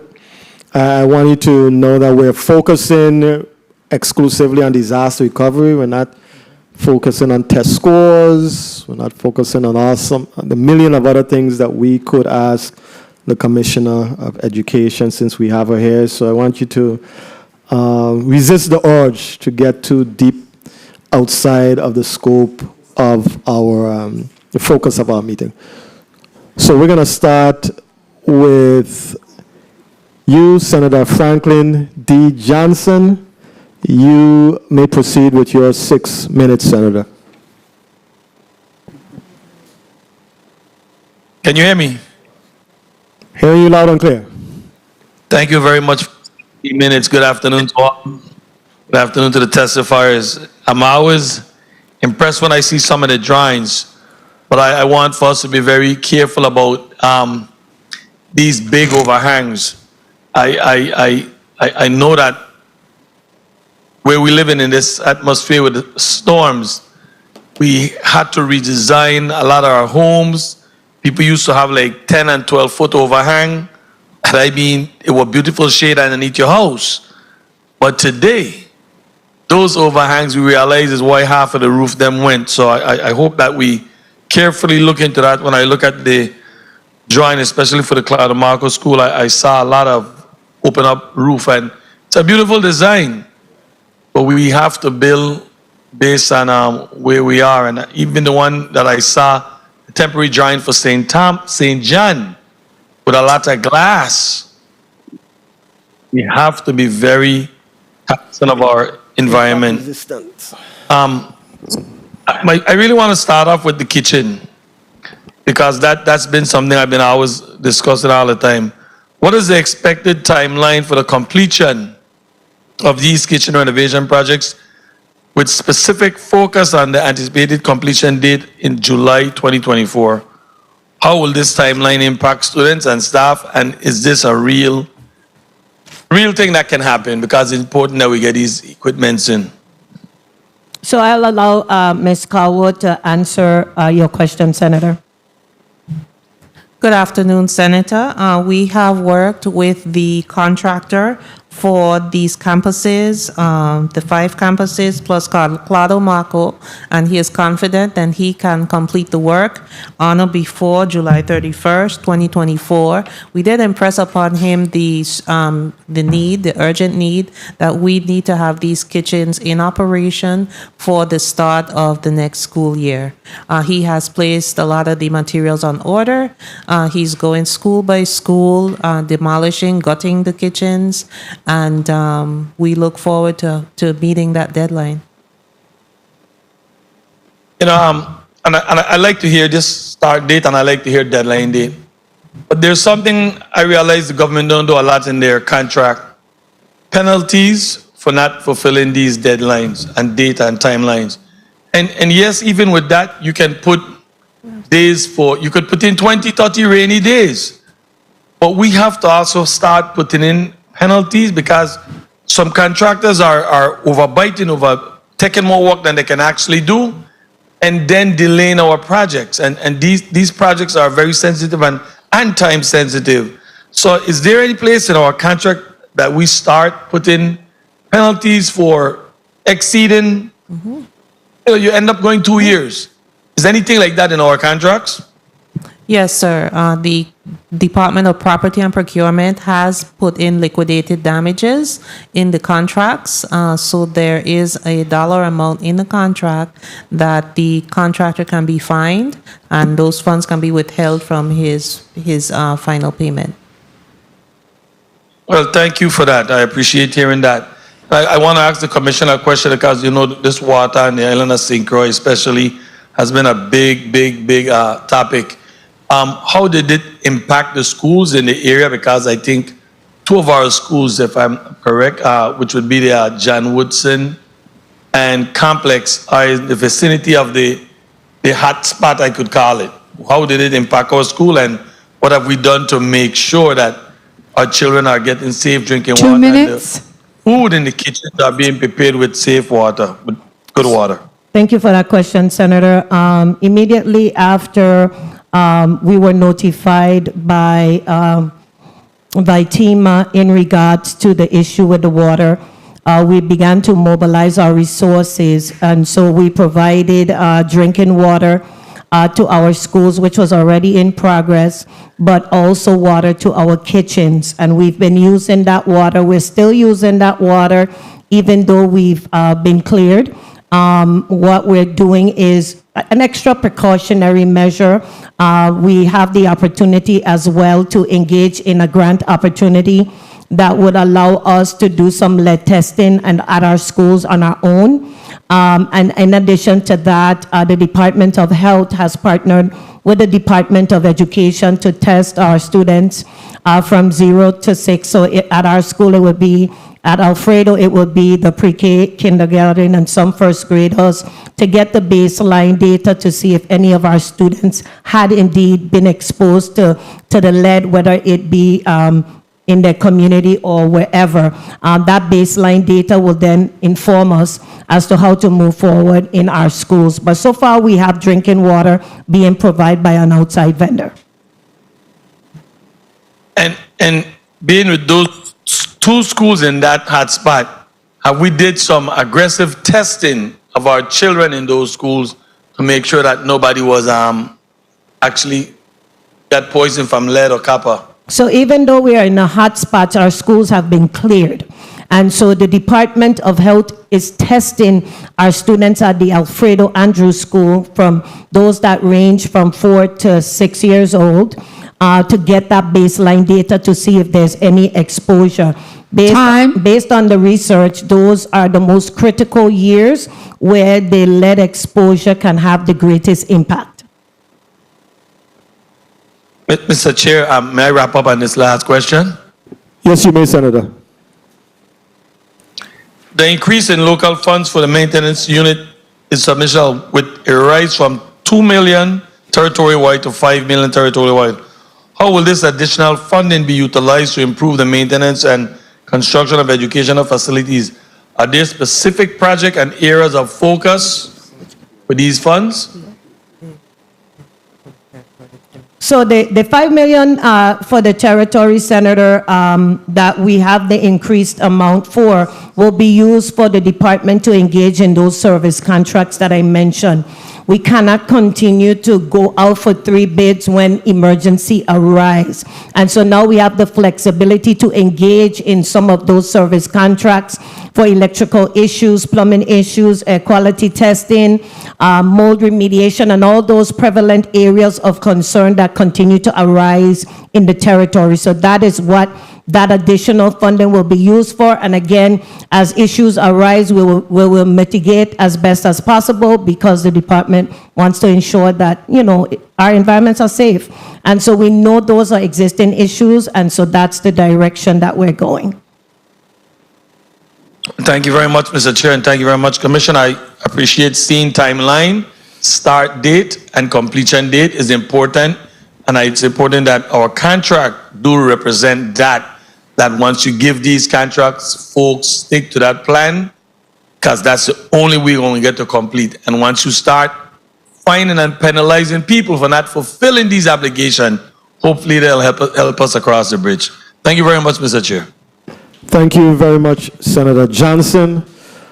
Commissioner, people of the Virgin Islands are listening to this hearing. Obviously, I just got a text. Are the green space being made ready for local agricultural activities? I guess it's the green space that you showed in the both videos. Yeah.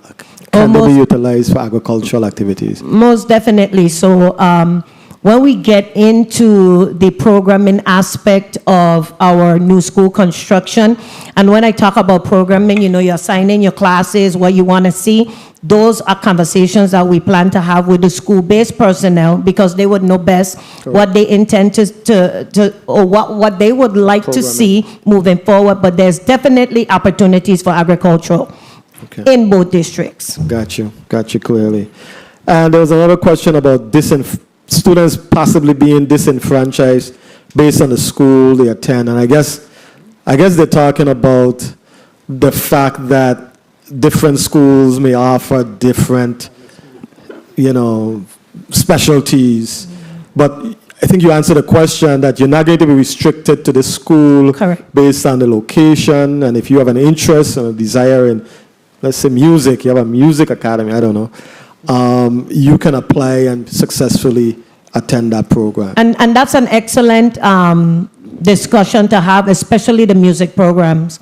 And what we find is our students really don't get into reading music and being exposed to the different instruments until high school. Yeah. By high school, they should really be concentrating on one instrument, not being exposed at that level. So being able to have the magnet program would help us to get those students who are interested in those areas trained up so that by the time they get to high school, they're off and they're shooting and they can be eligible for scholarships and so forth to attend school. So that's the direction that we want to go at the Department of Education. Excellent idea.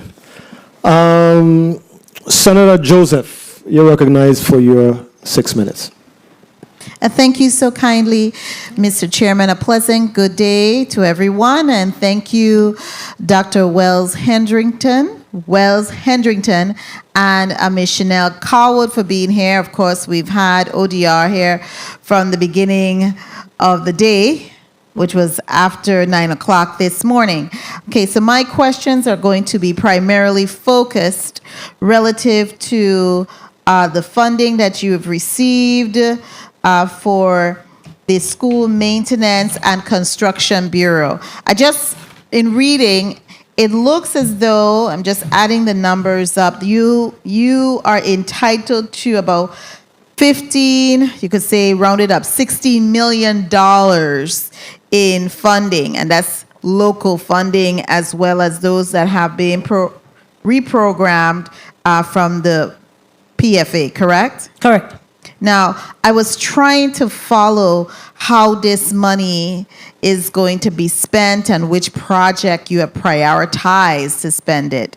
So, I wasn't able to glean it from your discussion in your testimony. So maybe you can provide us with that information. I know you have your trusted right hand, hidden secret person, Ms. Carwood, next to you. I'm thinking that you already have some type of schedule on where you're looking to utilize these funds. That's a negative, Senator. That money is just coming online.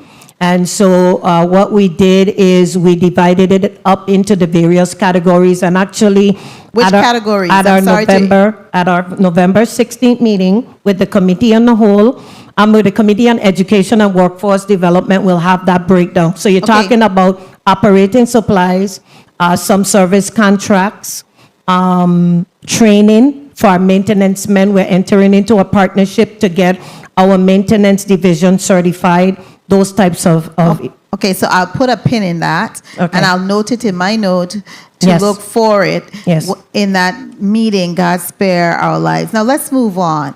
I wanted to, and before we move on, and I placed a pin in it, is the Ivana Udoracan High School AC one of those items that you're going to use some of this funding for? So- the replacement in the gym, the Digna Wheatley Gymnasium, who incidentally was named after my classmate. So we are reprogramming some of our ARPA funding to take care of our air condition needs. And so, yes, that would be one of the areas, in addition to the many classrooms that are needing to be outfitted with new air conditioners, that would be included in the ARPA funds. Anything that needs to be repaired immediately, we will be able to offset with some of that local funding, which is much easier to use.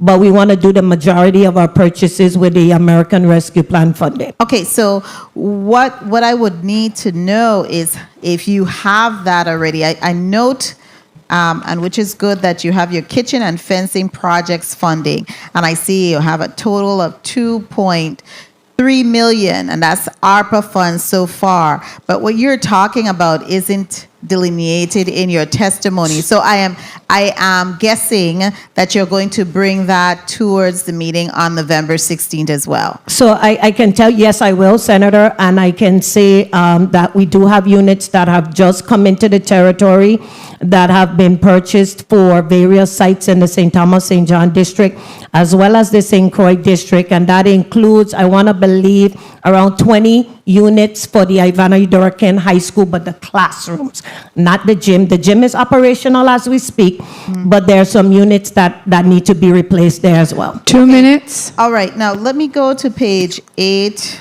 of your testimony.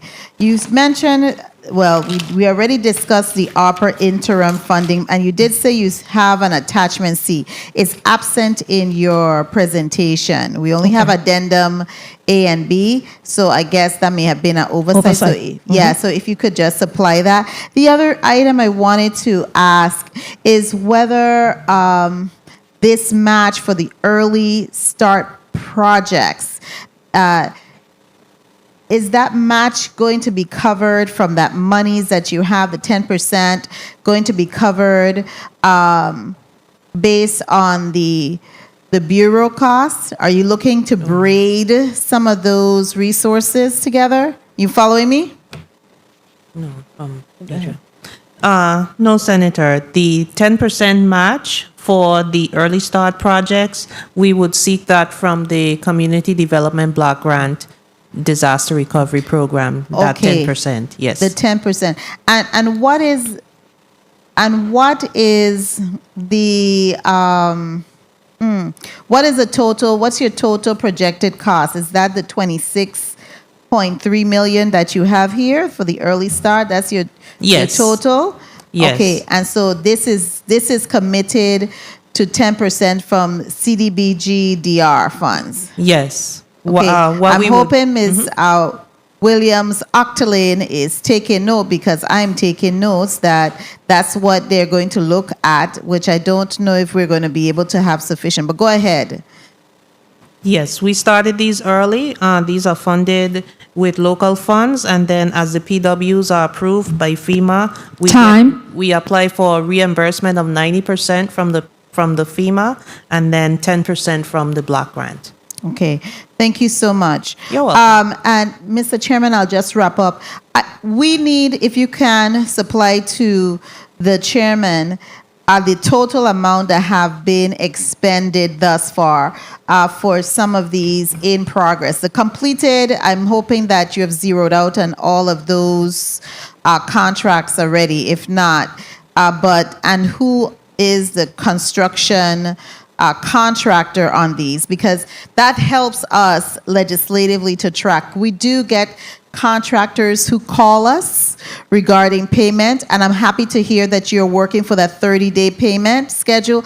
That is industry standards, 30 days. So I really appreciate it, but we need a little bit more details relative to the payment schedule. Mr. Chairman, thank you kindly for the leniency and the time. Thank you, Senator Joseph. Commissioner, did I hear you correctly, or did I hear you correctly when you said that the decision to use ARPA funds was based primarily on your ability to more easily access those funds for, like, smaller projects? I mean, am I reading more into it? No, so what we've done, Senator, is we have some revisions at the U.S. Department of Education to include some of those long-standing issues that we've had over the past couple of years that have not been funded. The kitchen and fencing. Kitchen stuff. purchases, kitchen installations in the St. Thomas St. John district. St. Croix is just installation. The electrical upgrades, we can't add any air conditioning to our schools with the existing infrastructure without the upgrades. Right.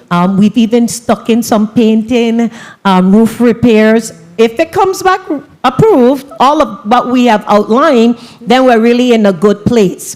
If there's if we fall short in a particular area and it's still an emergency, then we got to use one of these local funding pots. And so we're waiting anxiously. The U.S. Department of Education has been very responsive. They've returned with some clarity on questions twice. And so I'm hoping 3 times is a charm, right? We're done. So we get a full approval so that my team can really get in there and do the major repairs that need to be done while Ms. Cowwood is getting us the funding to, replace and repair our facilities permanently. Okay, thank you very much for that, Commissioner. Point of information, Senator Joseph. Yes, thank you so much, Mr. Chairman. How much funding did the Department of Education receive in ARPA funds? Right now, we have a balance, I want to believe, of 100 and... The total you received? I don't have that with me today, Senator. So through the chair, because that's part of the discussion, and how much you have remaining? So remaining, we have 120 million. I believe, if my memory serve me correct, you had $135 million in ARPA funds, and so you're saying you have 120 remaining? And that's just education. That's outside of what we receive for the territory, correct? Correct. So, for example, if I may, we've set aside 20 million in each district to cover the electrical upgrades and the air conditioning installations across the territory. We've line itemed for behavioral services. For example, we know that social emotional wellness is an issue. In my conversation with students across the high schools, they've talked about the need for students to have an outlet. And so we're able to partner with the Department of Health to get the behavioral vans to come to our schools and have licensed therapists and psychologists to speak to our students, because one of the things that they did share is that they're not comfortable speaking with school-based staff. They feel that their business gets out. And so I'm not going to go back and forth. I know there's a need, and so we're able to partner with the Department of Health to provide that. Again, we're doing painting, roof, and all of those things have been budgeted accordingly. Safety fencing, the safety equipment for the monitors, trainings, and those types of things. Every funding source that we have, 20% of the funds allocated to the territory must be used for student achievement. So you'll see programs that the districts have in place that we didn't touch. Those are very important for us to recover the academic loss and to enhance the experience that our students receive in our schools. So the $100+ million that you just mentioned from ARPA funds, that is separate and distinct from the ARPA funds that we have is it Chase Bank? Where do we have the JP Morgan Chase? We have a few hundred millions there on deposit. That is a separate and distinct part of funding. Please recognize Director Actolin's microphone. Adrian Williams Actolin. So the entire amount is what's deposited, but there's allocations made to each department for the specific funds or project that has been approved. Okay. Thank you. Thank you very much for that. Senator Maurice James. Senator James, you're recognized for your 6 minutes. Good afternoon. Thank you, Mr. Chairman.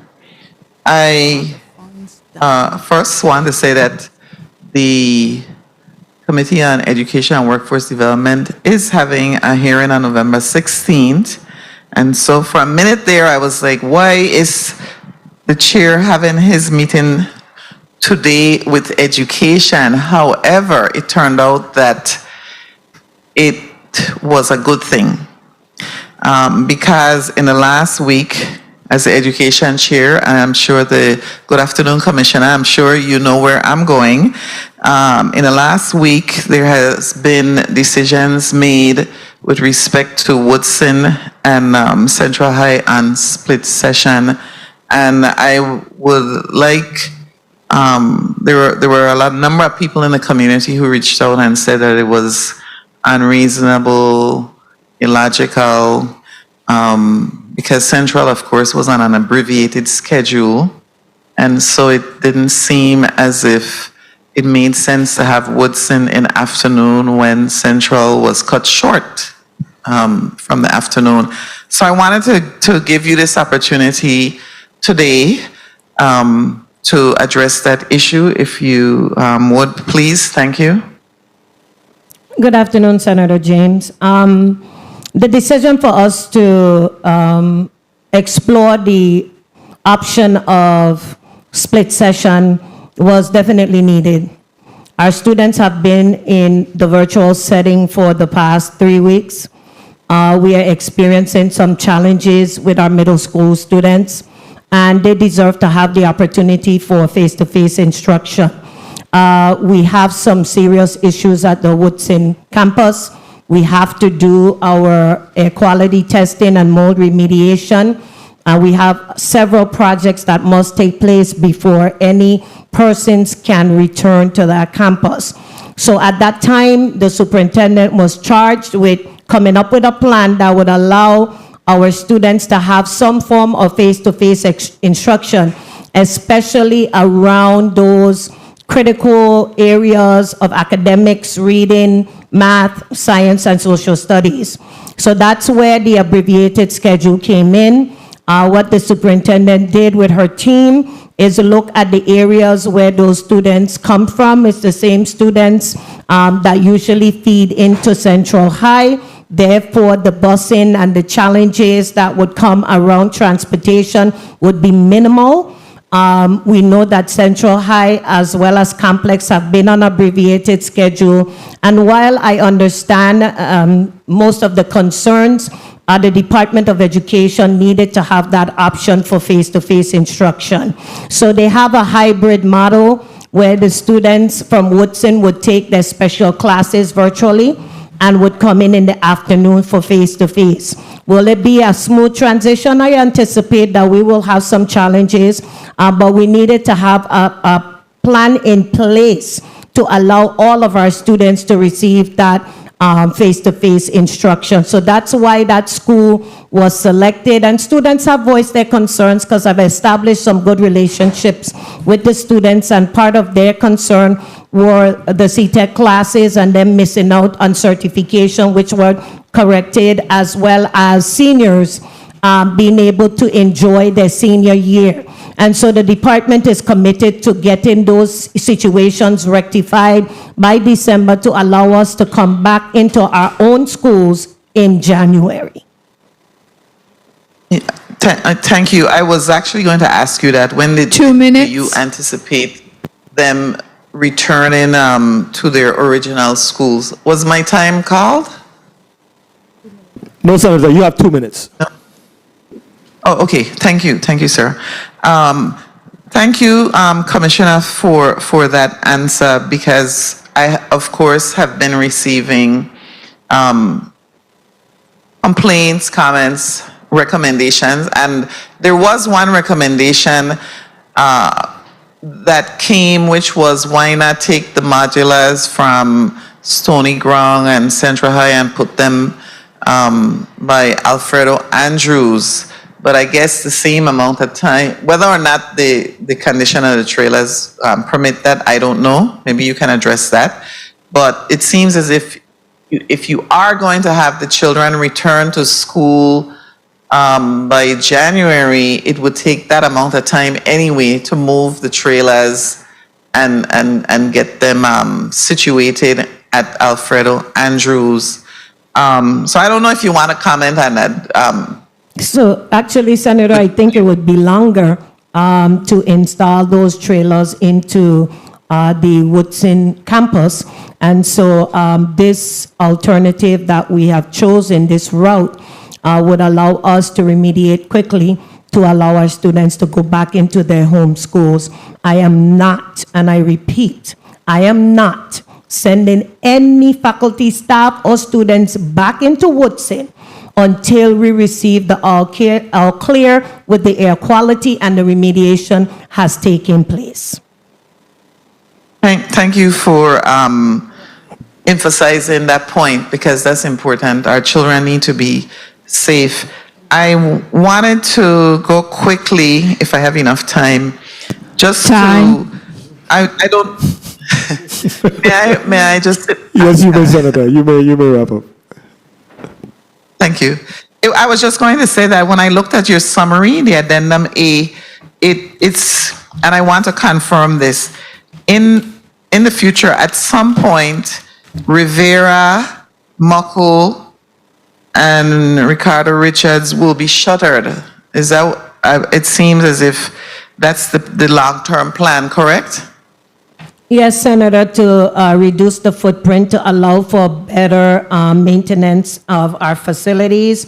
If, as we are going through the plan, there's a need to pivot, we would, but right now, as it exists, maintaining as much schools as we've had to in the past has not been successful. And so we want to make sure that we have a manageable footprint that allows us to keep these schools operational and safe and secure the way that they should. I agree with that. In the next round, I think there's a next round, I hope so. Or I can use the opportunity November 16th to let everybody know we're having the Education and Workforce Development Committee meeting. Thank you, Mr. Chairman. Thank you very much, Senator James. We can have a one burning question round, so if you have that one burning question that you want to ask before we depart, you'll have an opportunity to do so. The chair recognizes the presence of Minority Leader, the Mayor of Savannah, Senator Dwayne DeGraff. Yes, that's the official title that Senator DeGraff has on.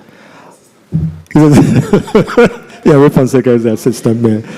I want to ask you, Commissioner, and I know that Charlotte is slated for a full replacement.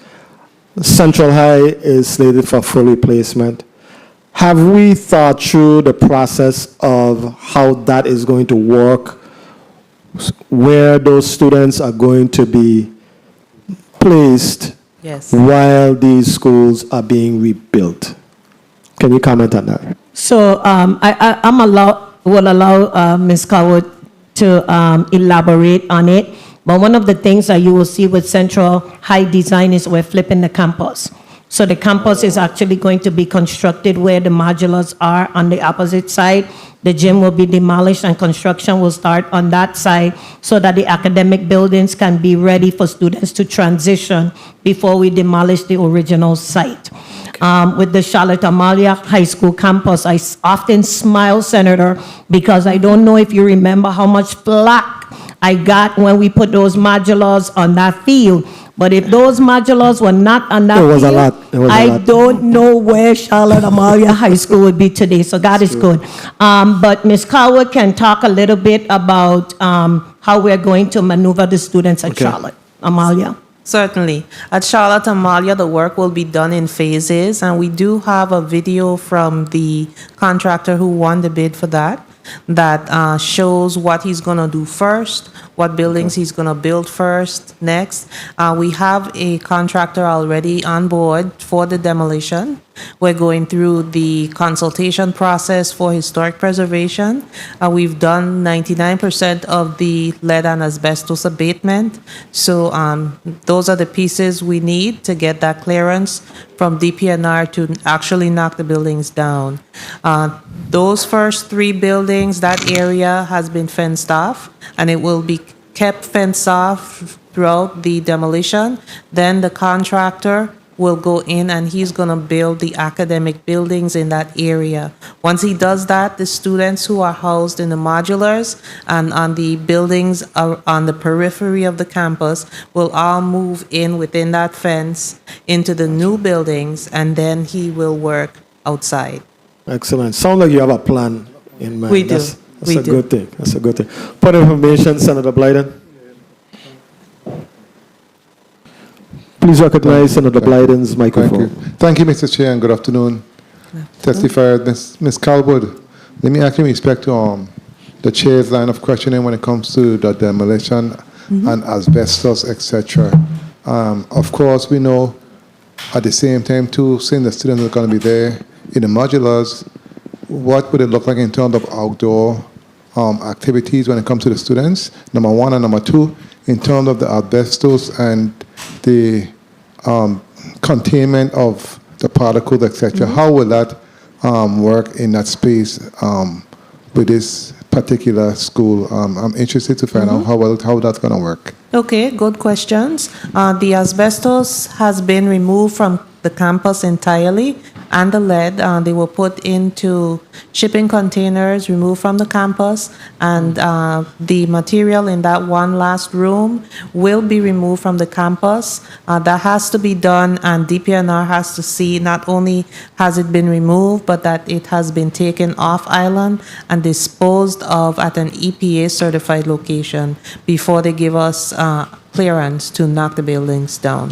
So when the buildings are being demolished, there will be no asbestos in the particles or anything to go into the air. Okay. Thank you very much.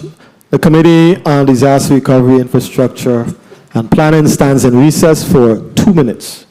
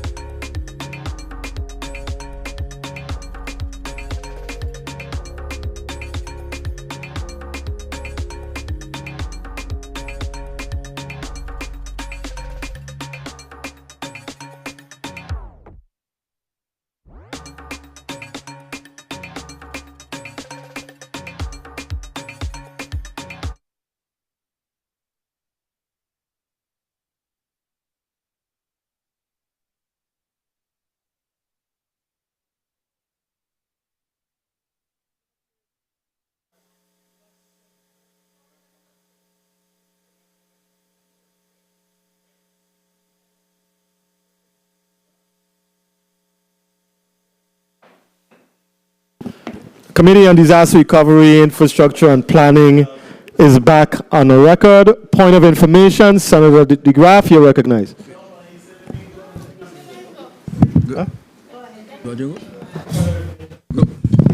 Thank you, Mr. Chair. Good afternoon, colleagues. Good afternoon, testifier. I just wanted to get in a concern in regards to CAHS, and I couldn't have a Ray ask the last question, so a chicken hawk have to be the one. No, I was concerned about the vibration of demolition and, like I said, the dust and that impact from noise impact on the school being so close right now. How have you taken that into consideration, and what was the plan for that? The contractor is preparing for us a plan for that. Some of it will involve working early in the mornings or in the evenings. He has not given us his plan yet. He does plan to wet everything down before he knocks down pieces, so that minimizes the dust. We also have the contractors monitor the vibrations, and they go out and they make a survey of adjacent buildings for cracks and such, structural conditions, and they monitor vibrations during the process. You're welcome, sir. Thank you very much. Senator Gittins, you're recognized for your 6 minutes. Thank you, Mr. Chair, and good afternoon to all. I think you're going to have to give the Director ODR and his staff member office here today. They've been there all day. But Commissioner, welcome to you and your staff as well. On page 4, I was following your testimony, and this additional funding for maintenance that you speak about sounds amazing. But I'm concerned about how we're paying as well, and I need to know who's responsible for approving these funds, and who's inspecting the work that's being done. So I will let Ms. Calwood Daniels talk about who's inspecting the work. Our fiscal office monitors all the payments. It goes through several approvals before it gets to the Department of Finance for payment of local funds. If it's federal funding, it's managed by the third-party fiduciary. Okay. With regard to inspections for the disaster projects, we have disaster recovery project managers who go to the sites and observe the work. For Arthur Richards, because of the size of the project, we also have there's a consultant on St. Croix, Antillean Engineering. They do specialized inspections as well. So, for example, when they were doing the first pour of the cistern, they were all there on the site from 4:30 that morning until after 1 a.m. Watching that pour, taking test samples of the concrete. Every batch that was poured, it was tested, and the project manager over there sent me the results of those. For the ARPA projects and the maintenance projects, our maintenance department staff, they go and inspect the work after it's done. It's quite a few of them. And of course, we all help each other with the projects. And who is the contractor that was awarded the contract work to replace the AC units at the St. Croix Educational Complex? Custom builders. And to what tune was that contract? Funding-wise, I How don't much have is the contract amount with me, Senator. Okay. It's about 90% completed. You know what we're going to ask you next. How much of the work has been completed? And who is the engineer that would have signed off on this work? James Bonnier. All right. Through the chair request, can I have a copy of this contract and to include the engineer that signed off on this work?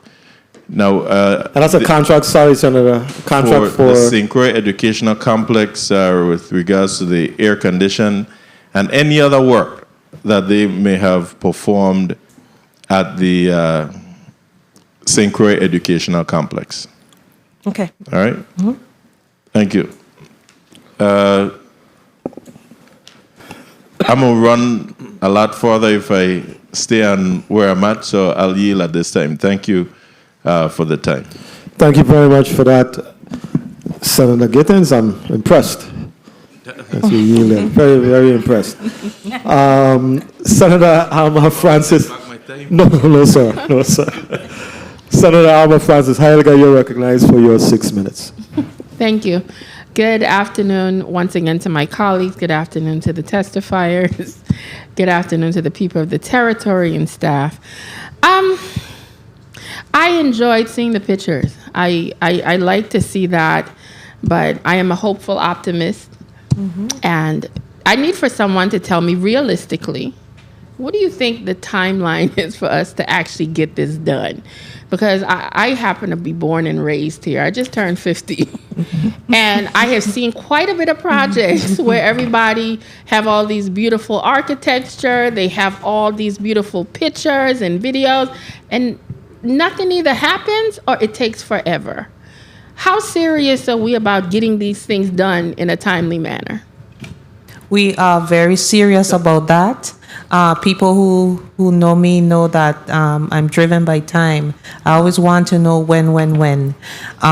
We have worked to streamline the payment process, which is the number one thing that slows projects down. And we are looking at 10 years for everything. For all of the schools? Well, everything will be either completed or significantly underway. Okay, 10 years roughly. Within 10 years, 7 years from now, you're going to see a lot of things. 2030, you're going to see a lot of new schools open, people moving in, teaching things in a new way. Time is not on our side because these FEMA grants are a fixed cost. So the longer you take to do a project, the cost keeps going up. The cost keeps going up. So that alone is driving us to come complete things in a timely fashion. Also, the earlier that you can get these things out to bid, the better prices you get. Once it's in the hands of a contractor, he's paying interest on the construction loan that he's getting for the project. So he wants to finish on time. So we're looking to get out the gate early with as many projects as possible. Okay. And we want to be Well, cutting some ribbons. If we right could with cut you. ribbons like every year, just get on a roll. Some years, the director, she gonna be just cutting ribbons this month, next month, the following month. That's what we want to do. Well, I will be closely monitoring so I Okay. can show up to actually walking in the doors and ushering the students in. That's the part I want to see. Yes. But I appreciate you sharing that it is an urgency for you guys as well. Williams Octoling, Director, I want to know how much money overall right now of ARPA funds, if you're aware, is sitting in JP Morgan Chase? Senator, I don't have intricate knowledge on the ARPA dollars. That is really managed by Office of Management And Budget. That's what I thought, but I know they were trying to shift some things over to you and your office. I wasn't sure if some accounting of that was part of it as well. Okay. The reason why I brought that up is because for me, a lot of these monies were sent to the territory to be circulated in the territory at the time. And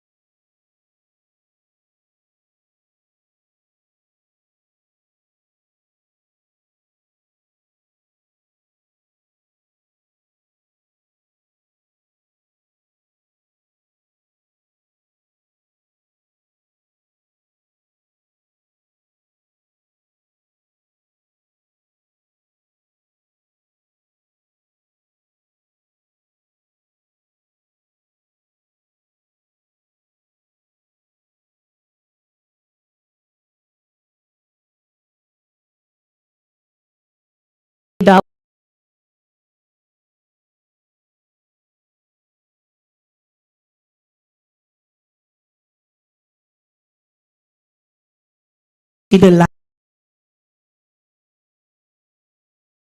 on the